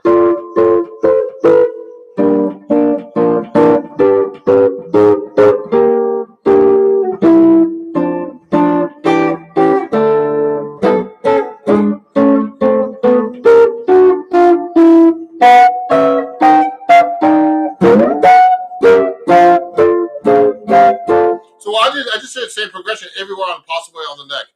And you have to really know your guitar neck and your chords just like that when you're playing. It takes a lot of practice, guys, and it really kicks your butt. But there's so much. The guitars, like well, I see a lot of guitar players. I can tell if you know your neck, because they just basically play the same area. But you got to be able to play all over the neck and really don't get lost. So of course, you can miss notes here and there. That's normal if you're playing. It's okay, but you should not really be able to get lost whenever you're playing through chords. So when I'm doing jazz, you have to really know your neck, because this chord's going everywhere, and I have to be able when I'm playing to find on the neck where I'm at without getting lost and know where the chord sounds like. Now let me see some other questions here. Man, there's a ton of messages here, man. Woo! Let me see. Cool. You're so kind to help people out like this. Oh, you're welcome, guys. And if you're, like I said before, someone said I'm too kind to help people like this, but also, it's tough times. If you want if you like the content, please donate $1 or more to Ron Jackson Music at Venmo, at Cash App, and PayPal. If you're enjoying this and you're learning a lot of cool stuff, in my impromptu practice session. So I'm not really practicing right now. I'm just showing you how to practice. But I appreciate you guys helping me. And please follow me. That's the most important thing. Share and follow me as well. Share it to your friends. Tell them about me. I want to thank YouTube, guys. You guys at YouTube are great. I got to 11,000 subscribers now in about 3 months. I appreciate it. And YouTube, Instagram and TikTok, almost 25,000. And I appreciate you guys. Let me see. Someone's asking me, does that guitar have low action? This one kind of. My second string has pretty high action. That was playing a minute ago. Now, legato. Do you have any exercises to help understand octave? Okay, someone asked that question. Do you usually play minor scales with a sharp 7? So someone's asking me, I play a minor scale with a sharp 7 sometimes. It just depends. I like to actually, when I'm playing Dorian, I don't play sharp 7. It's a flat 7. So some playing Miles Davis, so what?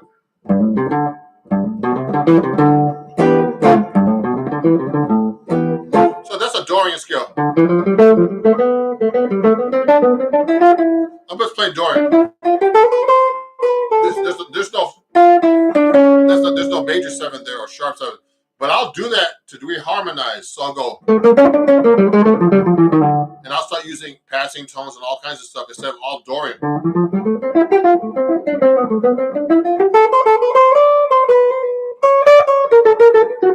So I started doing the sharp 7, the raised 7th there, and made it to a harmonic minor scale. So I'm just reharmonizing. Remember, jazz musicians reharmonize all the time.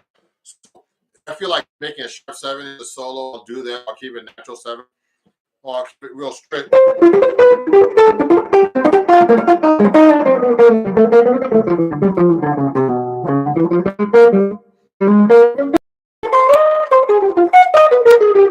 I'll do reharmonizations like minor thirds, like that up, etc.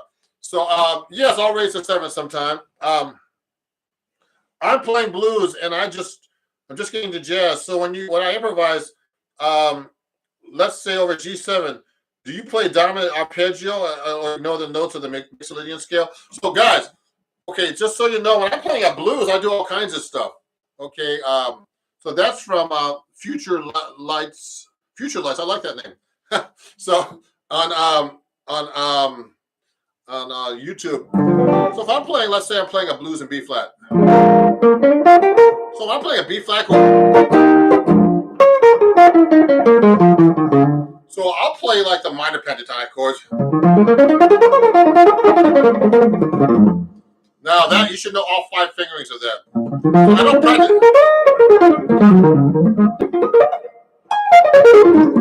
So what I'm doing is I don't practice that scale because I know it too well. I'll practice harder scales. Okay, so don't practice things that you know already. So when I'm playing, I'll do an arpeggio sometimes.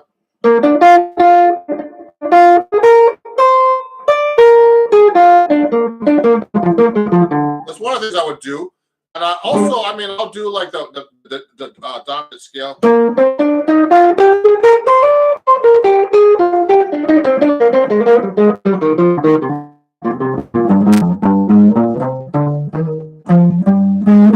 See, I'm just making sure that I can play it over the.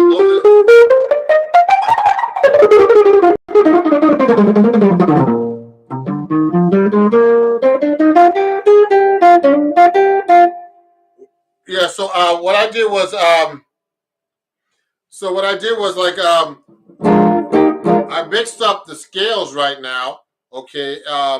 So I did like a dominant arpeggio. I did a minor pentatonic on a blues on a B flat 7 chord. I did the dominant scale. Then also I can do the dominant bebop. I like to use that. So we haven't got to that stuff too much today. So there's a passing tone between. So if I'm playing the dominant bebop scale, the dominant scale, I'll put no extra note. I'll put a passing tone between the 1 and flat 7 we call.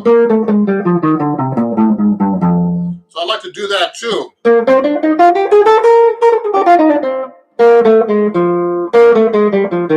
So that's another scale I would use. Then I get really fancy. Also doing altered scales and all kinds of and everything like that, you know. So sorry. Am I Lennon Landau? You had a question. So he had a question.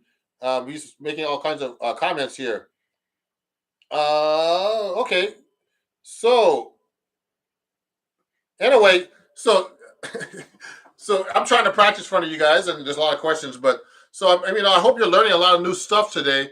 Let me see what's on TikTok because I have a lot of fans on TikTok who learn a lot of stuff from me. Cool, you're kind to help. Let me see. Let me keep going here. How do you choose chord positions? I got that question already. I'm just trying to see who else is up here. Learn major pentatonic. So everybody, Lydian, Mixolydian, and all that stuff. So when you're doing pentatonic scales, major and minor are related, just so you know. Okay. So and then you can superimpose like Lydian scales can be made into pentatonic. Any scale can be made into pentatonic scale. Actually, you're gonna find the like the pentatonic scales within within the scales. So some common ones are like let's say I'm playing let's say I'm playing A major 7. So this is like a pentatonic scale.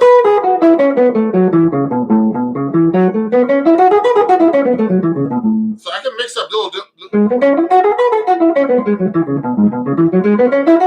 So I'm actually playing a major pentatonic, a type of pentatonic on a major 7 chord, A major 7, where I can get the 9, the 7, the 13, or the 6, the 5, the 3, the 9. It looks like F minor, kind of like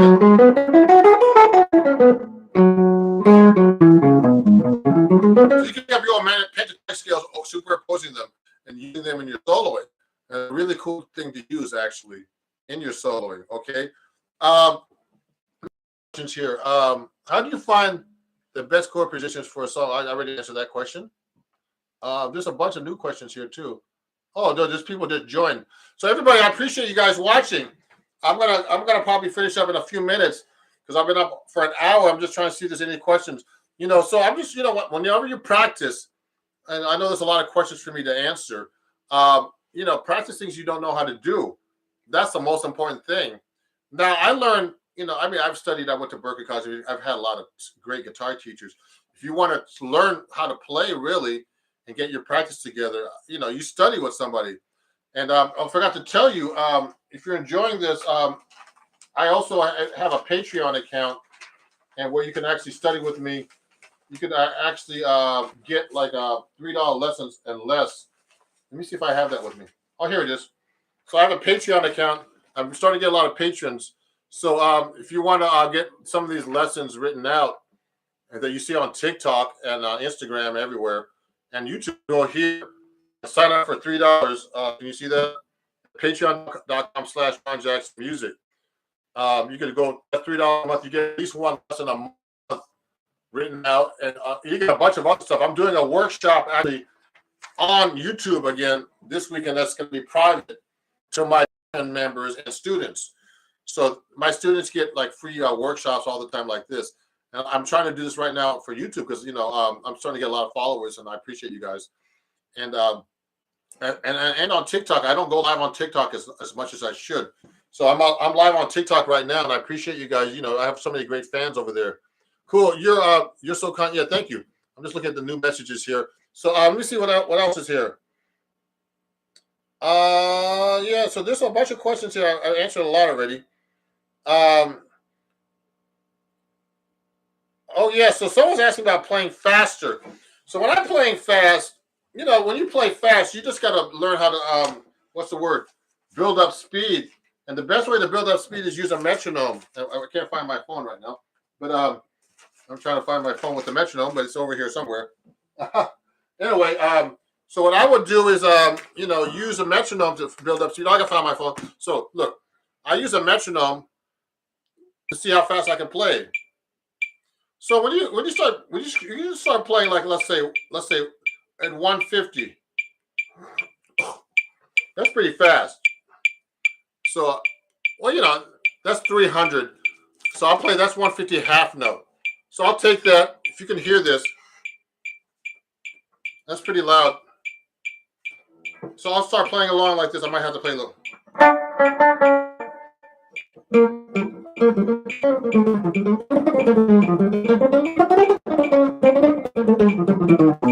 So what I'm doing is I'm playing at 150. The half note is on 2 and 4. 1, 2, 1, 2, or 1, 2, 4.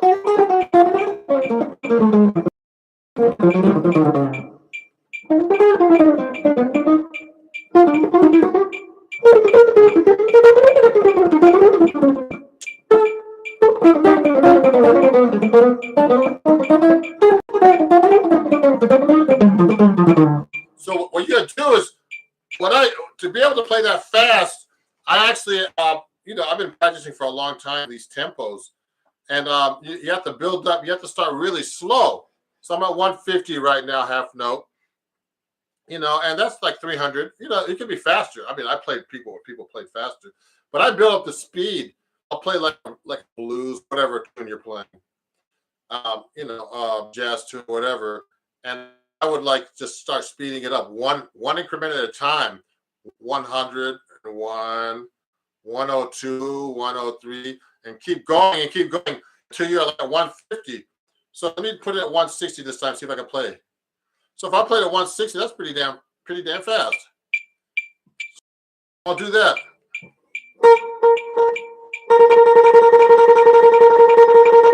So that's the 2 and 4. But I'm gonna play 1 and 3 this time.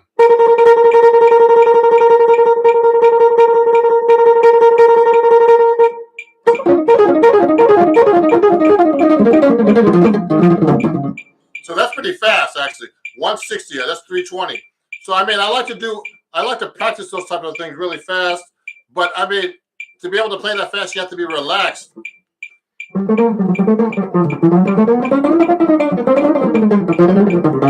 So what I'm doing right now is I'm pretty relaxed, even though I haven't warmed up that much. But you usually have to warm up to get to that tempo to play fast. So that's how you learn how to play fast. You have to build up the speed and be relaxed. you know, you got to lock in with the metronome. Metronome really is a good thing to judge how to play faster. Okay, you know. So thank you, everybody. It's about almost 5 o'clock here Eastern Standard Time in New York. I appreciate you watching, man. So everybody's like, someone just asked one last question about the different modes. I actually have videos about that, so just look on my YouTube about the different modes of the major scale. I'm going to be doing soon, when I have time, all the modes of the melodic minor and the harmonic minor and how you use them in jazz. I'm going to do a long form video in YouTube probably, because in TikTok the 1 minute format is too short for this. Okay, and let me see if there's any other questions here before I go, because I got to take a break. I'm tired from talking. Hey man, can you do what's this Ren and Stimpy theme? I don't know that, man. Sorry. I mean, you know what? I want to take notes later, or send me a direct message about how to do some of these things. DM me some questions that you have, or make comments on my video here. I'm going to leave this up after. Okay, on TikTok you can't leave the videos up, but you know, if there's any questions, please DM me on TikTok after the show. You know, if you want to give some gifts, that would be great too. But it was really fun. I want to show you one more time. You enjoyed this. I want to hear the Ren Stimpy theme as well. Oh no, someone else wanted, but I don't know that theme. So guys, if you enjoyed the show, you know, please donate more. You know, you learn a lot of cool things at my Venmo, Cash App at Ron Jackson Music. Okay, and PayPal. You know, and I really appreciate you guys. Or you can give me gifts on TikTok. And, you know, I'll be doing these live streams again when I practice, probably in a day or two, you know. So this is practice session number 2. And thank you very much. I'm going to have these, you know, these comments here later. And if you have any other questions, please let me know. Okay, have a great day, TikTok, everybody. I can't answer all these questions. I'm going to try to practice by myself next. And I'm going to put a new post on TikTok today probably too.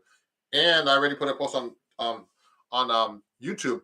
So thank you, YouTube, for all the 11,000 followers plus now, and everybody on TikTok. Get me to 25,000. Get me to 30,000. Okay. Let me see. Let me say bye. Let me say bye before I say bye to everybody on YouTube. I'm just gonna check out some of the questions I had here on my chat. Let me see.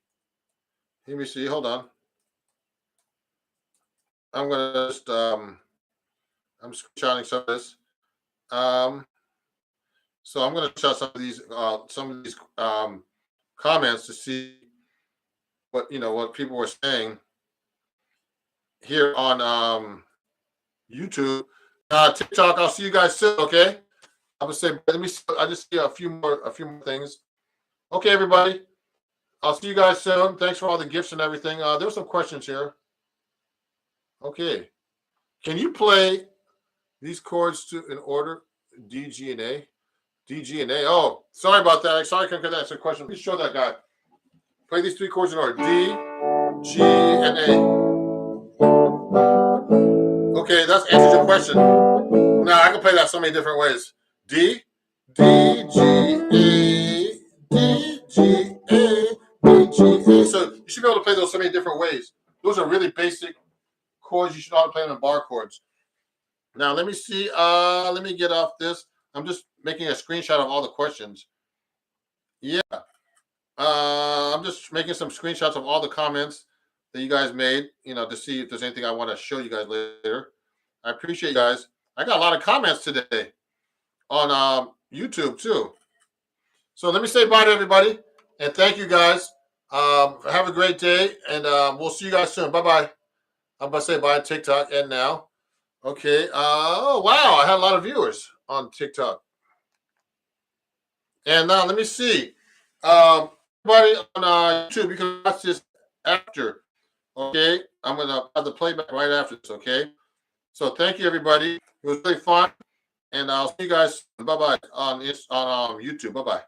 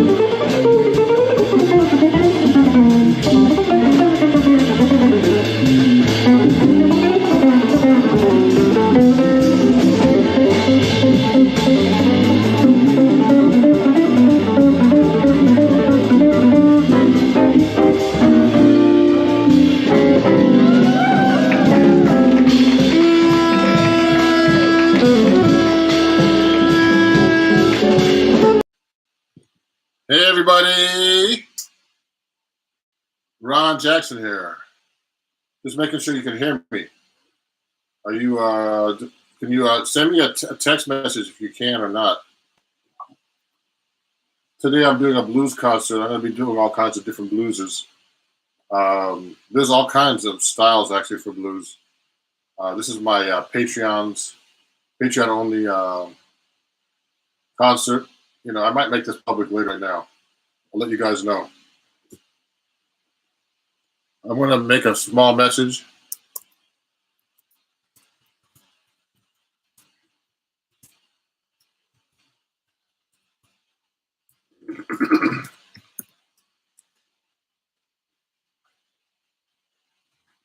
Okay, just making sure you can hear me. I'm going to play a cool tune right now, see if you can guess what it is.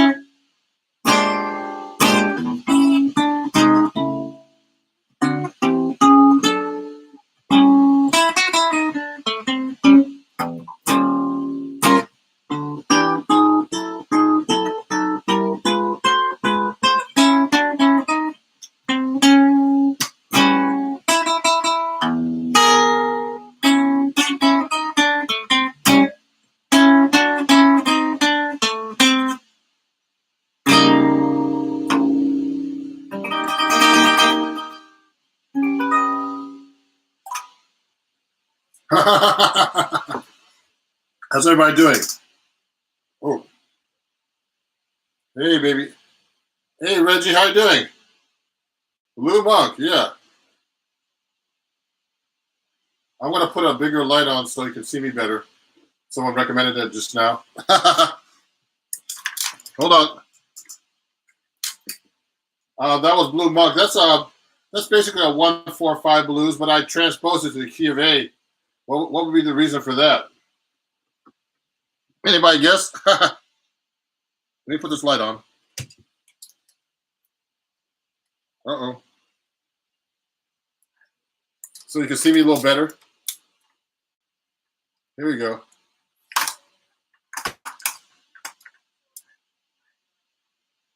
Yeah, so the reason why I put the song Blue Monk in the key of A so I can play those open strings. If you're a guitar player, it's better to sometimes it's great to use the guitaristic features of the guitar like open strings. When I used to see Joe Pass, see his videos, I saw a workshop of him years ago. He would take a song and put it to a different key so he could play those open strings. George Benson, Wes Montgomery, all the great guitar players, try to use open strings because, you can actually do it. With the 7th string, I have that low A note. So we're going to actually do that. So, this is a new thing I'm trying. I'm actually playing through my Motu M2 audio card. So now I'm actually playing through that and going directly from there and getting a decent sound. I'm not even using an amp. So it's a more clear, direct sound. I'm going to play you another blues. Now, there's all kinds of blueses, everybody. So I just did a kind of a traditional slow blues. I'm going to play you a blues in 3. Now, no one knows this, but this song was written by Toots Thielemans. And this song is very famous. A lot of jazz musicians play it. And it's in 3/4. It's a waltz. It's actually a blues form, more of a bebop form. We could talk about it later. And this song is called Bluesette. Here we go.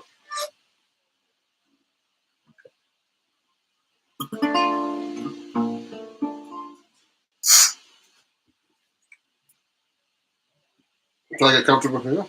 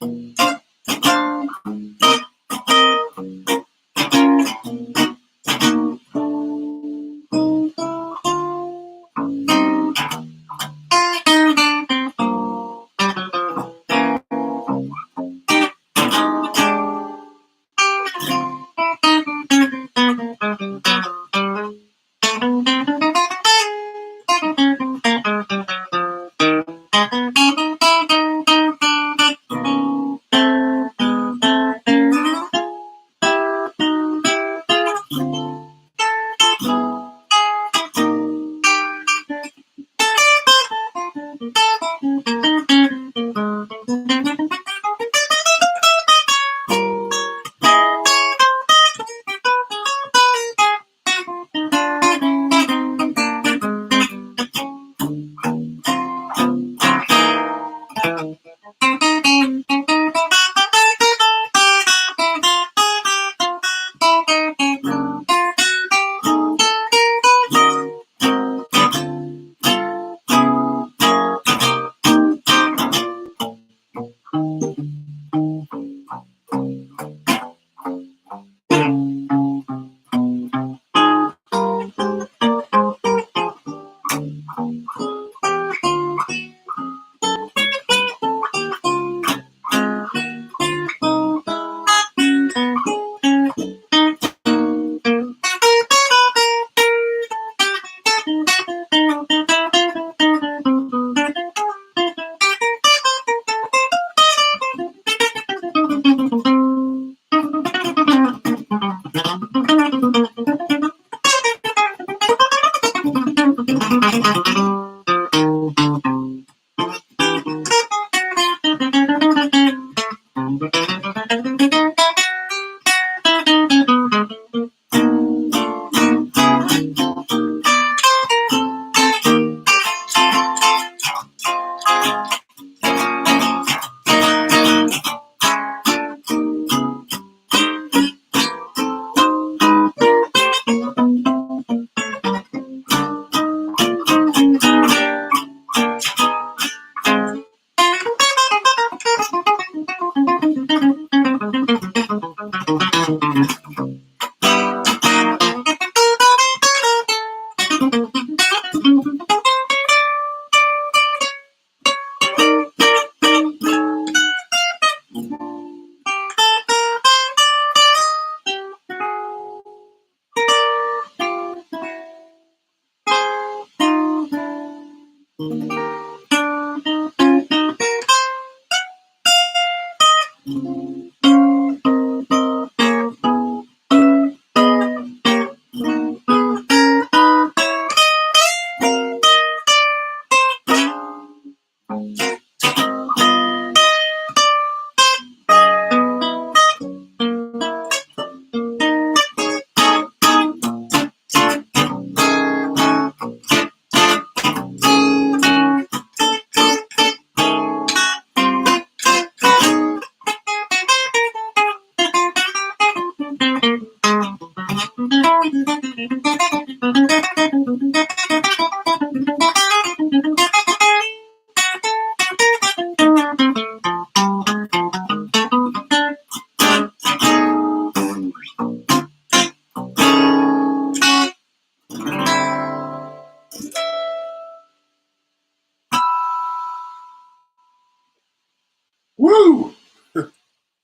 Oh, gotta turn the mic back on. Hey, hey, everybody, how's it going? Yeah, thanks for watching. I see a few viewers up here. It's not a public stream, but I could make it public, but maybe next time I'd like to have these Patreon only concerts. I might actually put some of these and make them public later. I haven't thought about that yet recently. I'm just starting these and getting used to the YouTube live video streams and things like that. But I'm going to start trying to do that actually in a couple of weeks. Now that I'm getting my act together with my equipment here at home. So that was another blues. Now, for people who are wondering what bluesette is like, it's actually a blues, but it's an extended blues. So two Steelman, there's some blueses that are called bebop blues, like Blues for Alice, songs like that. Um,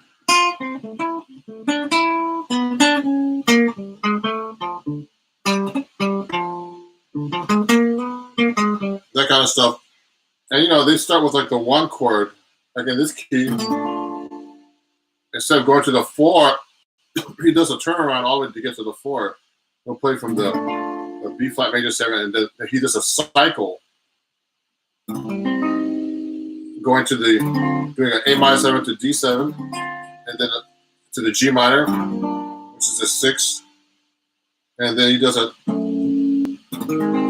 6. He makes it into a 2-5. It goes to the 2-5 of the 4. He gets to the 4 chord there. Now he's going to like 2-5 to the D flat, so that's E flat minor to A flat 7 to D flat major 7. Okay, and then he's doing, so that's the 4. That's actually the flat 3 major 7 in the key of B flat. So you would use just a major or Lydian scale there, and a 2-5 to the flat 2 chord, and then he does a 2-5 with the flat 2 chords. Actually, a B major 7, just so you know. If you look at the music, the blues set, you'll see that. And he does a minor 2-5, C minor 7 to F7, back to the 1 chord. Then a 1-6-2-5 basically. B flat, which G minor, C minor to F7. So that's a blues, but it's an extended blues, and we call that a bebop blues, really, or a form of bebop blues. We go through all these changes, and you actually it's a blues form, but it's actually comes from the original blues, which is the original blues I heard actually started as just one chord, and the guy would change his voice and actually go to the 4 chord and the 5 chord in his voice, and eventually it developed to the next step, which was 1-4, then 1-5, then you got the 1-4-5 blues. Then in jazz, we started doing it more. We actually started putting like 1-2-5 of the 4, and then 4, then sharp 4, and all the stuff like that. So I'm going to play you another type of blues. This is a blues that Wes Montgomery wrote, and this is a great song that I play sometimes on gigs. It's called "The Thumb." Now, Wes wrote a lot of great blueses. There's one song called "Sundown" that I used to play. So many blueses that he did, and they call me Les Montgomery. Actually, just kidding. So let me play you this song right now called "The Thumb." Now, this song is in the key of G. So I've been playing different keys for you. Oops. So let me fix this mic and then we go.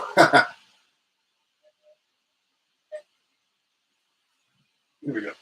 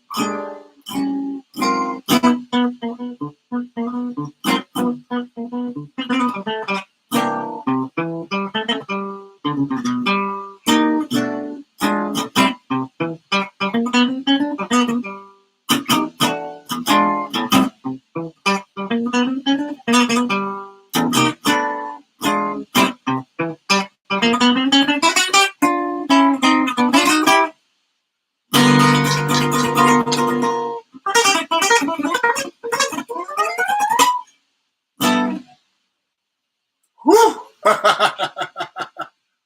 Whoa. Well, that was hard work. Yeah. Hey, everybody. Yeah, thanks for listening. Hey, thank you, Reggie. Reggie's a great student of mine for what, great guitar player.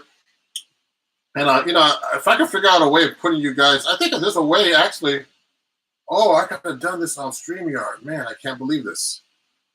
You know what? Next week, guys, I'm going to use StreamYard to do a live so we can chat and I can invite some of my students in to this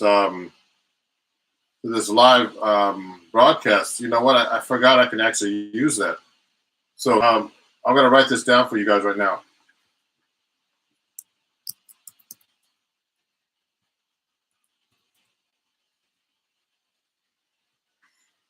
StreamYard is actually another app I could actually use. I mean, it's kind of late now because we're right in the middle of it, but I could send you a link next time. You can go on StreamYard and you can watch and join me.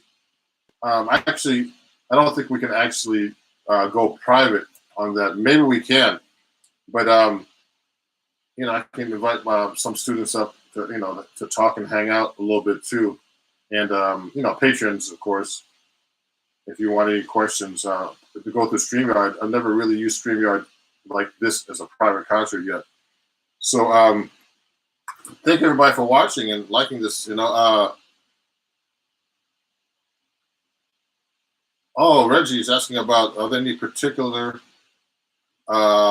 scales you prefer over the blues? I use all kinds of different scales and stuff, Reggie. Let me talk about that a little bit.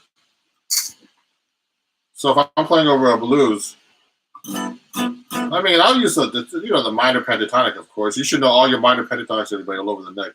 So if I'm in the key of G, there's about 5 of them. No, I mean, I won't show you. I'll just show you the 6-string version. This is a 7-string, so.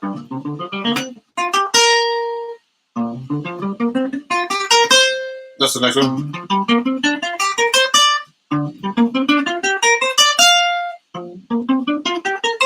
All the minor pentatonic, okay? So every chord, it depends on what the progression is actually. So when I'm actually playing like over a G7, I have a lot of options. So I'll just take just a dominant scale. Now remember to be able to play this all over the neck. Then I could use a G mixolydian with a sharp raised 4.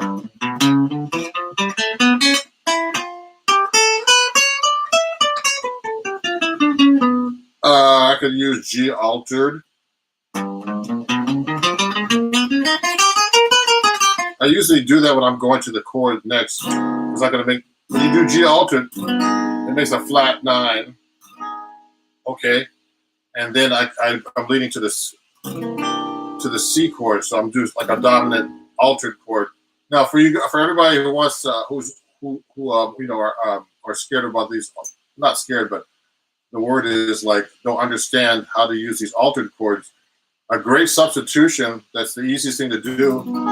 If you're playing a G7 flat 9 with a sharp third or with a flat 13 or a sharp 9, like that. Okay, you could just play a D flat 7 chord instead in your solo, or a D flat dominant scale. It's called a tritone substitution, and that's the easiest way to play an altered.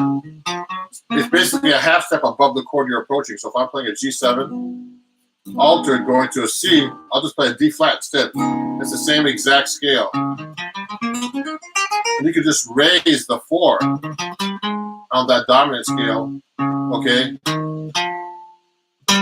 that's a 4, and then lead to the C chord. So that's a D flat to a C. That's the easiest way, actually, to be able to play an altered chord. That's another scale I use. I mean, I'll use whole tone too on the G7. A whole tone scale. I like that scale. And it's a symmetric scale, so I can do some cool things with it, like half steps below each note.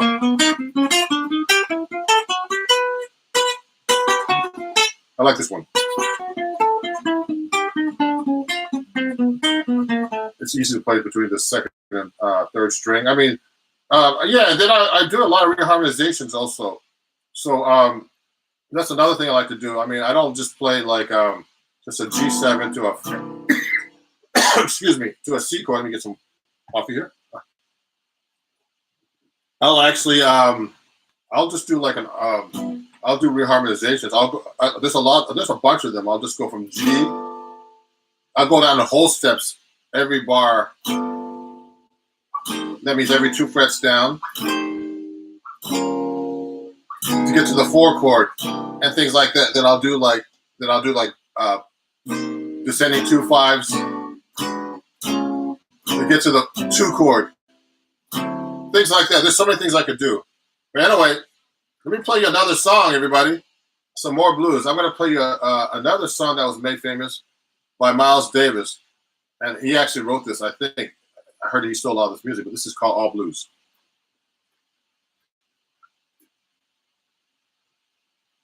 Let me tune up.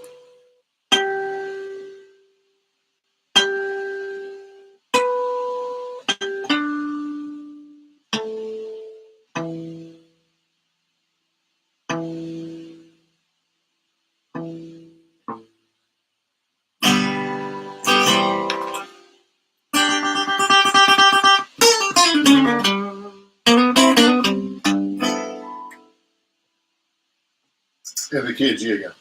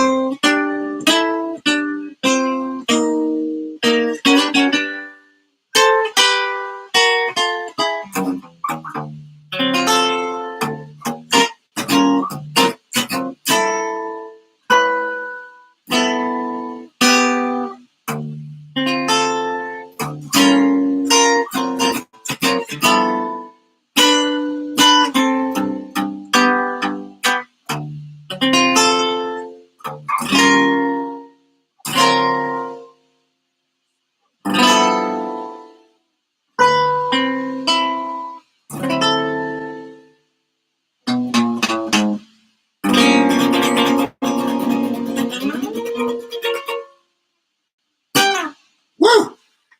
Oh, okay. Some blues. We could talk about the blues all day. There's so many blueses. Does anybody have any questions that are watching? Let me know. About I'm playing the 7-string guitar, so if you have any questions about that, about how I tune it, how I play it, I'm going to be actually I have to put another video up. I'm going to be putting up one up this week, a new video on one of the lessons that I have about walking bass lines. So that's for 6-string. Then also I have some 7-string videos coming up about walking bass lines we're going to get into for people. So if you're interested in that, let me know. And there's so many blueses in jazz, but there's also, the traditional blues. When I got to work with Taj Mahal about 10, 15 years ago, this guy knows every kind of blues, man. He was just amazing. He knows like all the different styles. I mean, like different forms of blues. This guy's like a walking blues book, man. So really interesting cat. Yeah, so that's we did a lot of cool blueses today. I'll do something for you right now that's written by John Coltrane. It's like it's a blues with a bridge. You have those kind of things too, and this is called Blue Train. We can talk about it later. It's just a blues, and then it has a bridge, like kind of like rhythm changes, but it's like a blues form. You have 12 bars of blues, 12 bars A. Then B is a bridge of 8 bars, and then you go back to the A again. If you can get confused if you can't feel form like that. But let's try that. Ready? Here we go.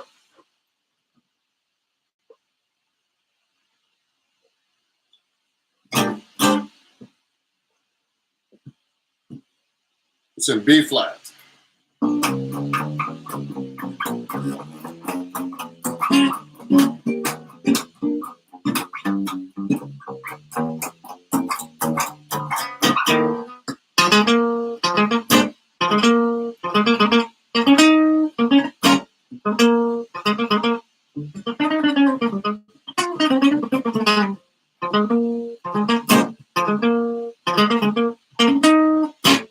Yeah.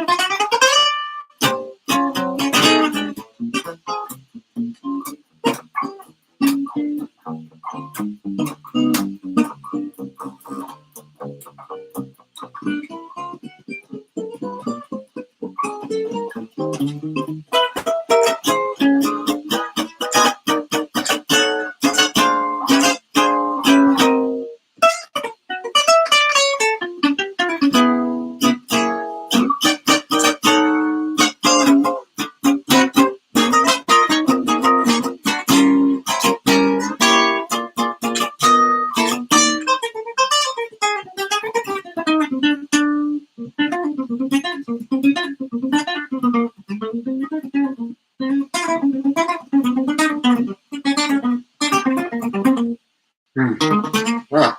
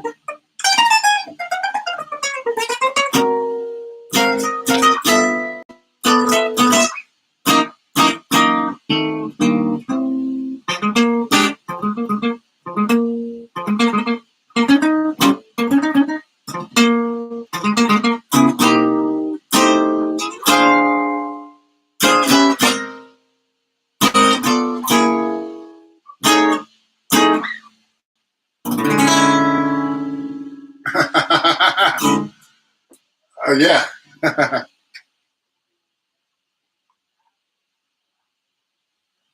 Hey everybody, how's it going? Okay, yeah, that was called. Actually, what was that song called? It's a John Coltrane song. A Blue Train. No, not Blue Train. Let me think about it. I just had the name here. It's one of his famous songs. It's actually a blues with a bridge. Okay, and basically the bridge goes to A flat for 2 bars, G for 2 bars, and then F for 2 bars.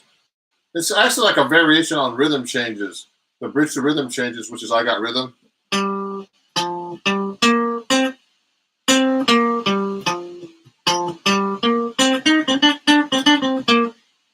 If you go to the bridge for I Got Rhythm, it goes to D, then G, 2 bars each, C, 7. Oh, these are all dominant 7. To F7, okay? And but John Coltrane, he replaces the D with an A flat, which is a tritone substitution, we call it. Okay, and then it goes down to the G, and then he goes to the G flat, which is a tritone substitution of the C7. Then goes to the F. Okay. I think that was called Locomotion, actually, that song. But it's a great song, and it's a fast song. but it's a blues, so blues is a little bit easier to play faster than I think than rhythm changes. But we'll talk about rhythm changes another time. Now, if anybody has any questions, let me know. I think I'm getting a little tired here. I'm gonna actually probably end the live stream right now. So if there's any questions, please send them to me on my on Patreon. And this has been fun playing for you guys. And if you have any questions, just send them on my way here. And this is all. This was all blues day. There's so many blueses. Let me play you maybe just one more before I finish up. And so I did different kinds of blueses. So a lot of blueses have like pentatonic melodies, but also they have more complicated melodies. I'm gonna end with Billy's Bounce. And that's one of the blueses I know a little better than some as far as melodies are concerned. All these bebop melodies are kind of difficult to learn, but you can learn them eventually. You have a whole arsenal of them. There's so many of them. I have this list right here that I'm looking at. There's Bessie's Blues, Billy's Bounce. Oh, that was called that was on Blue Train. I think that was called Locomotive or Locomotion. And then there's tons. There's Footprints, Freddie the Freeloader, Mr. PC, Now's the Time, Sandu. I played all these songs before with somebody. Blues Walk. It's just so many songs. Things ain't what they used to be. So those are great tunes. Anyway, cool, man. I'm going to play you one more song. This is called Billy's Bounce.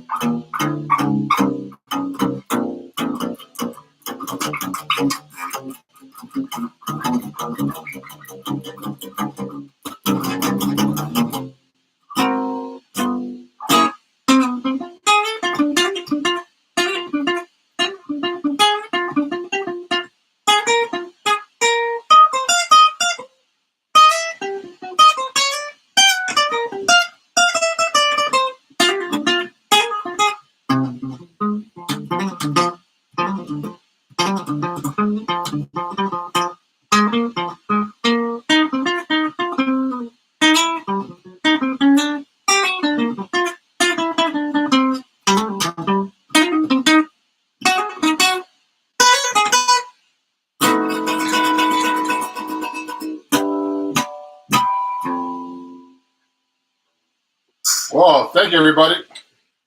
That was real fun. And I'll see you guys soon everywhere else. Okay, bye-bye.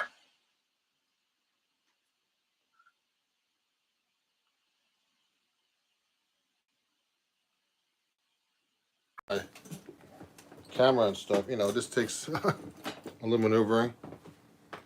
I know it's the middle of the day for some people, and I'm gonna actually try to do best I can to make myself look decent in this thing with this phone. So let me see, and I'm gonna go to my other computer and make sure that, oh yeah, I'm live right now here, so I just want to make sure that people, that I can see all the comments that are coming in and get going here. So, I'm actually transmitting to YouTube as well, everybody. So we're going to be talking about playing melodies correctly today. And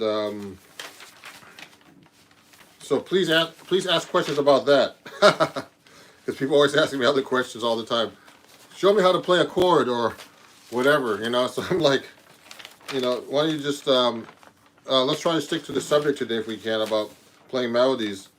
I'm trying to get all my little banners up here and stuff. So I'm just setting up. I'm going to be going live on Instagram too at Ron Jackson Music. And thank you everybody for, following me and being a subscriber here on YouTube.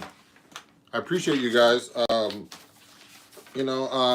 It's just been my YouTube has just suddenly started taking off in the last few well, actually since December when I really started posting more on YouTube, and it's actually been working out pretty good. So thank you very much, everybody. It's been really fun being on here, and I try to do lives every few days just to teach people some new stuff. So let me see. Oh, we're trying to fix the background here. So let me do that. At the same time, I'm gonna actually get my guitar and set up. This is too wide. So let me see.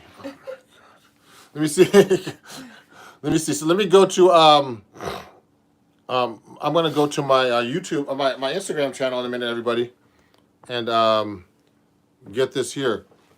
How do you construct a melody over a chord progression? Well, I'm not. You know what? I'm talking about just being able to play melodies that people know, like jazz standards.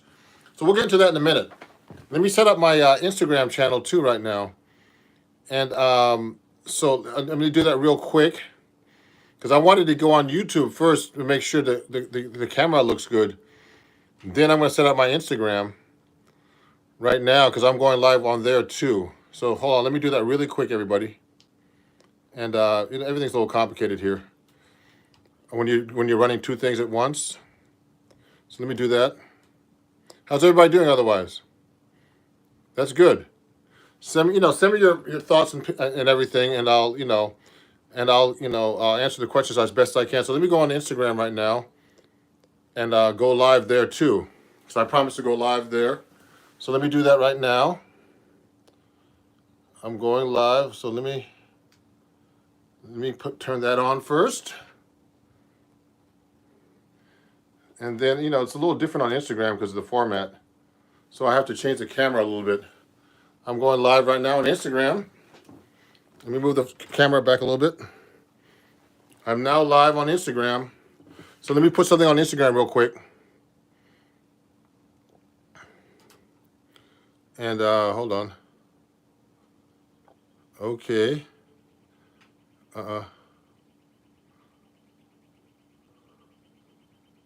And then let me do something here. So hey everybody, Instagram. I'm also doing a chord melody workshop here. So everybody, I'm going to play in a second, and I'll answer questions. Okay, and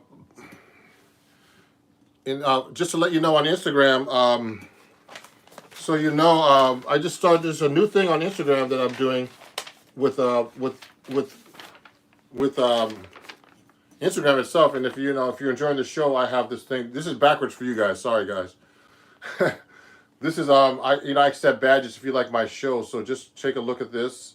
If you want to buy a badge and you're enjoying what you're learning, you could just buy 1 or 2 or 3 badges for 99 cents, $1.99, $4.99. Okay, to help support my channel. And thank you everybody for my 25,000 followers on Instagram. So let me get my guitar out and get started here and stop talking. So I was setting up. I'm sorry guys on YouTube. So the background's a little weird on Instagram, but it's okay. Let me see. Let me just put it down a little bit. So, one of the most important things to me is playing the melody correctly. And I'm like a real stickler and, to playing a melody. Okay? And so, especially with me playing the melody is the hardest thing to play, actually, I think, in a tune. So when I'm playing, it's really important, for me to play the melody. And does anybody know why? Because, the melody is the most important part of the song that people listen to. Okay, and if you mess up the melody, the person that doesn't know anything about music at all, they'll be singing like Brown Eyed Girl or something. And if you're playing the melody and you mess that up, the worst musician, someone who's not a musician, I'm not even saying worst musician, the person who's not even a musician at all will know you messed that up. You can be the best musician in the world. And if you mess up that melody, they're going to know it. So I'm telling you guys, the melody is the most important thing in a song, actually. So when I'm playing, if I mess up the melody, I'm the most conscious about this thing. So it's a funny thing. Like everybody's worried about playing all these solos and fancy things on the guitar or any instrument, fancy improvisations. But you'd be surprised, guys who could play all that stuff and can't play the melody correctly. So that's really important, and that's really important to me because when I mess up a melody, I'm like, it really messes me up. Like, 'cause I've been, I've been working on melodies for years, and sometimes you still can't play those melodies right. And you can play all the changes and everything, but it's really important. Yeah, someone's asking questions right now. Carrie, someone on YouTube is asking about sweep picking. Go to my article in Acoustic Guitar Magazine, January, February issue, Carrie, and there's an article I did, a whole article about sweep picking. Okay, so go to the January, February issue of Acoustic Guitar Magazine. I might even have the issue here. Do I have it? Yeah, it's this issue.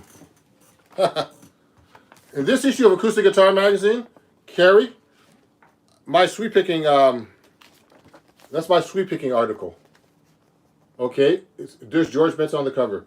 So I use sweep picking all the time.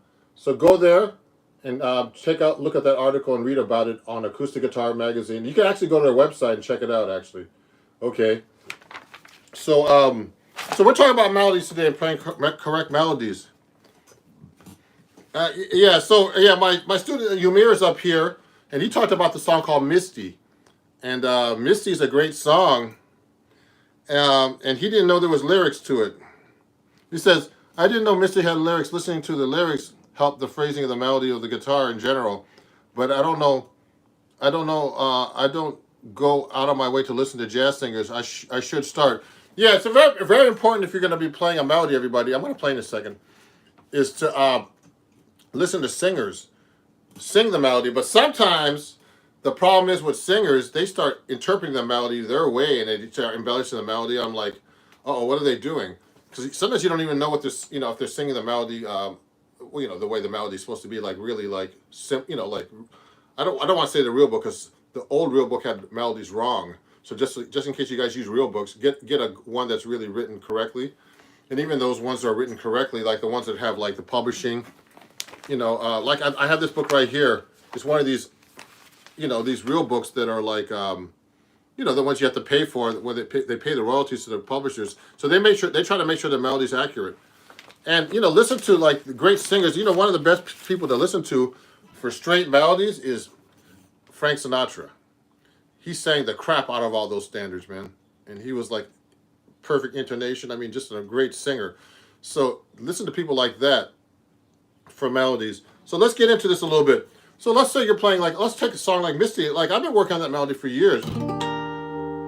Okay, and now this is like not this is like a much more complicated melody than a typical standard melody where they has half notes and whole notes, quarter notes. So a lot of standards have and bebop melodies have a lot more notes because in bebop they have more rhythms like eighth notes, 16th notes, 16-note triplets. Things like that.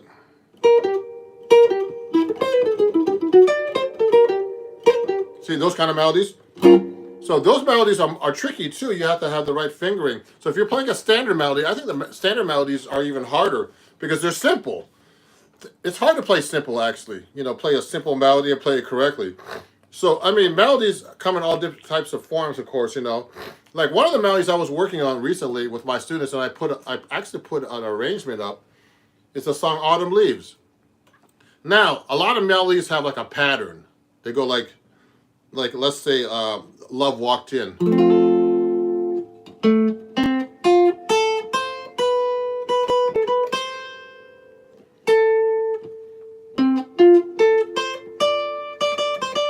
Now, that song, for example, Love Walked In, these are just basically arpeggios. So I'm going to turn the bass up a little bit here. It's a little low. I hit the button by accident. So it should sound like this.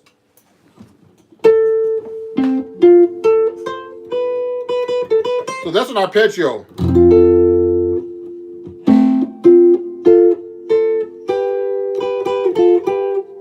So those are arpeggios. But some melodies do these type of things, like Misty. Misty is like a real complicated one. A lot of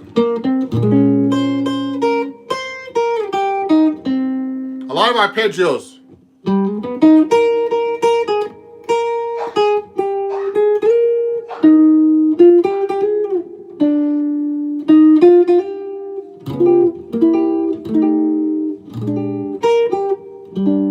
So that's a tricky melody too. All these melodies are a little tricky. The most important thing is to play the melody correctly, and memorize it correctly. Now the guitar is really hard for this kind of stuff because what happens is if you're playing a melody, you can play it so many different ways. Like I can play Love Walked In goes like this. Now watch how many ways I can play that. Ocular.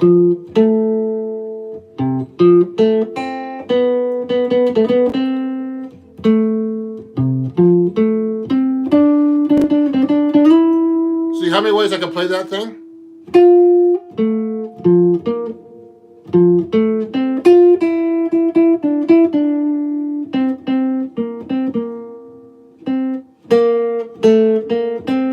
See, I have to figure out the melody playing it that way. So that's really hard on the guitar because if you're playing melodies like different ways, I mean, there's so many ways to play the guitar melodies on the guitar that you can mess that melody up very easily because you're just trying to find the notes correctly. So I usually try to memorize a melody on the guitar,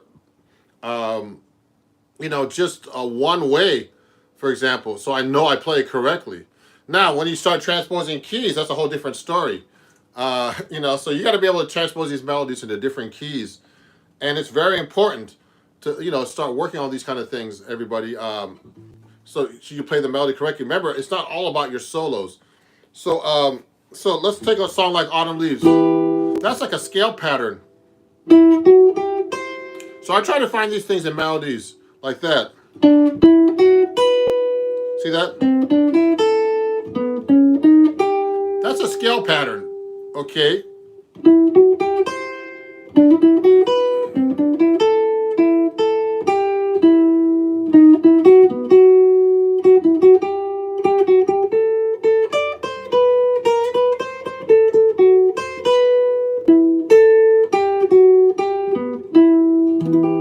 Yeah, you know what I mean? So that's a scale pattern. Look at this. It can go the beginning of it. So I try to find these things in the melody. See what I did? It's kind of weird. It's kind of a weird scale pattern. You go up the scale. Then Then you do a fourth. And then, it's not a typical melody. It sounds really cool though, doesn't it? Everybody knows that melody. See how I can play that scale pattern in different ways down the neck? That part is weird. That's that augmented chord there. Because it goes on the beat. So you start, the thing is to find these kind of melodies and you know, and find the scale pattern. Like if I did an octave lower. And also, see how the melody works against the chord if you're a guitar player. So, like when I'm playing the melody, I know that's on the A minor chord here. So that melody note is the C note against the A minor chord, which we call the flat third. So when you want to do chord melody, you're going to have to know how the chord, well, the note is in relationship to the chord. So we'll go like this. I'm playing my 7-string guitar, so that's a little more confusing too, everybody. So that's the third here on the G major 7. And then becomes the major 7 of the C major 7. Becomes the flat 3 of the F minor 7, flat 5, F sharp minor 7, flat 5. Now on the B7, now E minor 7, the flat 3 of the E minor 7.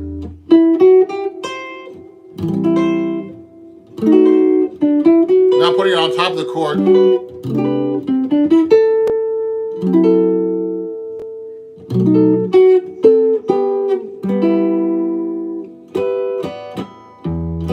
So what I did was I just did chord melody with the melody, but you should know how to play, always know how to play the melody separately, everybody. It's very important to do that. The Autumn Leaves melody, oh yeah, it sounds like that a little bit, Ymir. A little bit like that. If you have any questions, let me know. Someone asked about sweeping. I already answered that question. So I use sweeping a lot, actually, when I'm playing, just in case, Carrie. So yes, I do. And it's very, it's really important to be able to play, to use sweeping if you want to go fast. So but we're not talking about that today. We're talking about playing melodies. So let's say you're learning a melody. So you got to find different ways of playing the melody. And you got to see what the melody is against the, against the chord. And, if you want to do chord melody on guitar. But the most important thing is, like, there's different kinds of melodies you should learn. Like, for example, if I'm learning, like, a really, like a ballad or a song that I want to learn, let's say Heavy Memphis Jones. I'm just picking up any song right now. So, for example, you have to learn the melody straight and try to find the most accurate version of the melody written out. And if you can't read, you should learn.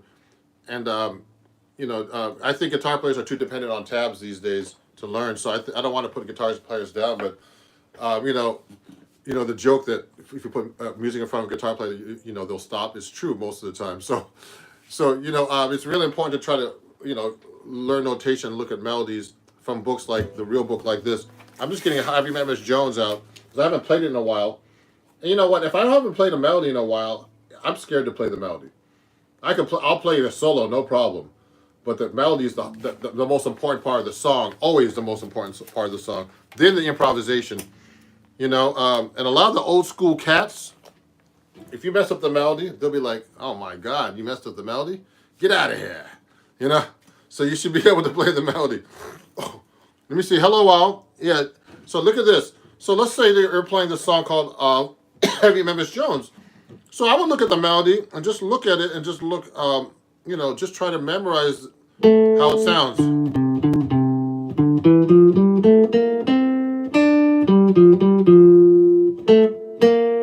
See, I do it different there. My ear. I'm just reading this. Just reading how.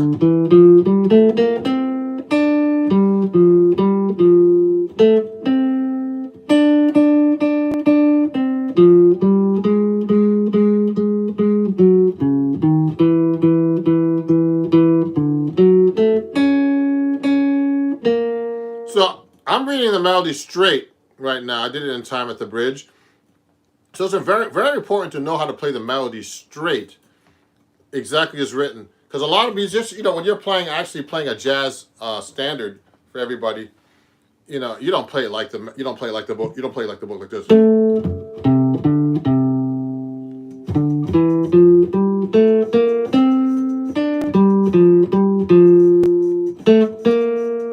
You sound real stiff there. He looks stiff too. You see? You're gonna play the melody like this. You're gonna interpret the melody. Once you know the melody really well, you're gonna go swing it.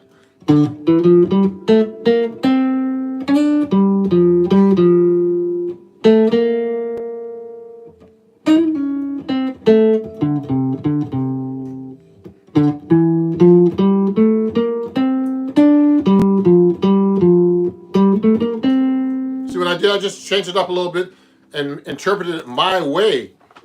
So I like, you know, that's what you have to do when you learn a melody. So look at that. I played it right here. So I'm playing it like in this register, but how many ways can I play it on the guitar? That's the problem with the guitar.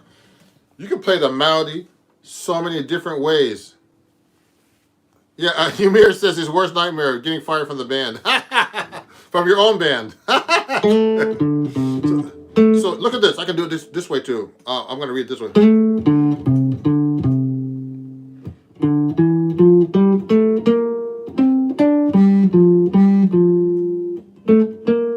See what I did? I just played it like a different position and fingering on the guitar. So that's the hard part of the guitar. You can play these melodies so many different ways that, you know, it can be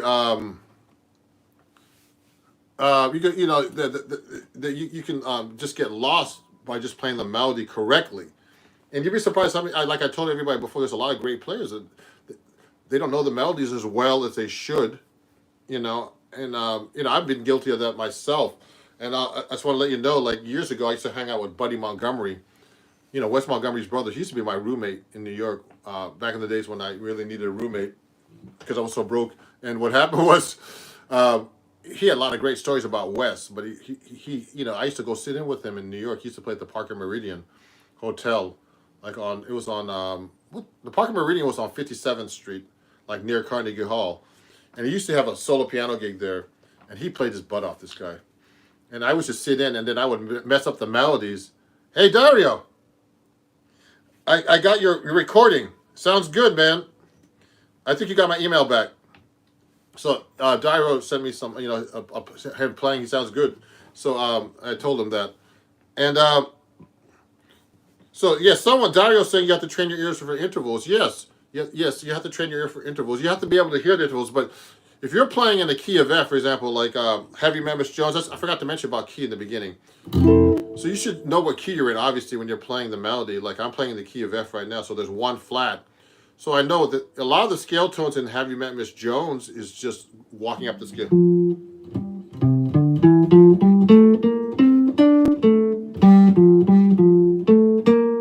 See what I did?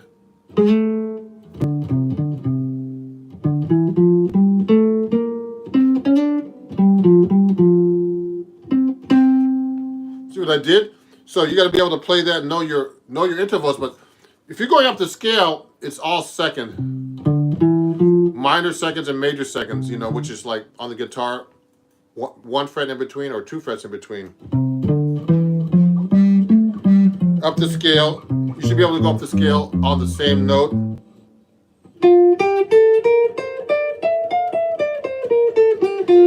I'm in the key of F right now. You should be able to play your scales up and down the neck and across.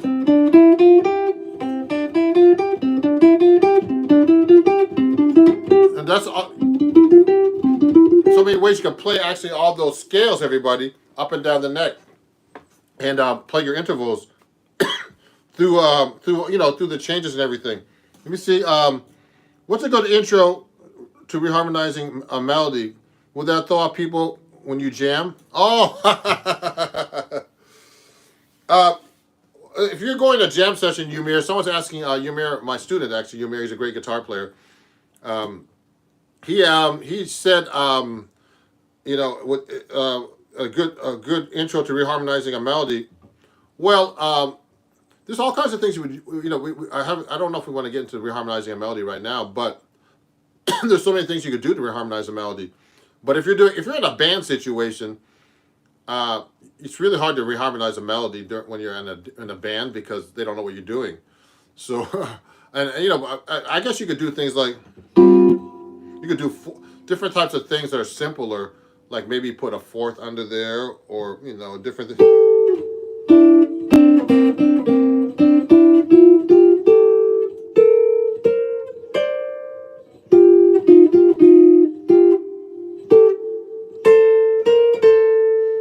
I mean, you could do simple reharmonizations like doing just like second intervals, thirds.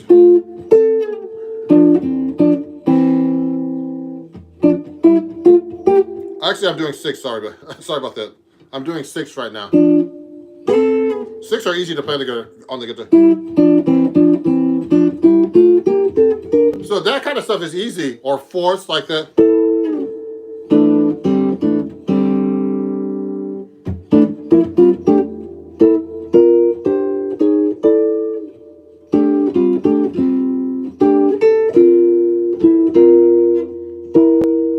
You know, simple things like that you can do with a band.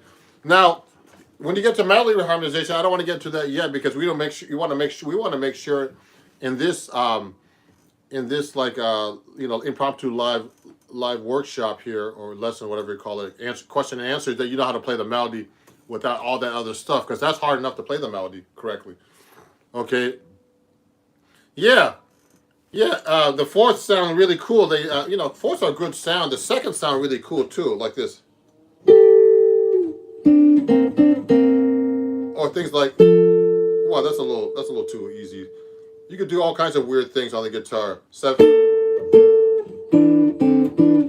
I'm doing seven. 1, 2, 3, 4, 5, 6, 7.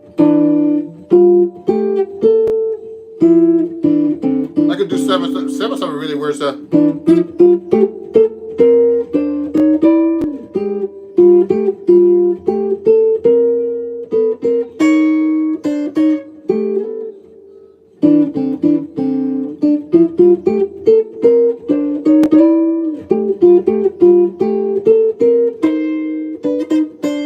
So that's a really weird sound too, isn't it, everybody?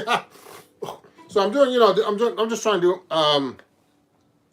Oh, sorry, Anthony. Anthony has to run. Anthony's out in Ireland, and he's running around in Ireland somewhere. So I have to get to Ireland one of these days. So let me look at some of these questions up here on Instagram, because I don't want to leave everybody out and wave some people here. Hold on, everybody. Let me wave to some people on Instagram. And everybody, just to remind you, let me make a few announcements if I can. Let me see. I have some announcements here. So, you know, what was I going to say?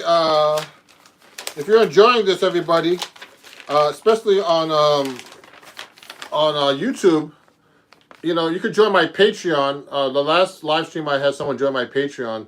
You can learn a lot of cool stuff from me on my Patreon. You could just join it at patreon.com/Ron Jackson Music. And I offer lessons there from $3 and up. And if you just want to be a supporter, you could just, you know, just be a supporter for $1 a month and just support what I do in general. So, you know, thanks. I have a bunch of patrons now. I appreciate you guys. And on Instagram, I'll have to show you that in a minute. On Instagram, I have, what's the word? I'll have a backwards one for you so you can look at it.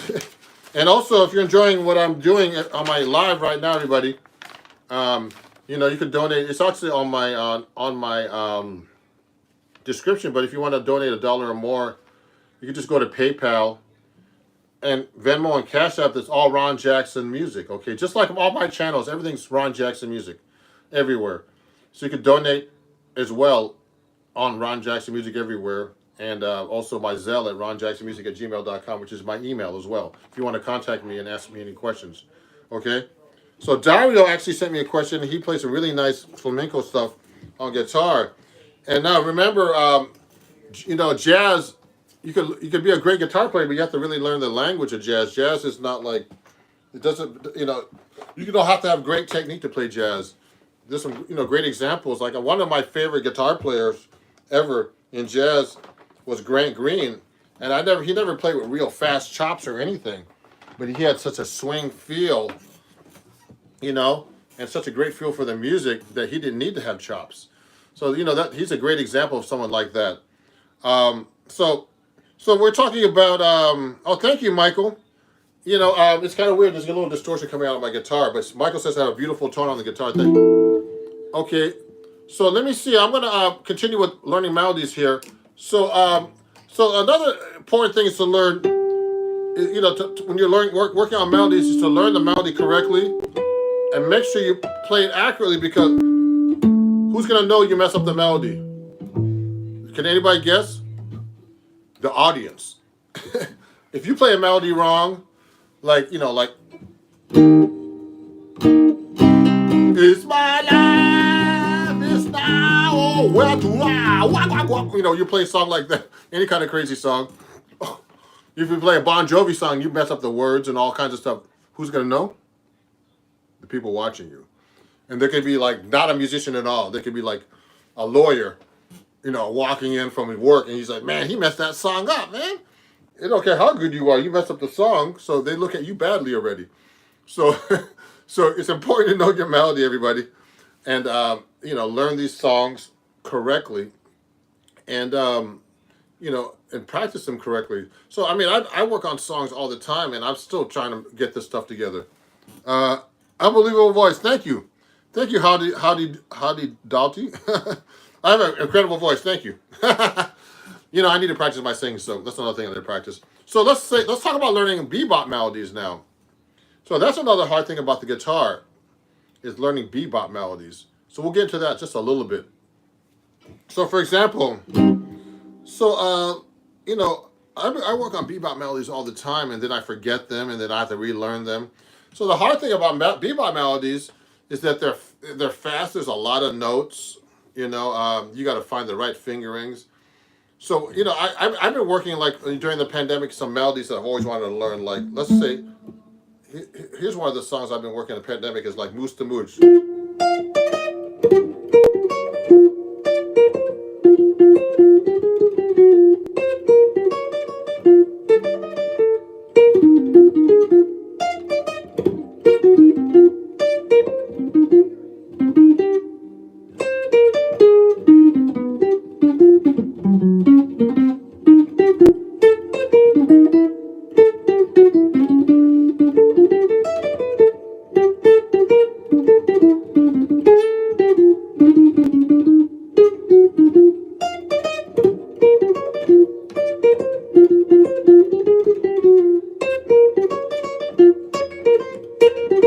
So, that's a really great melody. And there's this one part of that melody I always go, wow, this is kind of weird. This one. I'm always trying to play that correctly. Now, this melody I've always wanted to work on. Now I had time. And even though I have time now, I still don't have enough time to practice. I'm always doing the social media stuff. But the thing is, you have to really work out these fingerings and practice these over and over and over until you get them. Because when you get on the gig and start to play them, it's a whole different story than when you're sitting home and practicing. So, I practice these slow and fast. And I had to figure out the fingering for this. Because you can play this. I'm playing it up an octave. You can do it there or there. That's the hard part about the guitar. You see that?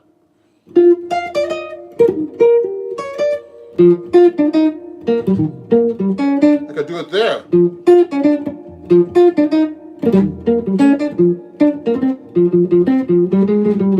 See, I could do it right there, that melody. And it's a whole different fingering here.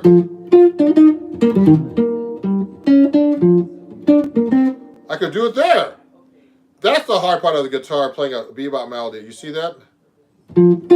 Or here. Oh.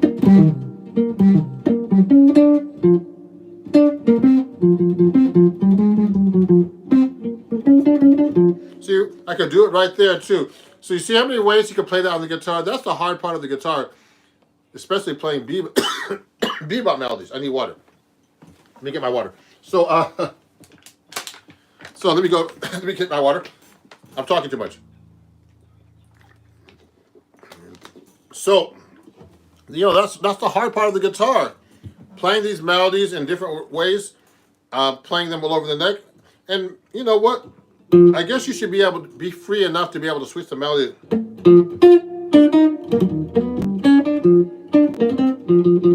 And do it here.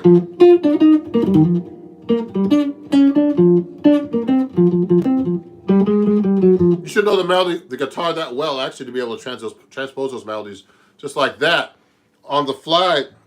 And when you're on a gig, it's kind of hard to do that when you're like, you have to play the melody correctly or you're on a recording. You have to just find one fingering, in my case at least, and play it correctly.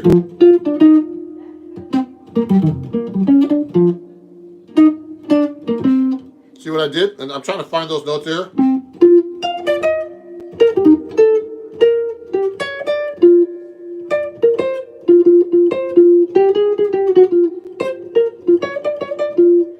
See, that's all complicated when you start switching it all around.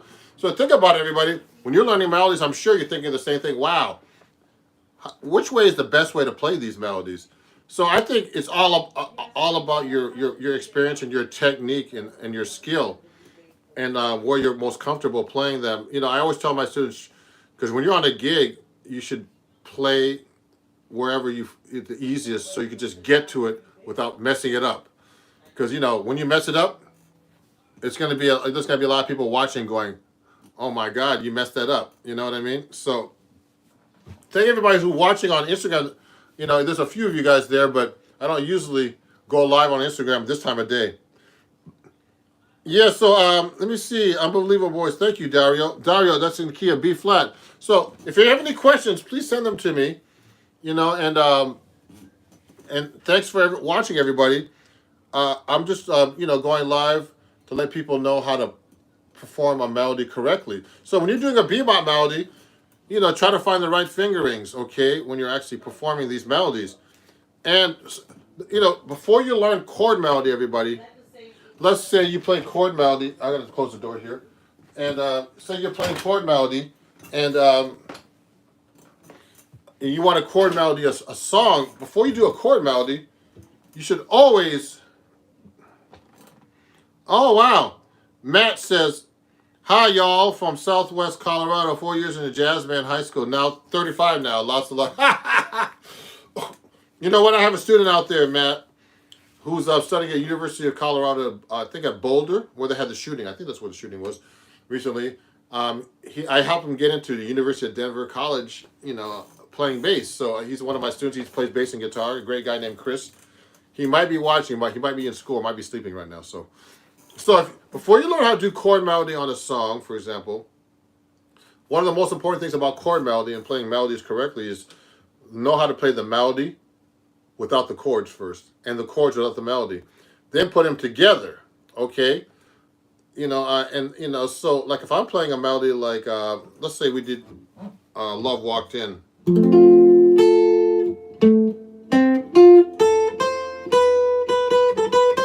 Before I play that melody with chords under it, I have to make sure I know how to play it without the chords.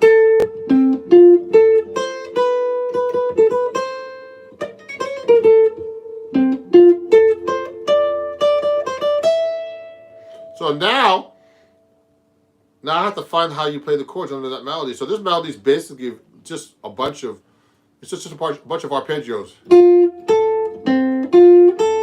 So this is like an F major arpeggio, starting on the third, then going from the fifth to the third, then to the fifth, to the root, third, to the fifth again, then I'm going to the G7, which is a third here, to the root of the C7. So now I can do my chord melody. I can kind of do like thirds.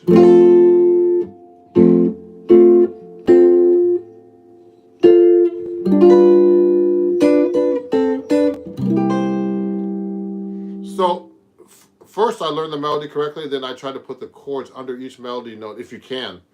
Some people do that. So that's a great technique to be able to harmonize every note of the melody with a chord under it. So all I did was just arpeggios.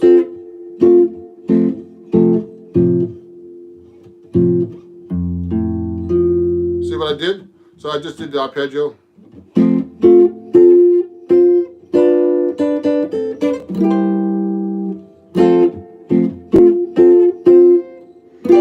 D7. See what I did? So now I'm harmonizing the melody like that.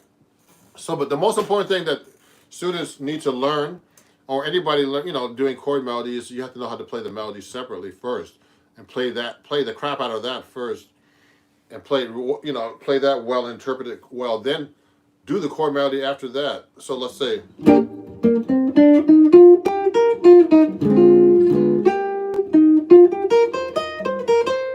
So that's There Will Never Be Another You. I've been playing this for a long time.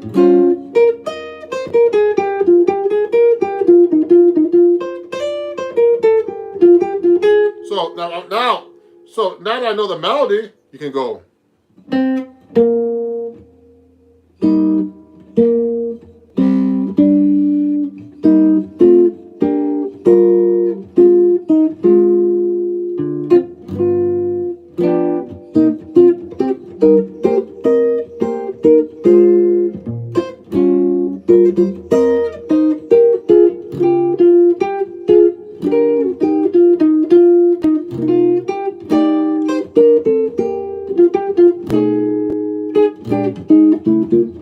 So what I did was I have my own chord arrangement for that, but I've been working on that for years. And so you have to know how to play that melody separately first and then put it together. There's some questions here. I'm currently drilling. John's asking, I'm currently drilling triads, chord, tones, and practicing improvisation, but it hardly sounds musical at all. Is this something that all students deal with at the beginning of learning music theory? Yes, John. You know what? So when you're learning how to do these chord melodies and all, and you're learning all these drills with triads, you should actually try to put it in an arrangement. Actually, that's probably the best thing for you to do. So I would suggest like taking a melody, like let's say like There Will Never Be Another You, and using those techniques to play and do an arrangement, because that's how you actually make these things sound musical. To get that together. I know it's frustrating, but you have to actually start employing, I call it deploying, like deploying a missile. Deploying your technique and putting it right into a musical context. So just put it, like, let's say you're working on thirds.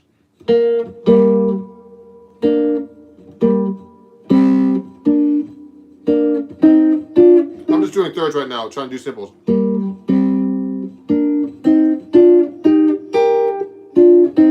See what I do, John?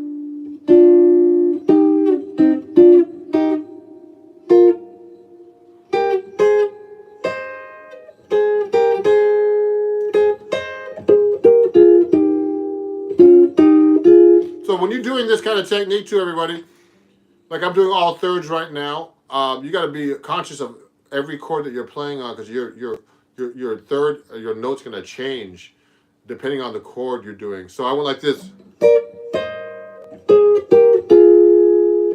Now I'm on D7, D flat dominant 7. So I know that takes a Lydian dominant scale.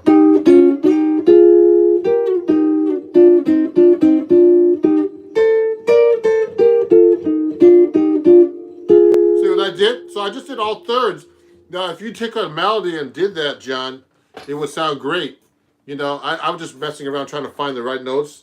But if you deploy that kind of thinking in your playing and make it and put it into your music, it will really help. Okay, let me see. Ymir had a question. How do you play a chord melody while including the 7th low A string? So I'm using my 7th string guitar here. So that's a great question. Ymir is one of my students for a long time. If you want to study with me, everybody, please contact me at ronjacksonmusic@gmail.com. It's all, you can contact me on my website, no problem. And I just want to let everybody know that. And also, let me see if I can find this thing for you. You might not be able to see this correctly. But if you go to my website, I sell my lessons, about these kind of techniques at www.ronjacksonmusic.com.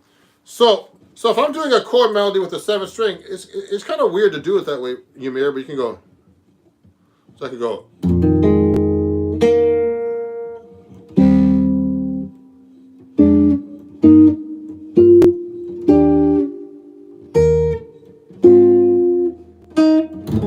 Like I use the 7th string all the time.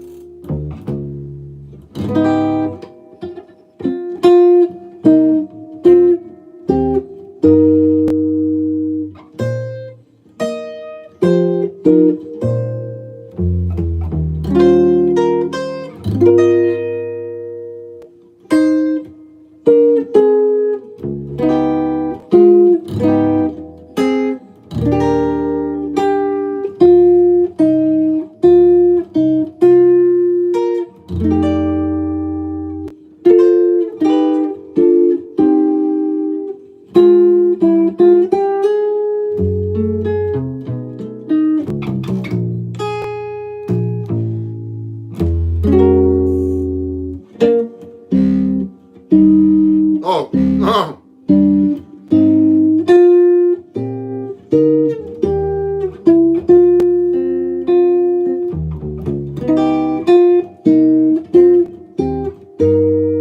Uh-oh.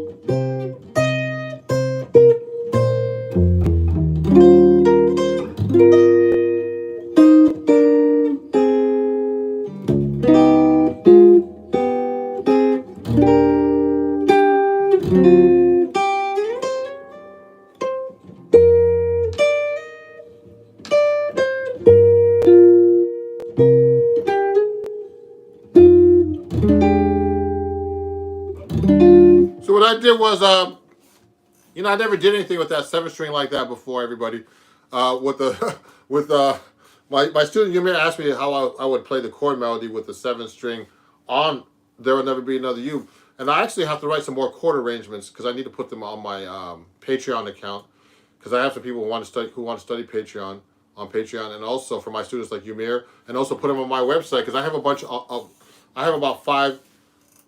Arrangements right now for 6-string guitar, but I need to put more 7-string guitar arrangements. So that's a great idea, Yumir, to be able to take the 7th string and do a chord melody like this.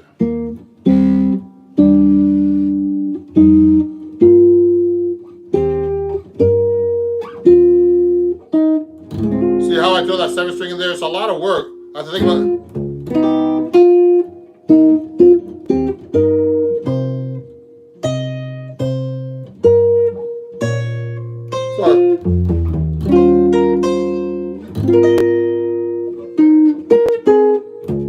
So there's a lot of work that goes into trying to play a chord melody with a 7-string like that. But it's a really great question. Let me see. How many standards will you have to say you know? Thank you. So Shiva is asking you how many standards you should know. Oh man, learn every standard you possibly can. I mean, I know a lot of songs actually, but the thing is to keep up with all these songs to memorize them. Not only jazz, but I pop and rock and all kinds of different things, you know. So the most important thing is learn as many songs as you can, but make sure you learn them well and you know them well, each one of those songs, okay, Shiva?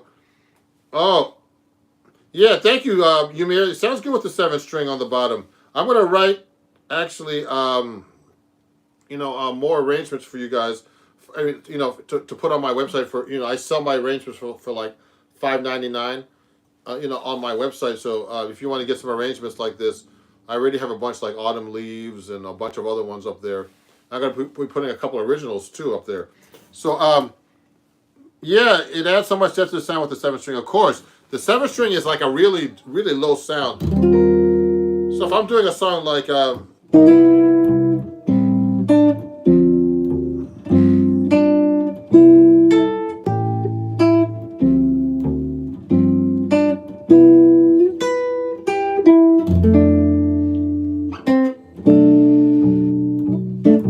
going to write this out. 7th string.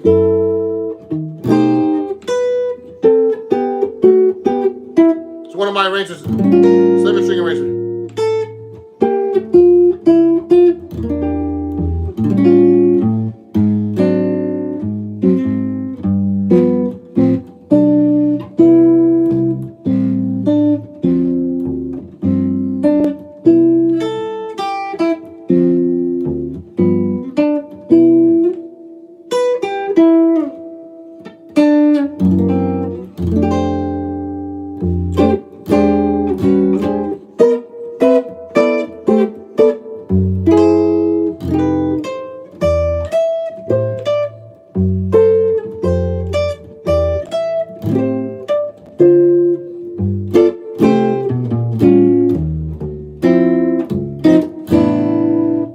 one of my arrangements. I'm gonna actually write this one out for the 7 string and put it on my website.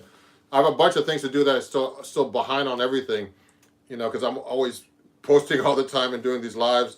But that's a really good arrangement I have. And also, you know, so I'm showing you on 6 string, but I have a version on 7 string, excuse me. But I have a version of that on 6 string. So it's basically the same arrangement. Let me get my D'Angelico. Thank you, D'Angelico, for my new XL1. Josh at D'Angelico, New York. I'm a D'Angelico artist now too, everybody, so you know.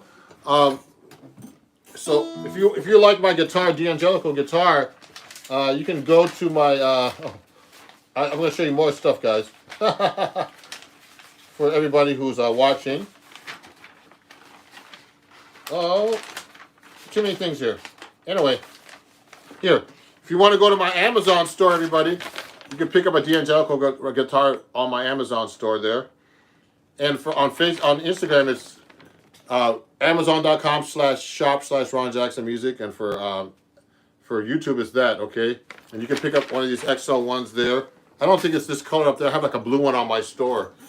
Grab it quick, because one of my students wants to get one. So if I'm doing a song like Time After Time on 6 string guitar with that arrangement, so we're talking about melodies and chord arrangements and melodies, how to play them correctly. So make sure you know how to play the melody.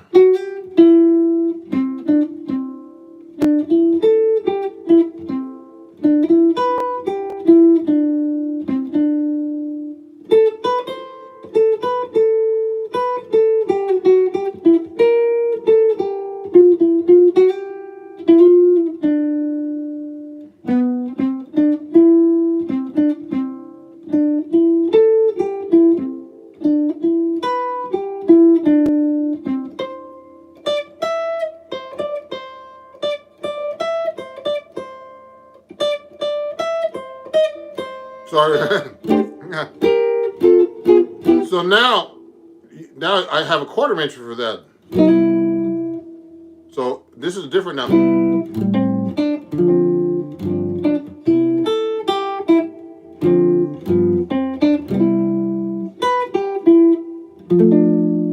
I have to adjust my fingering now.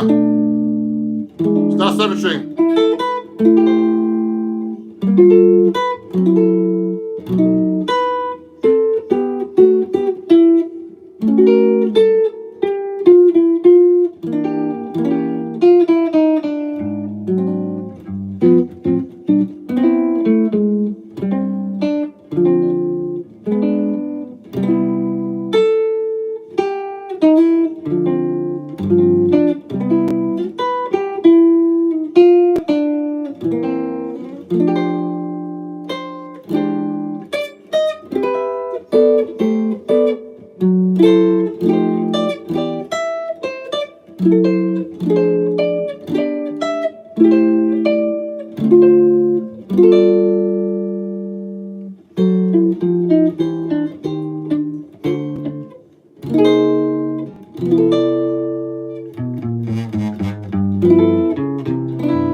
So what I did was I just played a 6 string version of the arrangement.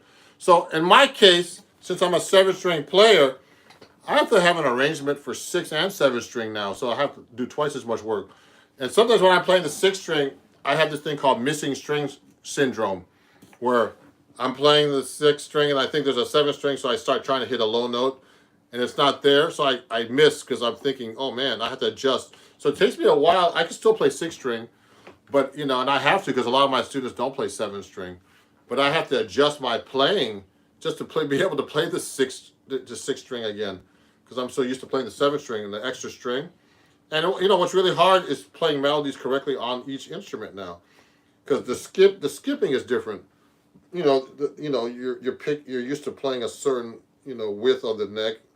So it took me a while actually to learn how to read on both instruments. I'm a pretty good reader, you know, notation reader. So when I started playing the 7 string, excuse me, it was hard for me to read on this thing, to like read melody notes. But you know, I've been playing since about 2012, about 9 years now, 8-9 years. I've been playing 7 string.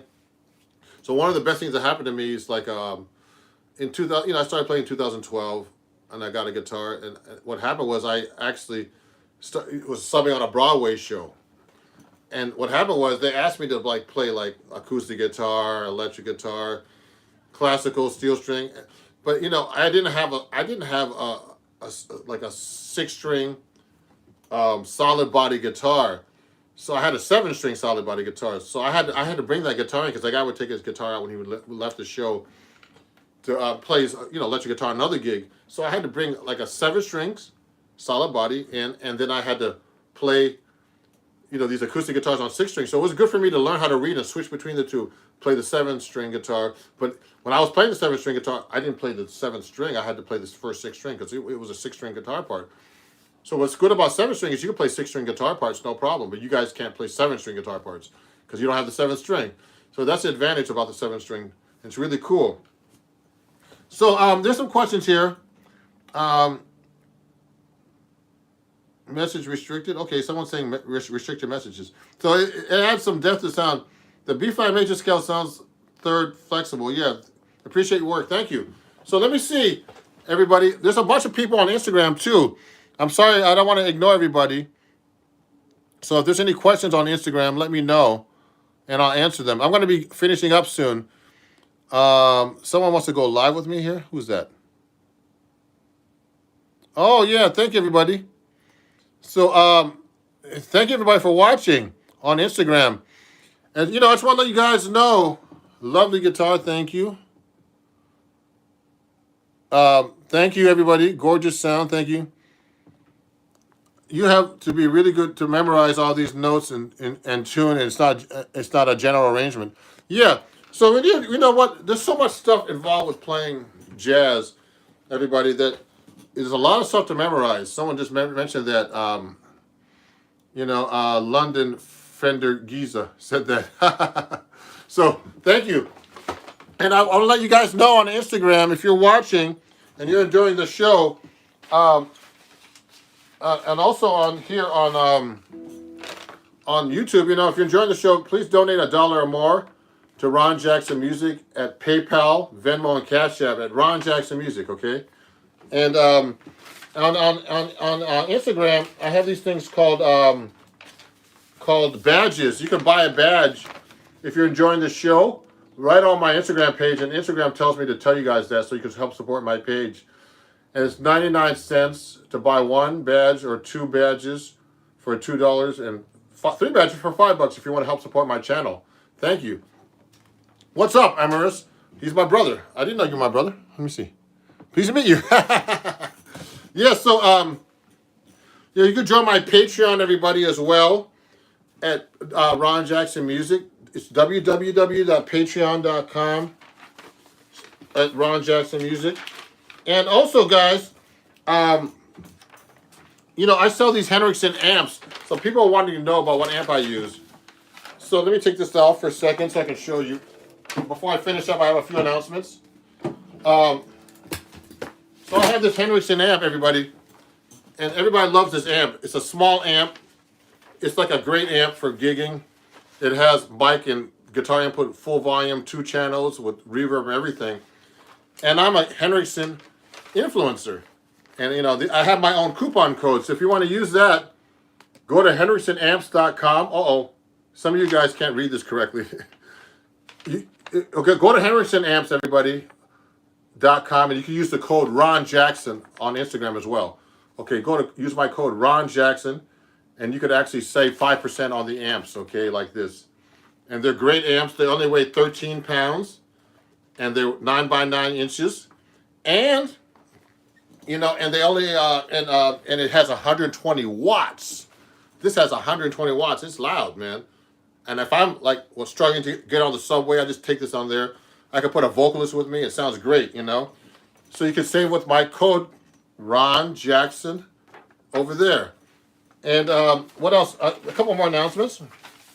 I'm trying to find all this stuff for you. For you on Instagram, if you want my arrangements and stuff like that, you can't see this. You guys can see this. It's you just go to my website and go to ronjacksonmusic.com, and you can get my printables over there and print out all these arrangements. And they're cheap. They start like $1.49 actually.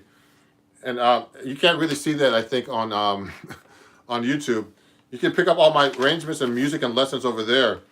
So thank you everybody for watching. I'm about to finish up. I have things to do. And you can watch the playback after this. There's a lot of things I talked about today. And, you know, the going live and talking and trying to play is really hard work, you know, and answering questions. But, you know, I try to do my best for you guys. And, what's your favorite brand of guitar? Jam Smith is asking me what my favorite guitar is. And it's actually, right now, it's been D'Angelico. Look at this. Look at this guitar. It's a really great guitar. It plays great. You know, unfortunately, they don't make 6-string guitars, but these are really great guitars. Look at this.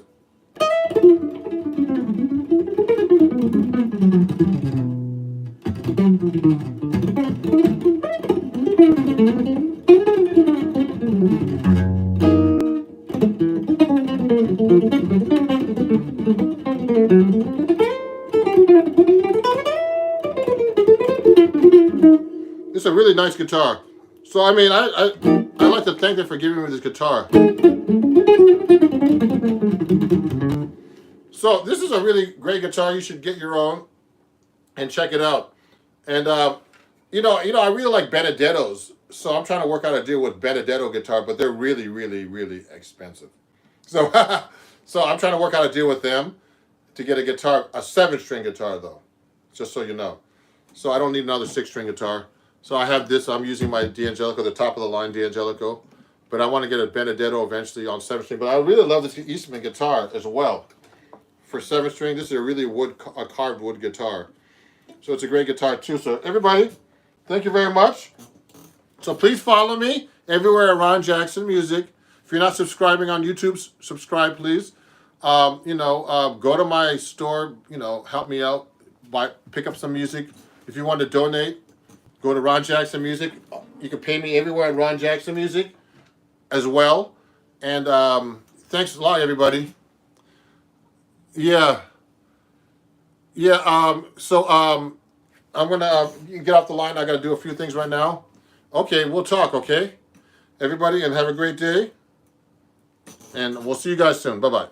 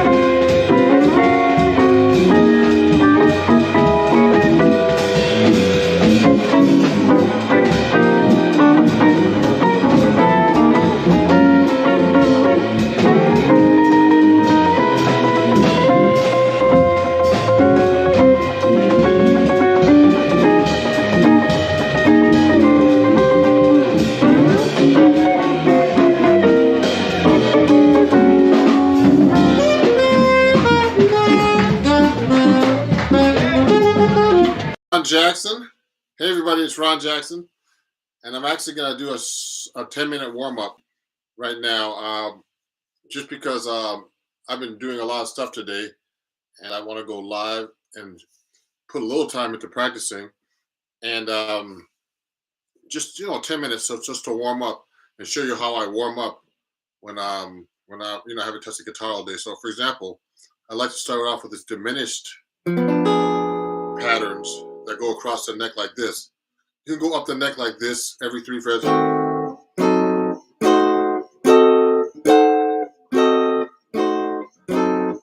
same pattern. Every 3 frets, like a diminished pattern. A flat third. I like doing that pattern, just that diminished on the first 4 strings, then going across. And doing this one. You can do this pattern now. You can start from here.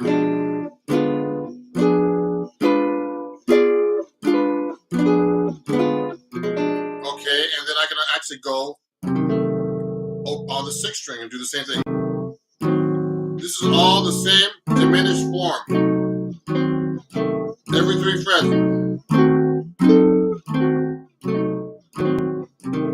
Okay, and you can actually do diminished patterns too.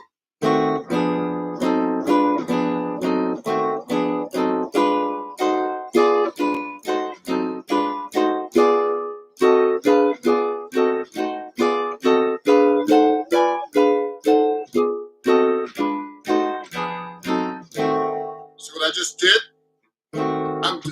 This is just a warm-up. I haven't touched the guitar at all today. I've been doing everything else except playing the guitar. So this is a really good warm-up with just chords diminished. Now I like to do the one on the first 4 strings and across. Okay, and the next 4 strings, and the next 4 strings. Okay, so this is 4 to 1, 5 to 2, and 6 to 3. Okay, now you could see that these are all the same chord. Do I do that one? It's all the same chord. I'm playing the same octave, just so you know I'm playing the same form, but on different strings, and it's a really good warm-up for your left hand, to loosen up, and get your left hand working and coordinated. And now another exercise I like to do with that same thing is just to go across like this, and then go like this, back and forth. I'm trying to do as fast as I can, and slow too, and hold those chords nice and legato. Okay, and then you can go up 1 fret at a time.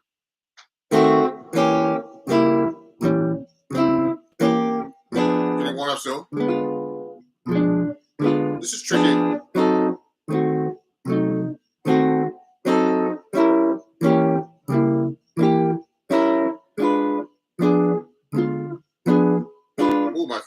so stiff.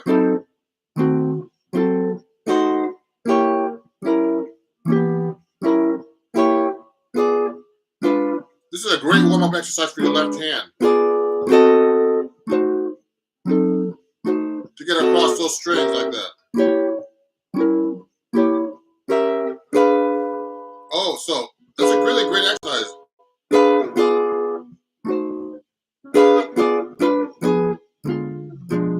I'm doing thirds now like that across.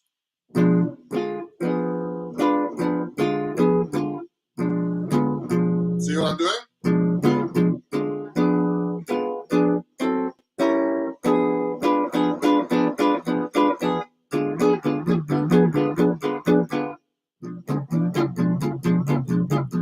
Okay, that's really hard to do actually. Now, if you have any questions, oh, thank you, Seth. Yeah, I'm just doing a little warm-up for you guys so you get just a short 10-minute warm-up. So that's really good. I did that for a couple of minutes. Now, like another thing I like to do is just tremolo, like this. I'm only gonna go for about 10 minutes. So that's a really good exercise. I've shown you this before. You get your picking. That's so slightly sharp, that string. Okay, I'm just going across the fingerboard like this. Across the string, excuse me. With my pick. Now I'm using the George Benson picking technique I told you guys about. I'm just doing a little warm up. This is a good exercise. Just a tremolo exercise to loosen up your picking hand. And you can do little things like this, little exercises where you do sweeping like this. So I'm doing alternate picking. You could do it like down, up across the strings. I mean, I would do it slow. I'm just trying to show you fast.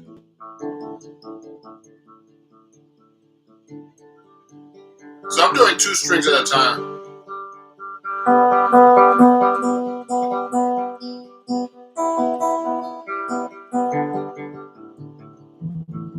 See what I'm doing? And then you could do sweeping too.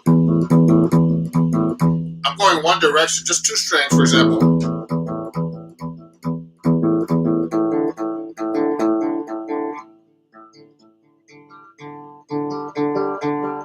It's really hard to control the strings like this. Now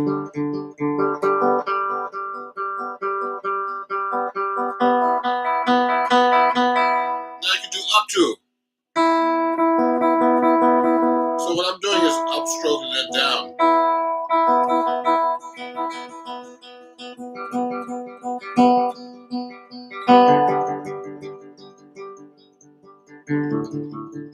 I'm just concentrating on my right hand now. My picking hand in my case. Let me turn the heat down a little bit here. I'm burning up. Okay.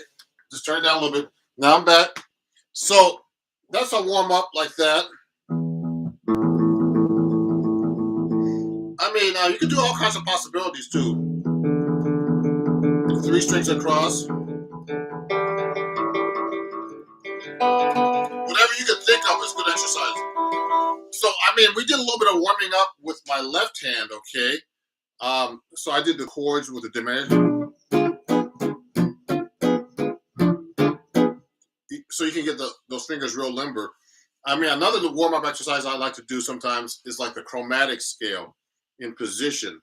So let's stay on the 5th fret. I can go up the scale. So this is the real chromatic scale. I mean, some people do the chromatic scale like this. They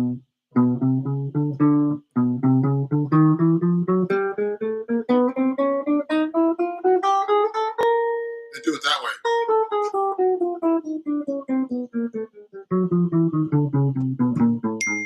Okay, you could do it that way. But I like to stay in position sometimes because that doesn't make sense sometimes when you're improvising or playing a line. If you're going across like this with it. But it's a good warm up.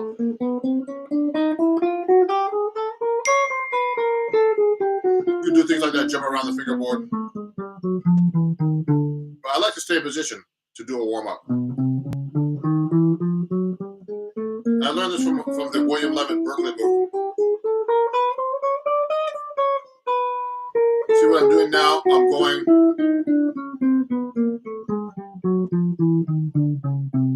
Now, you could do that a little bit slower than me. Just doing this a little bit faster because I'm trying to show you on video. Let me put this down a little bit. So you can actually go like this too. You can go real slow. Keep your fingers close to the fingerboard.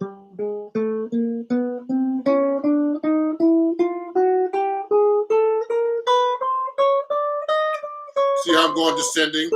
Using my fourth finger. You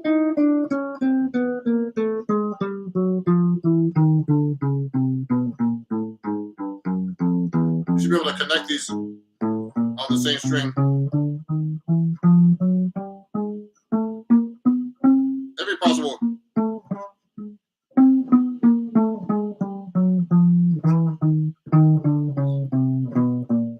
That's a good exercise. Watch me.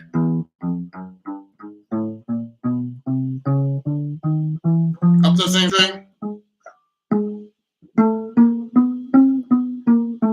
That's tricky. Try to make it sound connected.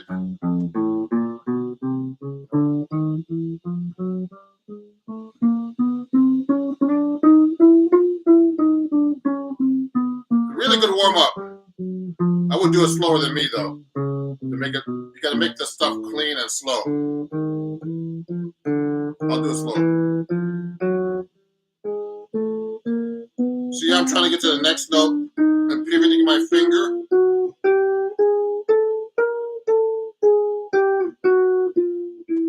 Connecting the note smoothly. I'm always accenting the note going down and up.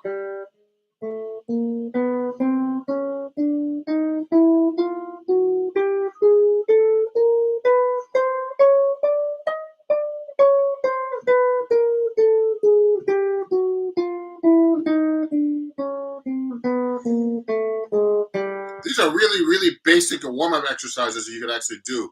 So, I mean, that was a 10-minute warm-up. I did picking, legato. I mean, I haven't done, there's all kinds of stuff you could do. But I didn't cover legato or anything like that yet. Hammer on some pull-offs. I did some alternate picking. I did some tremolo, some chords. You know, chords, diminished cross, chromatic.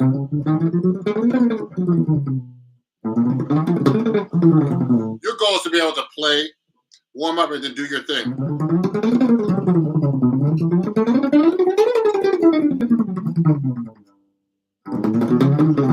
I'm just messing around. But, you know, to get limber so you can do your stuff. You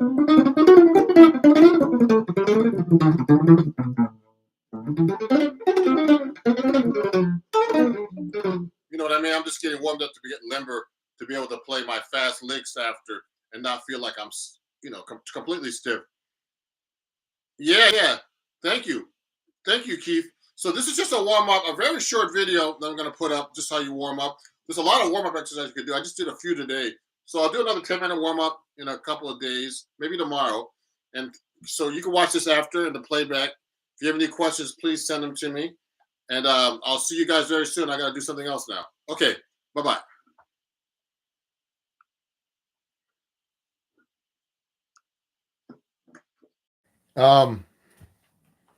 Oh, there's people watching already. Thank you. I'm just, you know, going to go live on my phone because it's a little better, I think. And I'm going to take questions. Let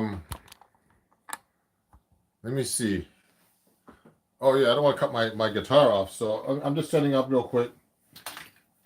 Impromptu live. If you have any questions, you know, please ask them. I'll try to answer them. Let me see if I can see the guitar back here. I might have to lower the stand a little bit here so you can see my guitar. Let me try it right now. Oh, a little low. So how's everybody doing today? I'm going to be trying to do these sessions more often where you can answer questions. So, hey, how's it going over there? Jeremy, I might have to raise my seat up a little bit just so you can see me a little better. Let me do that right now. I'm going to use my stool instead of my chair like this. Let me get that. So, you know, send me some questions right now, everybody. I'm going to be talking about I'm going to be talking about this book that I have out now, Chords at Your Fingertips. A bunch of different things. You know, I'd like to thank all my new patrons that joined this week. Let me move this chair back here a little bit. Okay. Ooh. So, something's happening. Everything's okay. I'm here. Some drama here. Trying to set up. Because you know what? When you go to YouTube, you can't really just like start streaming. It's just like you got to adjust your camera and stuff like that. At least in my case. So I have my guitar here, my 7-string guitar. So if you have any questions about this, let me know. Oh, you know what? I don't know John Mayer chord progressions by heart. Actually, let me see who that was. I think that was Jack. Let me see. Let me see what's going on here. I'm going to try to see who's chatting with me. I can't see them all at the same time. Maybe I can go on my other computer. Let me ask my my associate. Can you pass me my computer? And I'll take questions. I can see what the comments are better when I have my computer at the same time.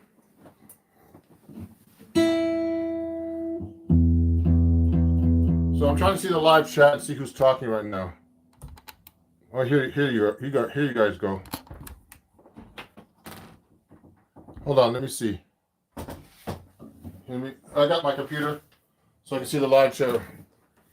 Okay, a good place to start learning jazz guitar is actually, and I'm going to fix my head here. A good place to start playing jazz guitar is with a teacher, actually. So let me go to my live chat here and just look at my channel and look at my live chat so I can see you guys better, your comments better. The phone transmits a lot better, so you guys know. So let me go here real quick and get like a stand to put this on. Here you go. So let me see. I'm going to try to take your questions as best I can.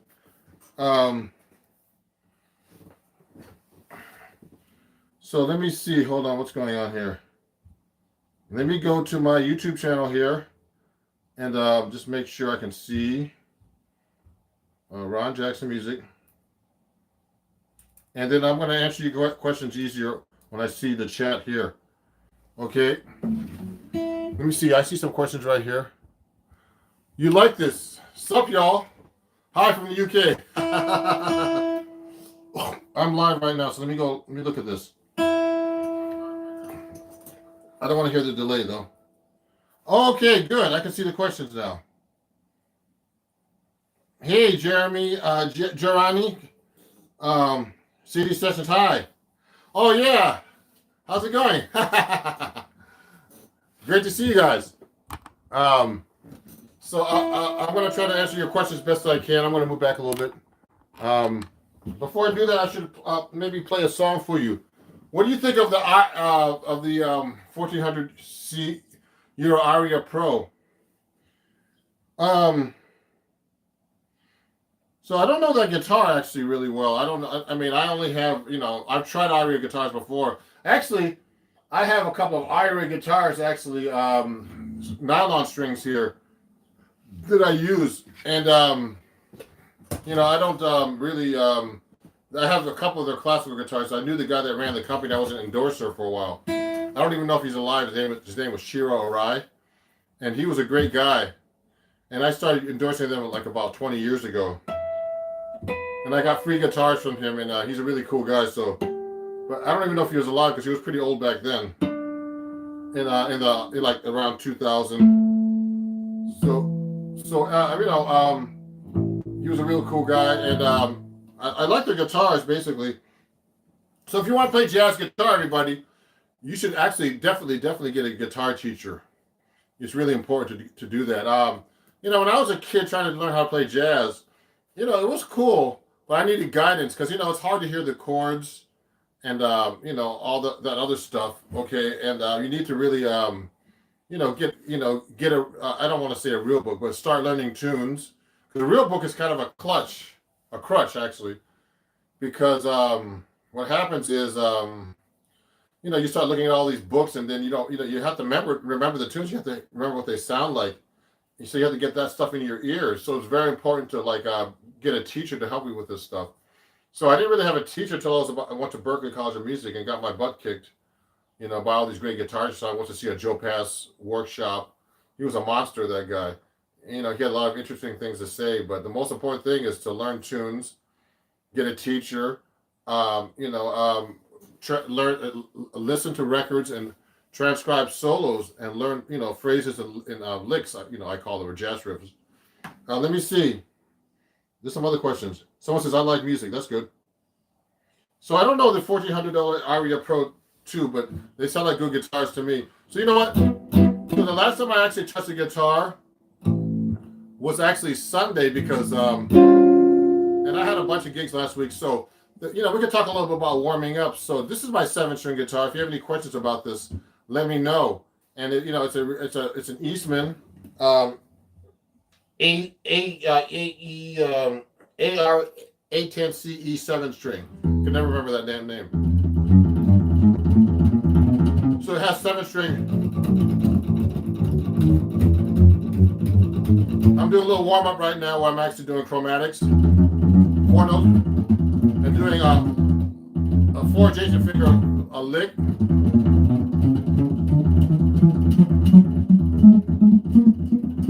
So what I'm doing, and I'm doing a tremolo at the same time. What's your favorite drop 2 voicings or fancy root subs? Well, I mean, I love some of these drop 2 voicings I use for minor 7 flat 5. That was actually a drummer boy. You're a drummer, huh? Wow, I didn't know drummers play guitar. So if one of the hardest drop 2 voicings is actually the let's do a D minor 7 flat 5. Okay, what I do is this. You should know all your drop 2 voicings for a minor 7 flat 5 or any chord actually. Hey, how's it going? So you should be able to do this. So this is the 5th string root. Okay, and you should be able to do it on the 4th string root. I actually have these written out on my printables page on I actually sell these on my printables page in versions. Actually, I'm actually have to put those up this week on my website, ronjacksonmusic.com. So all the inversions of all the chords, you should know them from all the roots. Minor 7 flat 5. So let's say I'm playing here.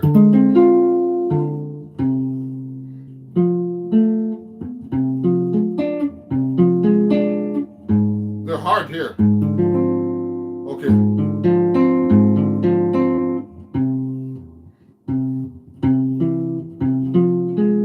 See that? They get the weird fingers on the 6th string.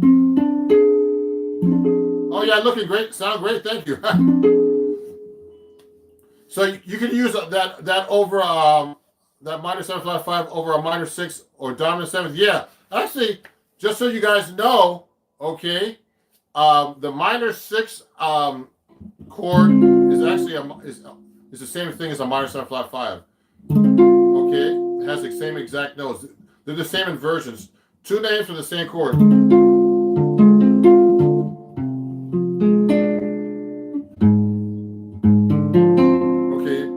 So if you look carefully, it looks like a 6 chord, F minor 6 chord here. So they're basically interchangeable, okay? Yeah, you're welcome. So I use this a lot. And also diminished is really easy to play off the minor 7 flat 5, so I'll just substitute.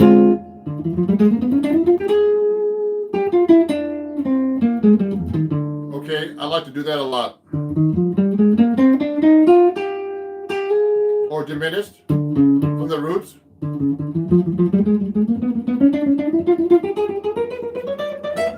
Okay, etc. So you should definitely know your inversions, your drop 2s. Let me see. 2-5-1 substitutes for each chord. That's Marty Mooney.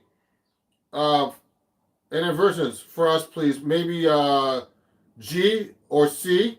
So 2-5-1 substitution. So if you're doing for let's say you're doing let's do G minor to F7, something a little different. So you know what? Let me take out my 6-string guitar so you guys can understand a little bit better. Here's my 6-string. Let me pull that out. So I have my D'Angelico. I'd like to thank D'Angelico Guitars for giving me a 6-string guitar. Let me show you something before I forget. I have some of these banners to show you guys. Can you play a jazz progression for practice purposes that's a little bit more advanced than 2-5-1? Sure. So let me see something here. Let me pull out my guitar first.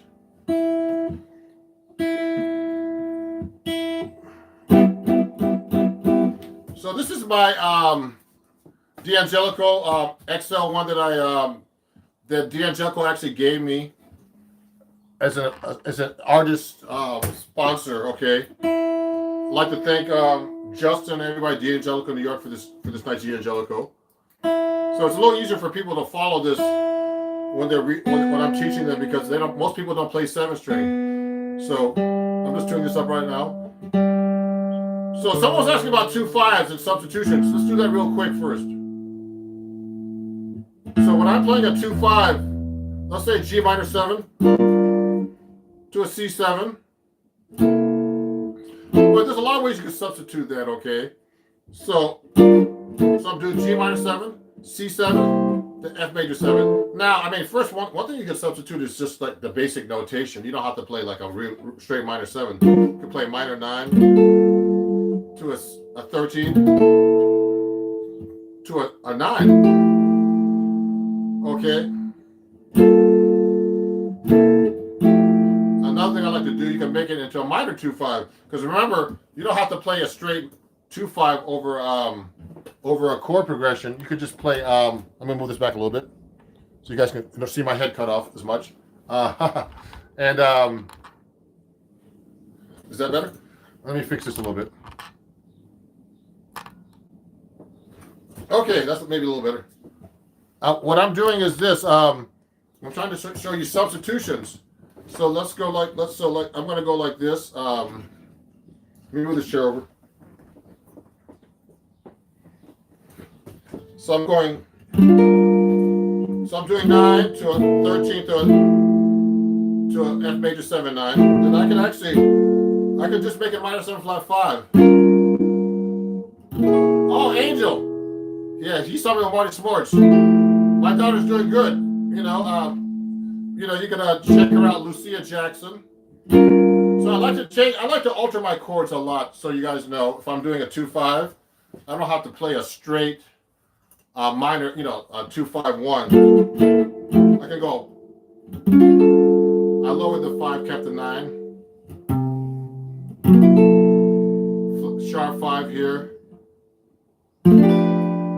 Change that to like a Lydian chord or something, So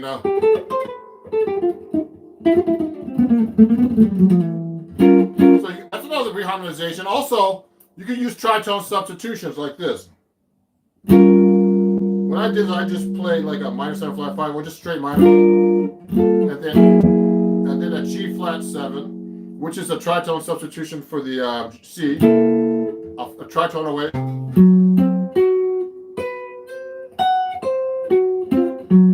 Okay, like that. Okay, you can do that.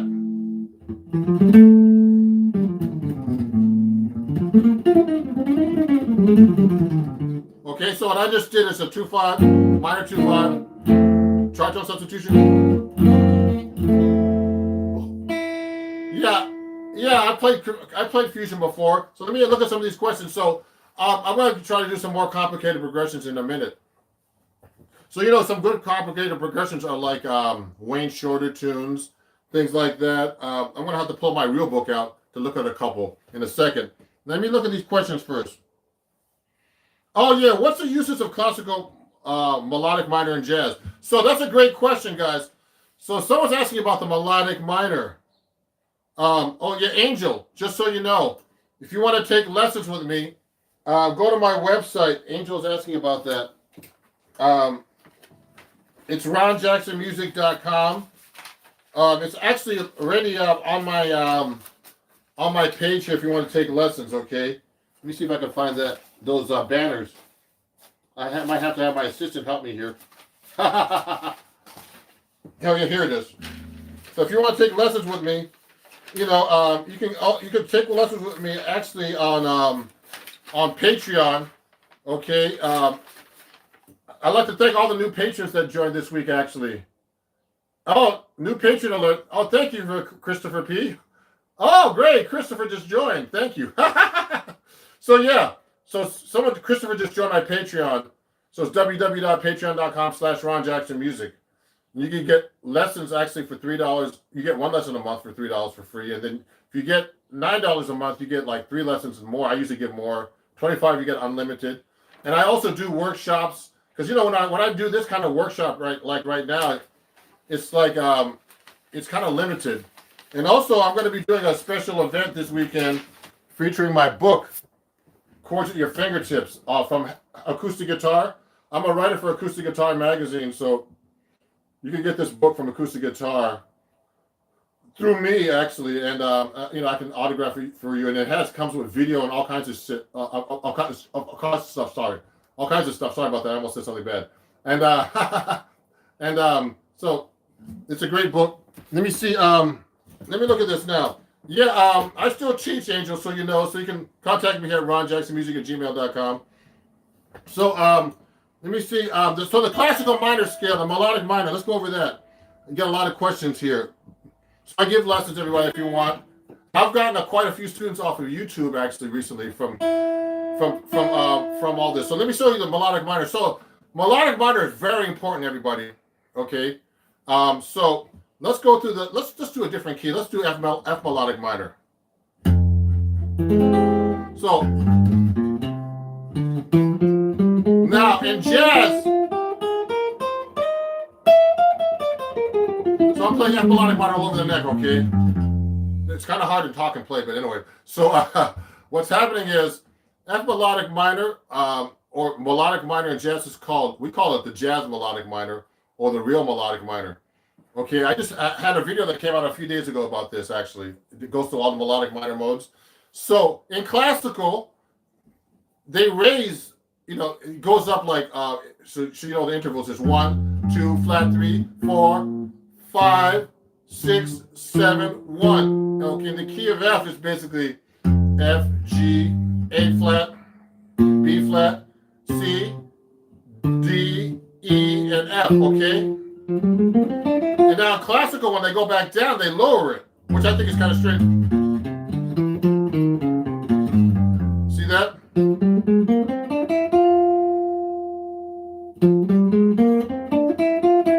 Now backwards they go. Now, but in jazz, we keep it all the same.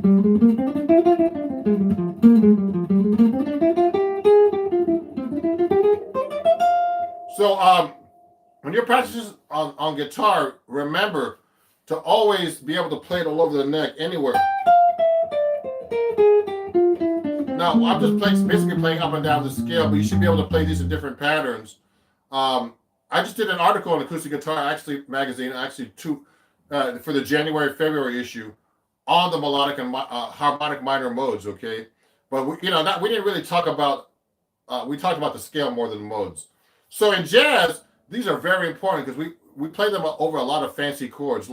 So the first mode of the melodic minor, okay, is actually called, just the melodic minor. So you can play that over a minor major 7 chord or a minor 6 chord because it has the notes in there.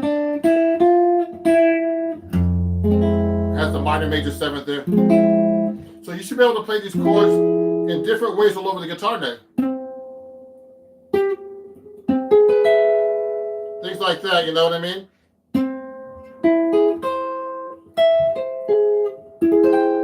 Every kind of voicing you possibly can. Not only from the root, but from any kind of interval or anything like that, okay? So a classic major scale. Oh, that's a good question. This comment, here's the thing, everybody. In classical, you're limited to the way your scales are played. So here's a typical C major classical. I have to think about this. I haven't played the guitar in a couple days, just so you know. Doesn't really matter. I just need to get warmed up a little bit. So the classical C major is like this. I should do a video about this too, man. It's like this.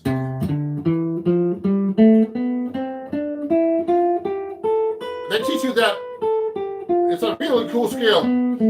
It's good for like actually pivoting your fingers.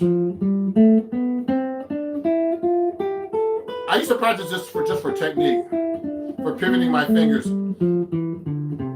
Okay, but what happens is when you want to play, really learn how to play the C major scale, you gotta be able to play this all over the neck like this.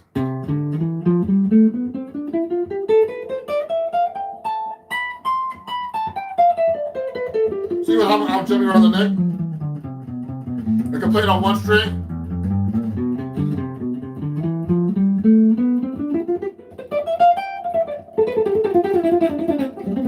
I'm just basically messing around. So I'm just basically playing up and down the neck. They don't teach you how to play the C major scale in classical like that. So I have this system that I learned from Berkeley where you play all 8 fingerings. There's 8 fingerings that connect up the neck like this. Let me show you real quick. I'll do it really quick. But so here's 1.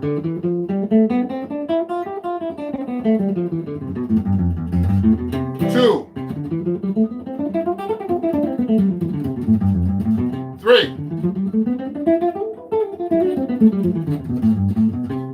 4. 5.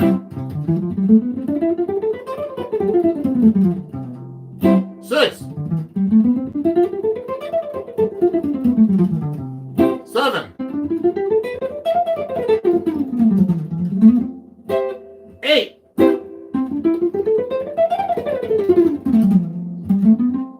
And they double, okay? So that covers the whole neck. And I actually have that written out. If you go to my website at www.ronjacksonmusic.com, those are all the 8 fingerings. It's a lesson that I teach. It has the tabs and everything. You can learn all 8 fingerings. And if you go this week, you get 20% off my website until the end of the week on everything, including my books and everything. And it's use code Sunday, okay? Use code Sunday, and you get 20% off everything on my website, including this book, Chords at Your Fingertips, okay? That's very important. You have to be able to play your scales up and down the neck without getting lost, okay? So let me look at some more questions here. And that's only the key of C, just so you know. So you're going to be able to play this in any key. So in the key of F. So I'm talking too much. Key of F, key of, any key. I mean, in jazz, you play a little in different keys. So let's get back to the melodic lines. There's a bunch of questions here. Let me see what's going on here. So the melodic line, we're going to get into that some more a little bit. I'm 50. I really want to learn jazz. Where do I start? So that's a great question. I'm going to answer all your questions a little bit in a second. So one at a time. So if you're 15, get a teacher and start listening to records. Like I always tell people, when I went to Berkeley, the first thing that taught me is the real book. So I have the real book right here. Let me show you the real book. So the real book is really cool. It's a cool book, but that doesn't teach you how to play jazz. You're just looking at tunes. And most guitar players these days don't even know how to read, unfortunately. I know how to read notation. And the reason why I use tabs is because most of my guitar students don't know how to read. So it's important to learn how to read. So I have the William Levitt book. I don't have it handy right now. But it's a great book. That's how I learned all my reading skills and chords and everything. And it's a great book. It's important to know tabs just to show you somebody how to play something, put the finger on the right string. But, the most important is to get a teacher, because when I was a kid, I was self-taught. So I thought I knew how to read. I knew all these chords, but I really didn't. When I went to Berkeley, I got my butt kicked. These guys from Japan going in there, going crazy, you know. I was like, oh my God, these guys are playing Jason. And I was like, oh my God, I gotta practice. So I would practice for hours and hours and hours and hours, and I used to practice about 5 to 8 hours a day, and I had good teachers, and I still, I still study actually. I study with a drummer right now, and I studied over the years with. I took a workshop with Joe Paz. I had some great teachers at Berkeley. I studied with Rodney Jones. I've hung out with George Benson. Studied with Melvin Sparks, Bucky Pizzarelli, Pat Martino. Man, who else? There's some people I could have studied with, and I didn't. I should have taken that up, like Jim Hall. There's a bunch of people I could have studied with that I should have studied with too. That I regret not studying with. They passed away. So it's good to learn from teachers. That's the best thing to do, actually. So if you're 15, start like that. Now let me see it. Do I ever play jazz fusion? Sure. You're getting to first base. Okay, let me answer the next question. Then I'm going to get to your question too. So, I love B.B. King, so you know. And so someone, Greg Hollis was asking about that. Masha, how many hours a week do you recommend practicing? I recommend practicing as many hours as possible.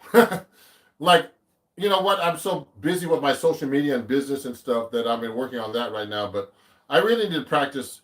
If you can, the most important thing about practice, everybody, it's not about how many hours you practice. It's about consistency. You should practice something every day. Okay, if you need to learn something new, practice it once.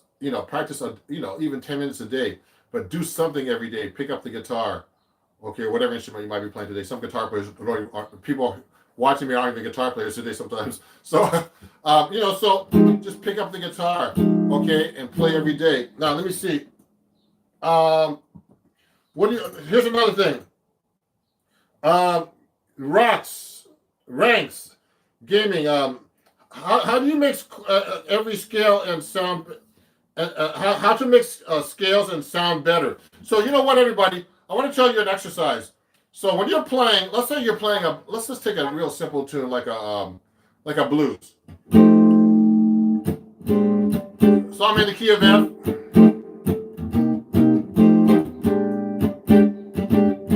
So when I'm playing through a song like that, now I have a lot of options, but what I like to do is I like to do this thing called the continuous scale exercise. So when I'm playing over the chord, I'll go like this, F. Now when I'm at the B flat, and then I just keep playing the scale all the way through until the next chord. F down. Now G, C7, F, C7, F dominant, B flat, F dominant, B flat dominant, B diminished, G7, C7. What I'm doing is I'm doing a continuous scale that goes to the chords. I need to get my assistant to help me set up the sound system here. Hold on one second. Can you set up the speaker, please? Yeah, it's from behind the curtain here. So, everybody, what's going to happen is I'm going to try to show you how this is actually done with a play along through my computer. So, basically, if you want to mix your scales up, you got to be able to go, through the chords and just change them. Change the chord scale during the song without getting lost, okay? So, so someone's asking, this is a good question. I'm going to get to the other questions too. So when I'm actually going to the next chord, it doesn't matter which note I'm on. I just want to make sure I get to the right scale. I'm not really targeting any kind of other notes. You know what I mean? I'm just actually going. When I get to the B flat, same on F7. Now when I get to the B flat, I'll be on the 13.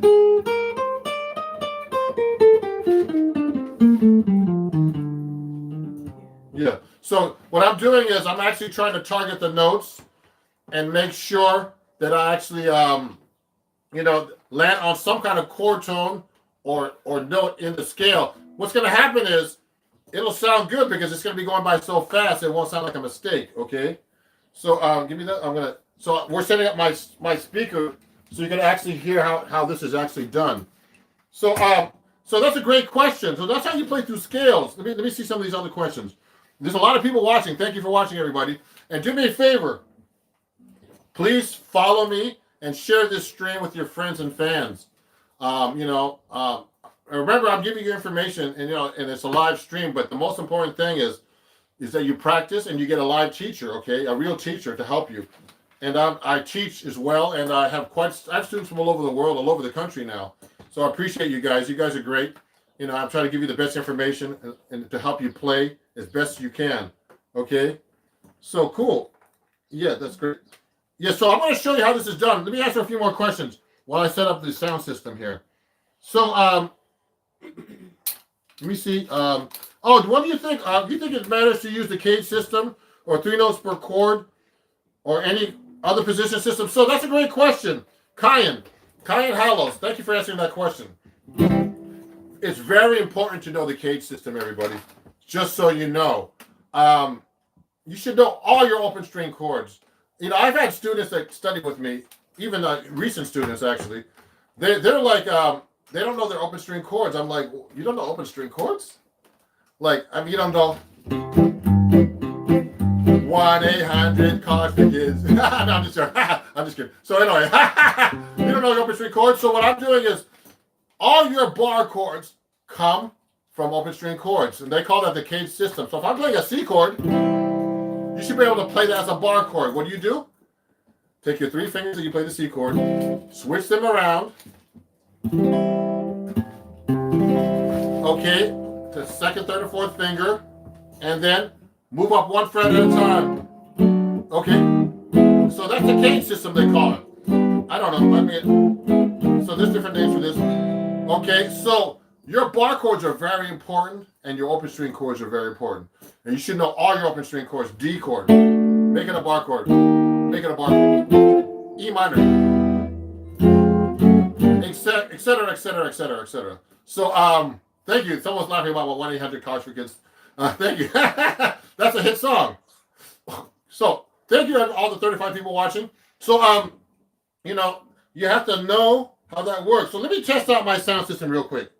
I might need my charger too. So, it's in there somewhere, but we'll get that in a minute. So, let me charge this, guys. I'm going to go watch this. Yeah. Computer charger. So, let me see if this works. It's not on. Yeah, so we're trying the sound system to make sure it's working. Okay, you have to mute it. Oh, I see. That's the problem. No, you have YouTube in there? Yeah. So mute it on. Oh, yeah. Let me mute YouTube right now, everybody. So we don't hear me. How do I mute on YouTube? Yeah. Oh yeah, I'm gonna mute me on YouTube. I'm muting me on YouTube. So let me play you a blues song. I'm gonna pick up blues right now and show you how you play the continuous scale exercise. So let me get a C jam blues right now. So let me play that. Okay, play it. Is it on? It's off. I'll give it a try. Hold on. It has to go green. Yeah. Maybe you can reach it. Okay, hold on. Let me try this. Okay, so here, everybody.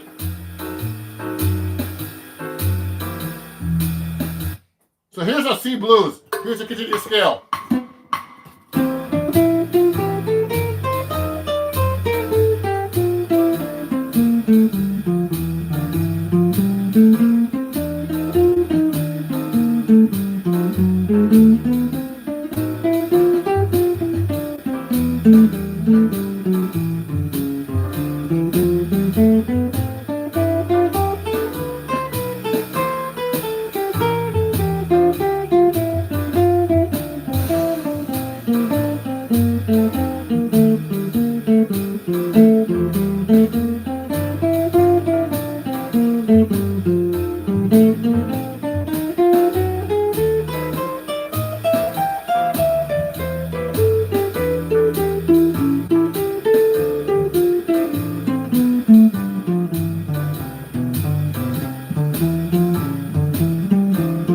So you see what I did? I actually just played through the scale, through the changes, just like that, okay? So that's an exercise I actually teach my students. It's called a continuous scale exercise. So you're actually playing through the chords. Now it's just an exercise. It teaches you how to play the changes and hear the changes, and also change your scale when you get to go through the changes. Okay, let me adjust this phone a little bit. So it's a really cool exercise. I mean, I learned that. I don't know who I learned that from, but it's a really great exercise if you really want to get your scale playing together and your chord scales and all that stuff. So let me look at some more questions here. Thank you everybody for attending my impromptu workshop here. Let me see some more questions here. First starting base, you got your first base. John Prescott says he got his first base a few days ago. To start, he's excited to get practicing. So what routine would you first do for a first month practicing 1 to 4, 5 to 2 hours a day? John, work on your scales, okay, and start learning tunes. And also work on technique. I actually play bass also. Work on alternate, strumming with your fingers. These are your two main fingers when you use bass, okay? Play banjo. Yeah, I play banjo too, but not really. So yeah, and also work on your scales on the bass. I have a bass over here, but it's kind of hard to take out with all this going live right now. So that's a great question, John. Paul Smith, well, this is a surprise treat. Thank you, Paul. Now, let me see. That was John Prescott. What scales? Okay, hold on 1 second. Let me see this question. What scales work for every chord? Is there a go-to scale for every chord? Okay. Now let me pick a more complicated song. Okay. Oh, someone was asking more about more complicated progressions. So let's pick a song like a Wayne Shorter song. Okay, let's pick Fee Fi Fo Fum. If you have your real book out, go get it out. That's like a kind of a complicated jazz song that a lot of New Yorkers play. Fee, Fi. Here it is. So Fee Fi Fo Fum is has a lot of chords in it. So if I'm playing first, depending how fast the chord is going by, this is very important, everybody. A chord that goes every 2 beats is really hard to play over because it's going by so fast. So when I usually play a chord that goes by 2 beats, I have to usually arpeggiate or something over the chord. Or just keep a note there because it's not much time to do anything unless you play double time. Okay, and then so I like to do double time because I hear noise. So So what I'm going to do is I'm going to play Fee Fi Fo Fum. It's a really cool song. I'm going to get the real book out. Let me show you what it looks like. There's a lot of chords here, and it should be in the real book here. So look at this song. It has a lot of chords in it. I'm going to play it for you. And what happens when I improvise over a chord progression that's this complicated, what I actually do is I actually do a lot of arpeggios and stuff. So I'm not going to do any exercises right now. I'm going to play over this. But what happens is I'm going to play the melody first. Then I'm going to actually improvise over this to let you know how I approach this. I might just break it down to make it simple. I might do arpeggios. I'll do arpeggios. I'll do different kinds of phrasing so you get an idea how to do this. So let me start out 3, 5, 4, 5. Here we go.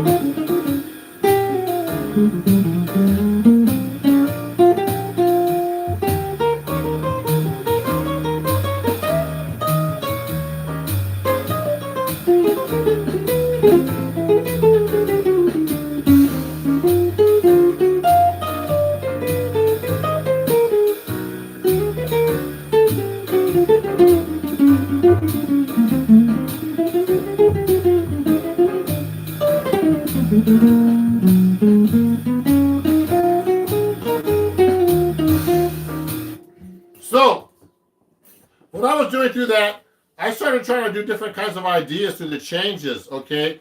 First, I started doing arpeggios, because there's a lot of chord changes, and they don't make sense, actually, sometimes. It's kind of like a giant steps kind of song. So the song I'm going over right now is Fee, Fi, Fo, Fum, okay? And there's a lot of chord changes there. And some of it's kind of like a giant steps progression like this.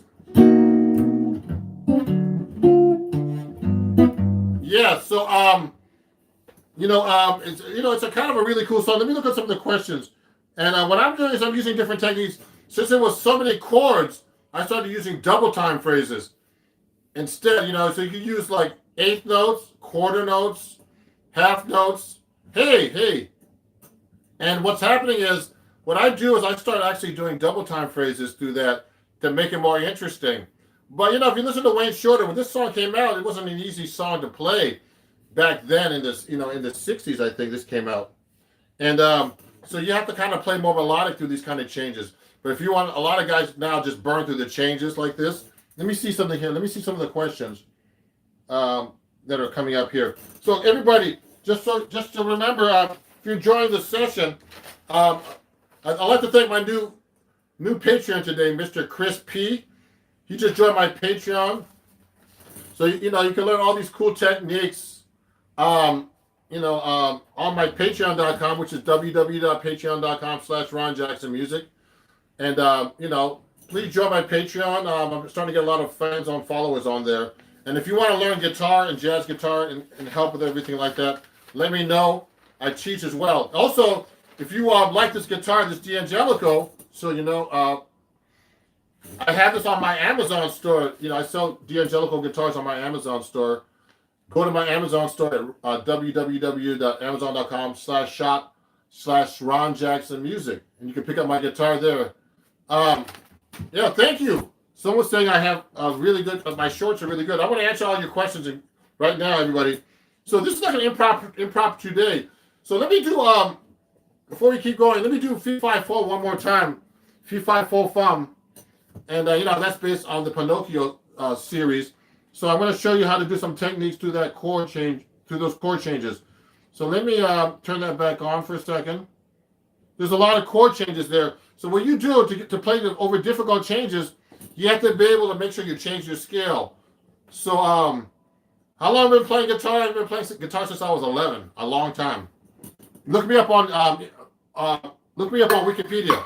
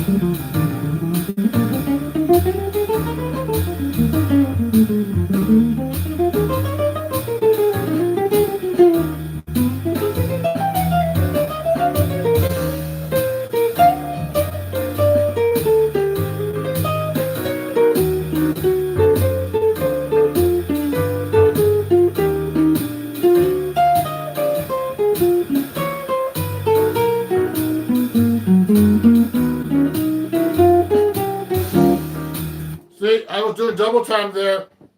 Then I started doing arpeggios.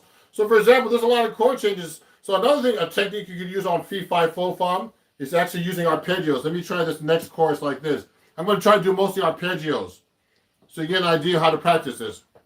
Well, here we go.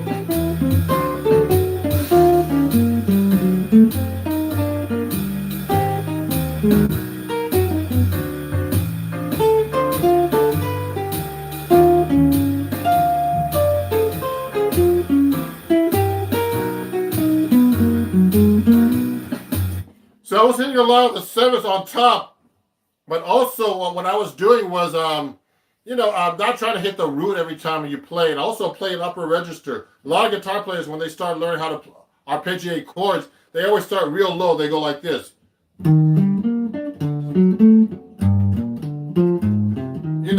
So it's good to do that if you're a beginner, but you have to be able to play the higher register on the guitar to be able to learn the guitar neck.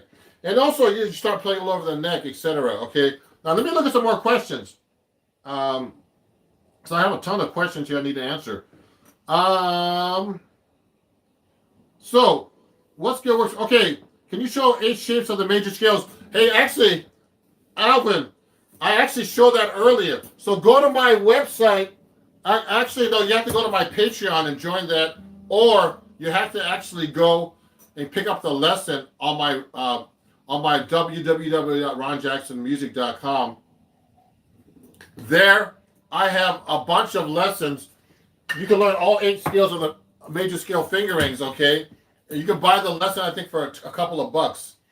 And I'm having a sale on my website, just so you know.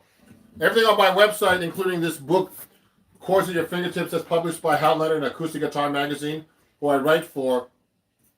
Everything right now is 20% off on my website. You get an autographed copy. This book comes with video, tabs, everything. Take a look at this.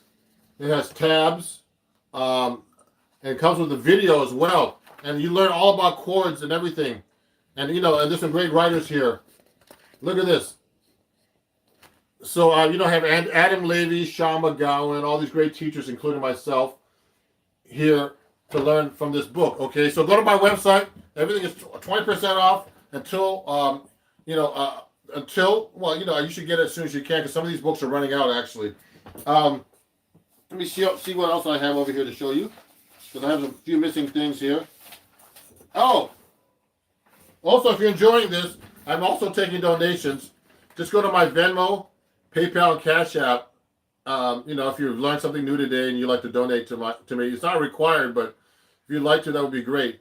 It's www.paypal at Ron Jackson Music, Cash App, and Venmo at Ron Jackson Music. Okay. So thank you very much, and also follow me everywhere. Follow me here if you're not, or subscribe to me here, and I'm TikTok. I have a lot of people over there, and Facebook and Instagram. It's all Ron Jackson Music. Now let me answer some more questions here.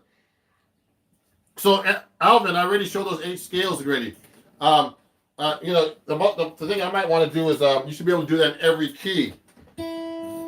Oh, thank you, BWG BWG Media. He appreciates my videos. Let me see. I'm a little stuck here. My computer's stuck. What's going on here? So I'm trying to look at some of these comments. So let me see. Watching from Africa. Great. How's everybody doing? My computer's stuck. So let me see what's going on here. Okay, G melodic minor over. It's just good. Melodic minor. Oh, cool. Let me look at some of these comments because my computer just got stuck. Let me see the live chat. Oh. Okay, hold on. Let me see some of the live chat here. Okay, so let me see. Someone from Ghana?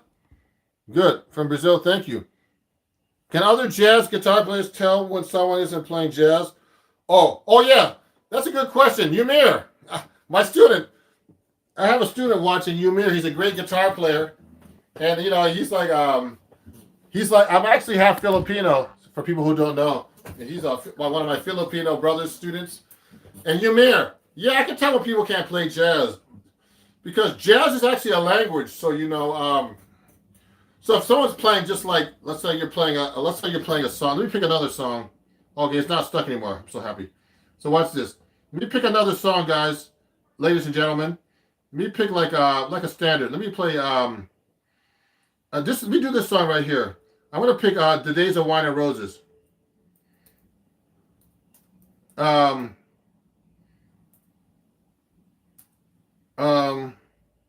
hope they have it here. Oh, let me see that. "Days of Wine and Roses." I'm gonna pick a song for you guys, and I'm gonna play it like kind of medium up. Let's put it like a 160.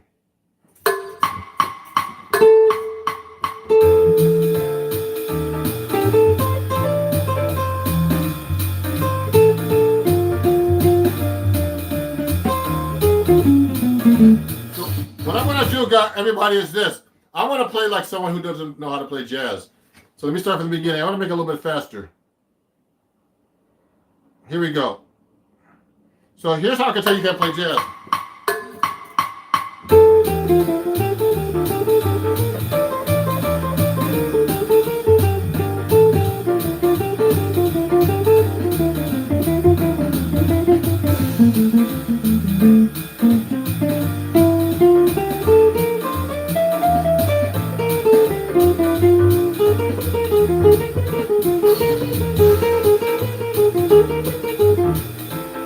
I'm kind of exaggerating, but what happens is, what am I doing here?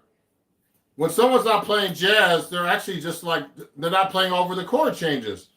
So they're playing the same scale. I was just playing an F major scale over there are all these chords going through the song of Days of Wine and Roses. Days of Wine and Roses has a lot of chords. Let me see if I have it in this book. Days of Wine and Roses. It might not be in this book actually, but the Days of Wine and Roses. Anyway, so when I'm playing through this song, here's how it should sound. You should sound like you're playing jazz over the chord changes. Let me turn this up a little bit. Here we go.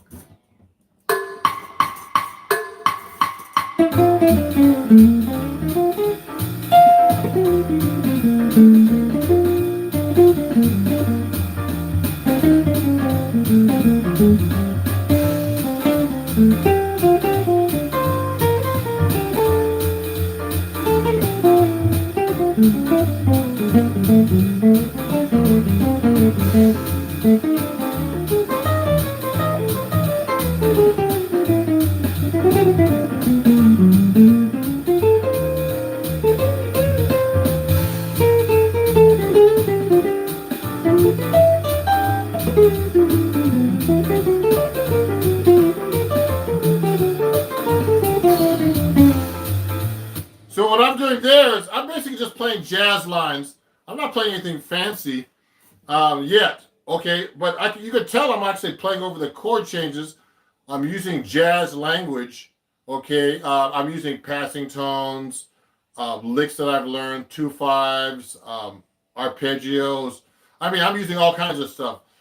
All kinds of stuff I've learned over the years to play when I'm playing jazz guitar. So someone who knows how to play jazz, they really know the language, and they know I'm using all kinds. Also, the rhythms are very important. It's not, I'm playing a lot of eighth notes. I'll do triplets, all kinds of different things. I could do double time phrases. At this speed, it's going to be really fast to do double time, actually. I'm going in like at 170, but it's possible. Let me show you different techniques I can use. And I'll say them out loud when I do that. Ready? Here we go. So eighth notes. Triplet. Eighth notes. Triplet.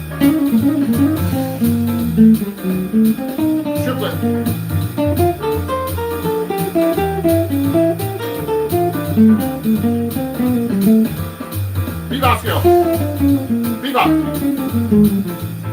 Arpeggio. Triplet. Triplet. Arpeggio. Arpeggio. Arpeggio.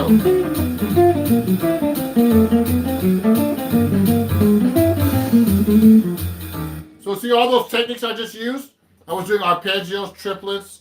I also doing extra things, of course. I can't, it's kind of hard to say everything when you're playing. But I know what I'm doing, and I know when I'm not playing stuff correctly. I know, if I play a wrong note, I know it the most. People might not even notice it. And some people might. But to me, I'm my worst critic too, and you should be too. So let me get back to the questions before I finish up here, because I got to eat lunch soon. But this has been a great live session, everybody. Now, if you enjoyed this, definitely please follow me and subscribe. Join my Patreon. We had a new patron today. I appreciate you, Chris P. And also go to my website, ronjacksonmusic.com. Use code Sunday. And this week you get 20% off everything. 20% off. Use code Sunday. Celebrating 1 year of Sunday Evening Jazz. That's on my Instagram channel. And thank you for all my 25,000 subscribers and followers on Instagram. Let me see. Let me see this. I have a class in 3 minutes. Oh, sorry, John. There's a lot of questions here. Oh my God. Hello, jazz is the toughest of all of them. Do you recommend beginner play to start with jazz? Yes, if you're a beginner, start with jazz. I would start with jazz because there's nothing wrong with starting with jazz. If you start with jazz, it's really classical is hard too. If you start with classical, that's hard too. So they saw a lot of guys back years ago in classical guitar. So you should definitely start with jazz. Okay, let me see this. That's cool. Can you play any sing-alongs like Wagon Wheel? Yeah, I played G major pentatonic over that just now. Okay. Cheers from Chile. Let me see these other questions. Oh yeah, so yeah, thank you, Yumir. He thanked me for putting up the so someone's asking me about the George Benson picking technique. So you know what? Let me see, that's Shiva Savananda. So yeah, I basically use the George Benson picking technique, but it's weird. Recently, I've been straightening out a little bit sometimes. I don't know why. But the George Benson picking technique is basically a sideways technique like this. I hit the string like this. If you watch carefully, my pick is more at this angle. Not straight, but more at this angle. So, you get a lot more speed. When I was playing years ago, I studied with Rodney Jones. He helped me with this technique, and I've also hung out with George Benson a lot. At one point back in the in the late '90s, I used to hang out with him. He's taking me out to dinner, and I've been hung out. And hung out with him backstage. And he uses this technique where it's sideways like this. So it's really a weird technique. Sometimes I start straightening out because some of you need to first, if you want to use the George Benson picking technique, you need to you should definitely use flat wound strings, because when you turn the pick sideways and you have a round wound string, you're gonna have a scratchy, scrapey sound. I can prove that on you. Where's my other stand here? Oh, here it is. So if I'm playing my 7-string guitar, let me show you. I have a round wound string on this thing. So on my 7-string, this is hard to switch between these things too. I'll tell you, everybody. So that 7-string has actually it's a wound 7-string. So listen. You hear that sound? You hear it less here, but I can hear it now because I'm actually not playing that loud, but I can hear it acoustically. But here, you can really hear that scrapey sound. So the George Benson picking technique is basically playing sideways. It really helps you build speed up. So let me show you something right now. I'm going to play a fast rhythm changes song, like I Got Rhythm, and really fast.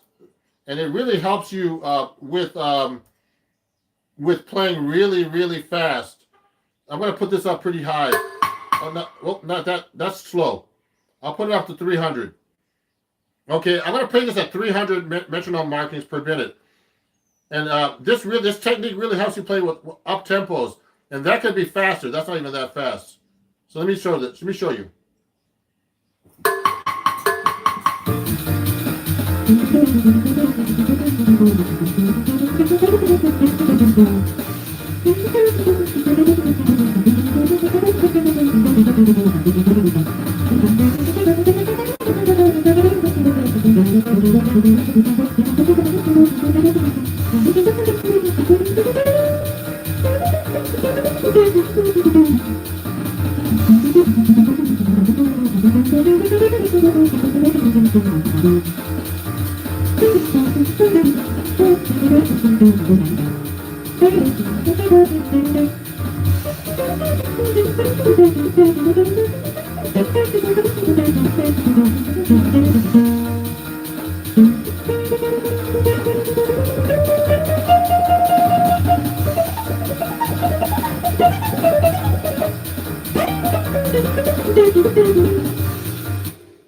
you get the idea. So I'm using that picking technique because I can get a lot more speed when I'm playing at an angle. Okay? Now I'm still getting warmed up here. And also switching between 6 and 7 strings is not easy for the picking even. To hit the notes correctly, to play on each guitar over, switching between 6 and 7 string is a really kind of tricky for me still. See? So I'm doing 300 quarter note right there. And that's considered up tempo. And I play sometimes with bands much faster than that even. It's kind of crazy. Where it's like when you're playing, you see a fan spinning, you put your fingers in there, the strings feel like that when you're going that fast. So that's a great question. The George Benson picking technique is really great for your technique for playing fast and playing, kind of nice fast tempos. Thank you. Joker Man. Hey Ron, your shorts are very helpful. I'm a new jazz guitar. I was wondering what kind of scales you play over a minor major 7 chords. So Joker Man, on minor major 7 scales you use melodic minor, or you can use the Dorian also. No, actually no, melodic minor, or harmonic minor too. So here's an F major. Let me do an A minor major 7. You can use harmonic minor too. Because that note's in there too, the minor major 7 note.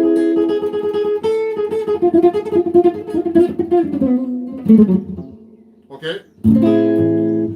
Oh. Now let me see. John Smith. Sounds great, teacher. Thank you. Hello from Brazil. Watching from Africa. Greetings, everybody. Now let me see. Do you begin to incorporate chromatic system in my solo? How do you? So chromatic system. That's an interesting question. Chromatic notes can be just random notes as well. But in jazz, we like to use chromatic passing tones, chromatic approach notes, all kinds of things like that. So I like to do that a lot. So you can start doing that over like chord tones, between whole steps in your scales, etc. Okay. I'm starting to get real tired now. So everybody. Informative and inspiring. You're welcome, Jonathan, and thank you, Santiago. Can he slap? I can slap on this thing actually, but I don't do it much. So anybody. So there's so many questions here. I could start jazz right away. So thank you everybody for watching. Again, I'm gonna finish up now. I gotta eat lunch. I'm getting tired. But if you enjoyed this, please join my Patreon here. Let me show you this. I have so many banners. I can't keep up with this stuff. Here we go. Oh, also, if you enjoyed this, I'm taking donations of $1 or more. It's not required, but it'll be great, to help support me during this time of no gigs, and mostly teaching at home. But so if you want to donate $1 or more to Ron Jackson Music, please do so. PayPal, Venmo, and Cash App. Okay, thank you very much. I'm going to be finished up in a second. If I really help you out today, that would be nice. And also, what was I going to say? On my website, ronjacksonmusic.com, I have a sale, 20% off everything. Use code Sunday. Hurry up before the code expires, okay? So you get CDs, you get this book here, Chords at Your Fingertips for 20% off. It's signed and autographed. Also, if you want to join my Patreon, you just go to patreon.com and it's called it's Ron Jackson Music, and join my Patreon, okay? So thank you very much for watching, everybody. It was really great having you. I'm going to be doing at least I'm going to be doing these live sessions at least once a week or twice or two or three times a week. Just answering questions, okay? But there's nothing like a real workshop when I present a workshop where you can actually play and or taking a lesson with a guitar teacher like myself, okay? And I'm looking forward to hearing back from you guys. And please follow me. Please share this channel with all your friends and family.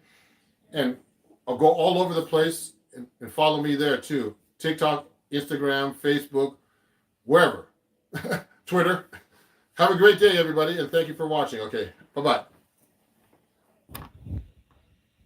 Here you go. Thank you for attending my live lesson here on my Patreon. It's on listed link here. So I'm going to take any questions you have. I'm actually going to be, monitoring this on my side here.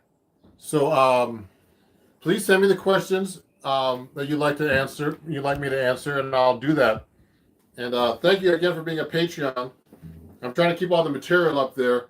It's hard to satisfy everybody with my material, but I try to give basic information, because I think a lot of guys on YouTube, on Instagram, and who have Patreons, particularly on YouTube, they give so much complicated information that most students can't even learn what they're talking about. So I'm very into basics, because that's how I learned how to play myself. And if you have any questions, it's very important to answer. Let me answer them for you right now on on this live stream. So send me a question through YouTube chats if you can, and if you can hear me okay, please send me a message right now to make sure you can hear me okay. And I'll start off with playing a song. And for example, my last post was about actually all the inversions of the seventh chords. Now, the reason why I give you all these really basic things to learn is because most guitar players don't even know these inversions, okay, or even the basic inversions. So to be able to play play jazz or play any style of music, you really got to know the guitar neck and all the basic stuff. There was a great teacher out here in New York that's I'm sorry he passed away recently. His name is Bruce Johnson, and he was really a great teacher for this kind of stuff. So knowing the basics is one of the most important things to having a foundation to be able to play anything on the guitar or any instrument, actually. So let me play you some chord melody on this 6-string D'Angelico I have here. And please send me some questions if you haven't done that yet. There's a chat right open here, and I haven't seen anything come in yet. So please send me something. And because today's all about taking questions, okay?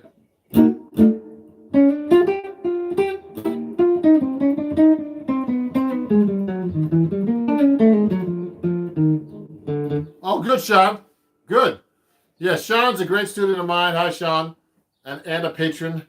And he's been studying with me for I don't know how many months now. At least 5-6 months, I think. I'm not quite sure. But anyway, we're working on some hard tunes. So 3 months. That's all. Thank you, Sean. Wow, it seems like longer. But you learned a lot of stuff in 3 months, actually. So we're going over basic stuff, everybody. So so for example, we've been playing a song called Along Came Betty.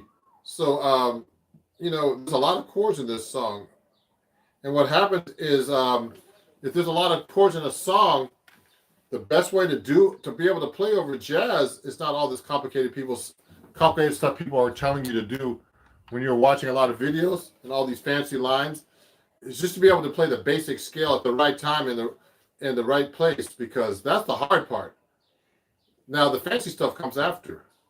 So let me play you. I'm going to play actually right now Along Came Betty, because my student Sean's watching, and I'm going to play along.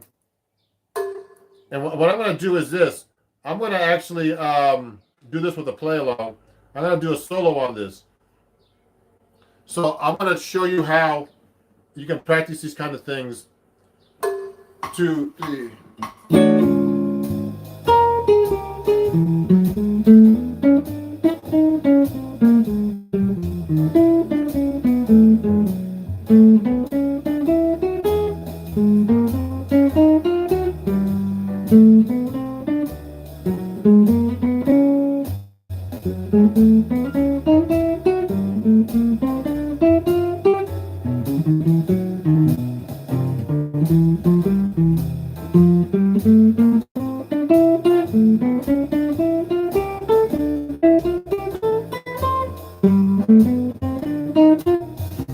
So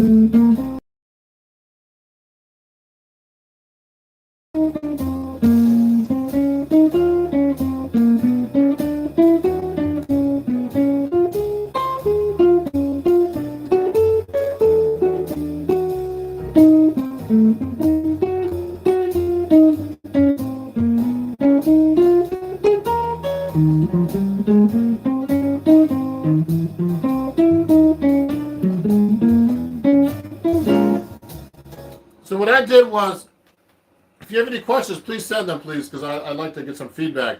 What's happening is I'm actually playing scales through the chord progression of a song called Along Came Betty by Betty Golson. And there's a lot of chords to this song. And the hard part is not playing fancy jazz lines. The hard part is just being able to play the right scale or arpeggio over the chord progression while you're playing. So if I'm going like this, the chords go B flat minor, E flat 7, then B minor, E7. There's a lot of chords.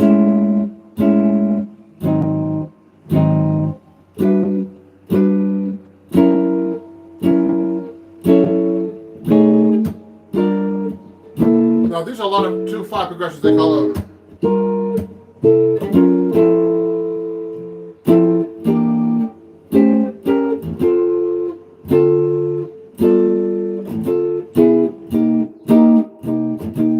So there's a lot of chords on this song. This is what they call an advanced song, Along Came Betty. And to be able to get through a song like this, you just have to do really basic things to be able to play these kind of solos, etc., through this piece. So, I mean, I teach my students real basic stuff so they have a foundation.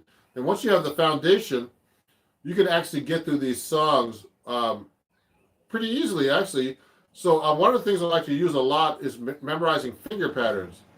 So whenever you do a scale, I mean, you should know how to play your scale across the fingerboard, but you should be able to also play the scale one octave from anywhere, any scale, but different fingerings that you can memorize. So like, let's say I'm playing a C major scale. Let's make it a G major scale. Now, see that way I played it? I can play it this way too.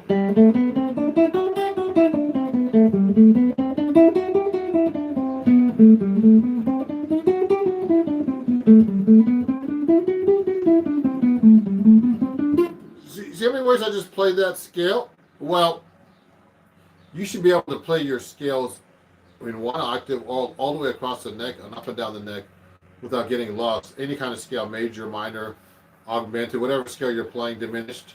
All the, any kind of mode, the melodic minor or harmonic minor.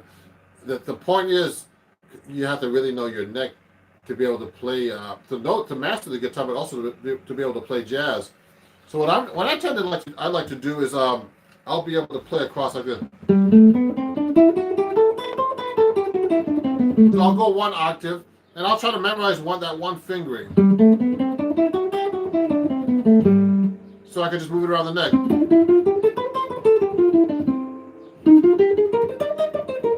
I'm using the same fingering, everybody.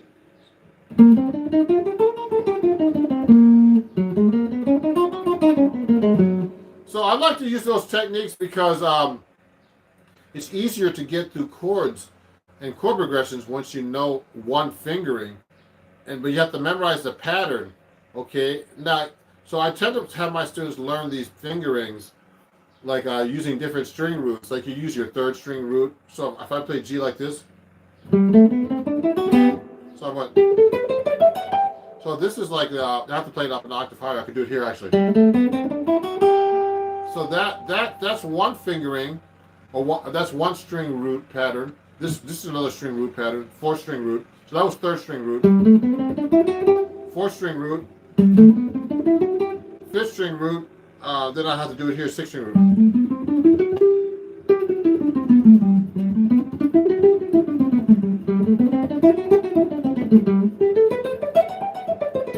So those are the different three string roots that I use. The thing is, a lot of students in the beginning, when they're learning how to play jazz, they always think of the root, but you have to eventually break out of being able to play the root and be able to play from any note of the scale. Okay, so any degree we call it in music. So this is the first degree, the first note, second, third, etc., going up the scale. And that's how you get all your fancy notes, like the like the 9. You count up from the root. 1, 2, 3, 4, 5, 6, 7, 8, 9. That's a ninth. The ninth is the second note of a chord up an octave. Okay, or the sharp 11, which is a flat 5. All these fancy notes. The 13 is actually the 6th degree of the scale going up 1 octave. 1, 2, 3, 4, 5, 6, 7, 8, 9, 10, 11, 12, 13, 13th chord. So that's how you get your fancy notes on chords. You build up in thirds or different intervals, and you see what it is in relationship to the root. But you should also see these chords, and all these chord tones without looking at the root all the time and be able to find it. So that takes a lot of experience and time and practice. So those are some of the things I'd like to talk about. Now, I know there's only a couple of people watching because I only gave an unlisted link to some people, and it is the summer. So it's harder to get people to watch a live stream, but this is going to be re-shown again. So I'm going to remind people on Patreon that they can watch the replay until I make it public for my fans on YouTube. And I'd like to thank my over 26,000 subscribers on YouTube right now for being subscribers. I appreciate it. And and when I go live there, I have tons of people watching me there all the time because it's public, and I get a lot, and I get a lot of engagement, followers, and questions, tons of questions, too many questions. So my today was it's a day about asking questions. So does anybody have a question, please? The 2 people watching, who's watching actually? Raise your hand. Send me a message and let me know what's going on. Let me play you a song for now. I'll play you a solo guitar piece. I'll do like a little ballad for her.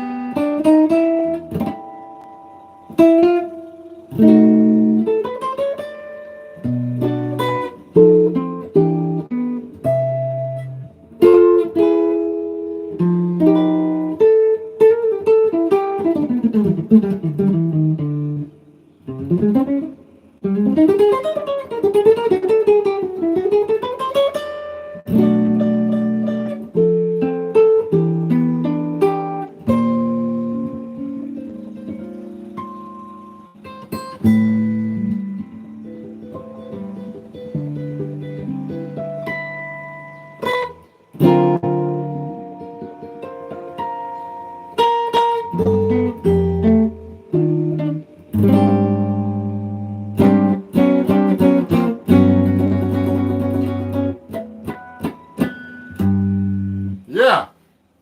So that was called But Beautiful, chord melody piece. Now, if you have any questions, please send them to me. I'm trying to see if there's only a couple of people attending today. I actually didn't advertise this particular live stream that much. Oh, are there any methods to sight reading a piece into a solo guitar piece? Oh, Sean, that's great. That's a great question. Let me see. I'm gonna let me take a song out of the real book here, Sean, to show you.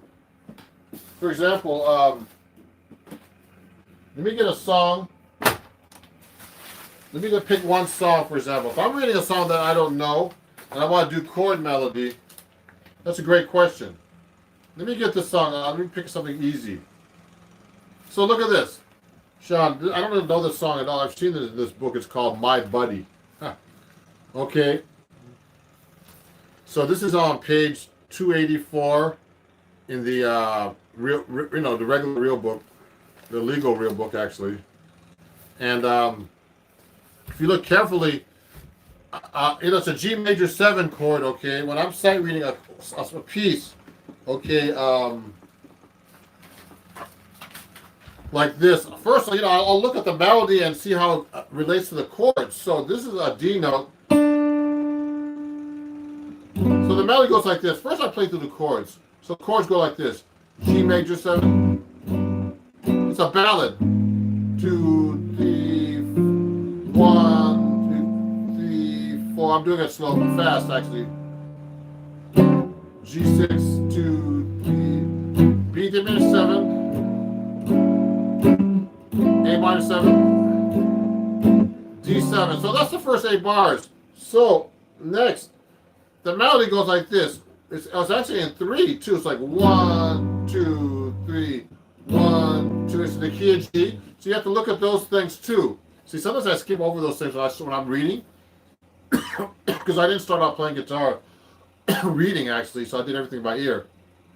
So this song is actually first thing everybody has to do, which I'm guilty of not doing, is look at the key signature and the time signature. So it's the key of G, and it's which is 1 sharp, and it's 3/4. So now, I went through the chords a little bit for you guys. So the melody goes like this: 1, 2, 3, 1, 2, 3, 1, 2, 3, 1, 2, 3, 1, 2, 3, 1, 2, 3, 1,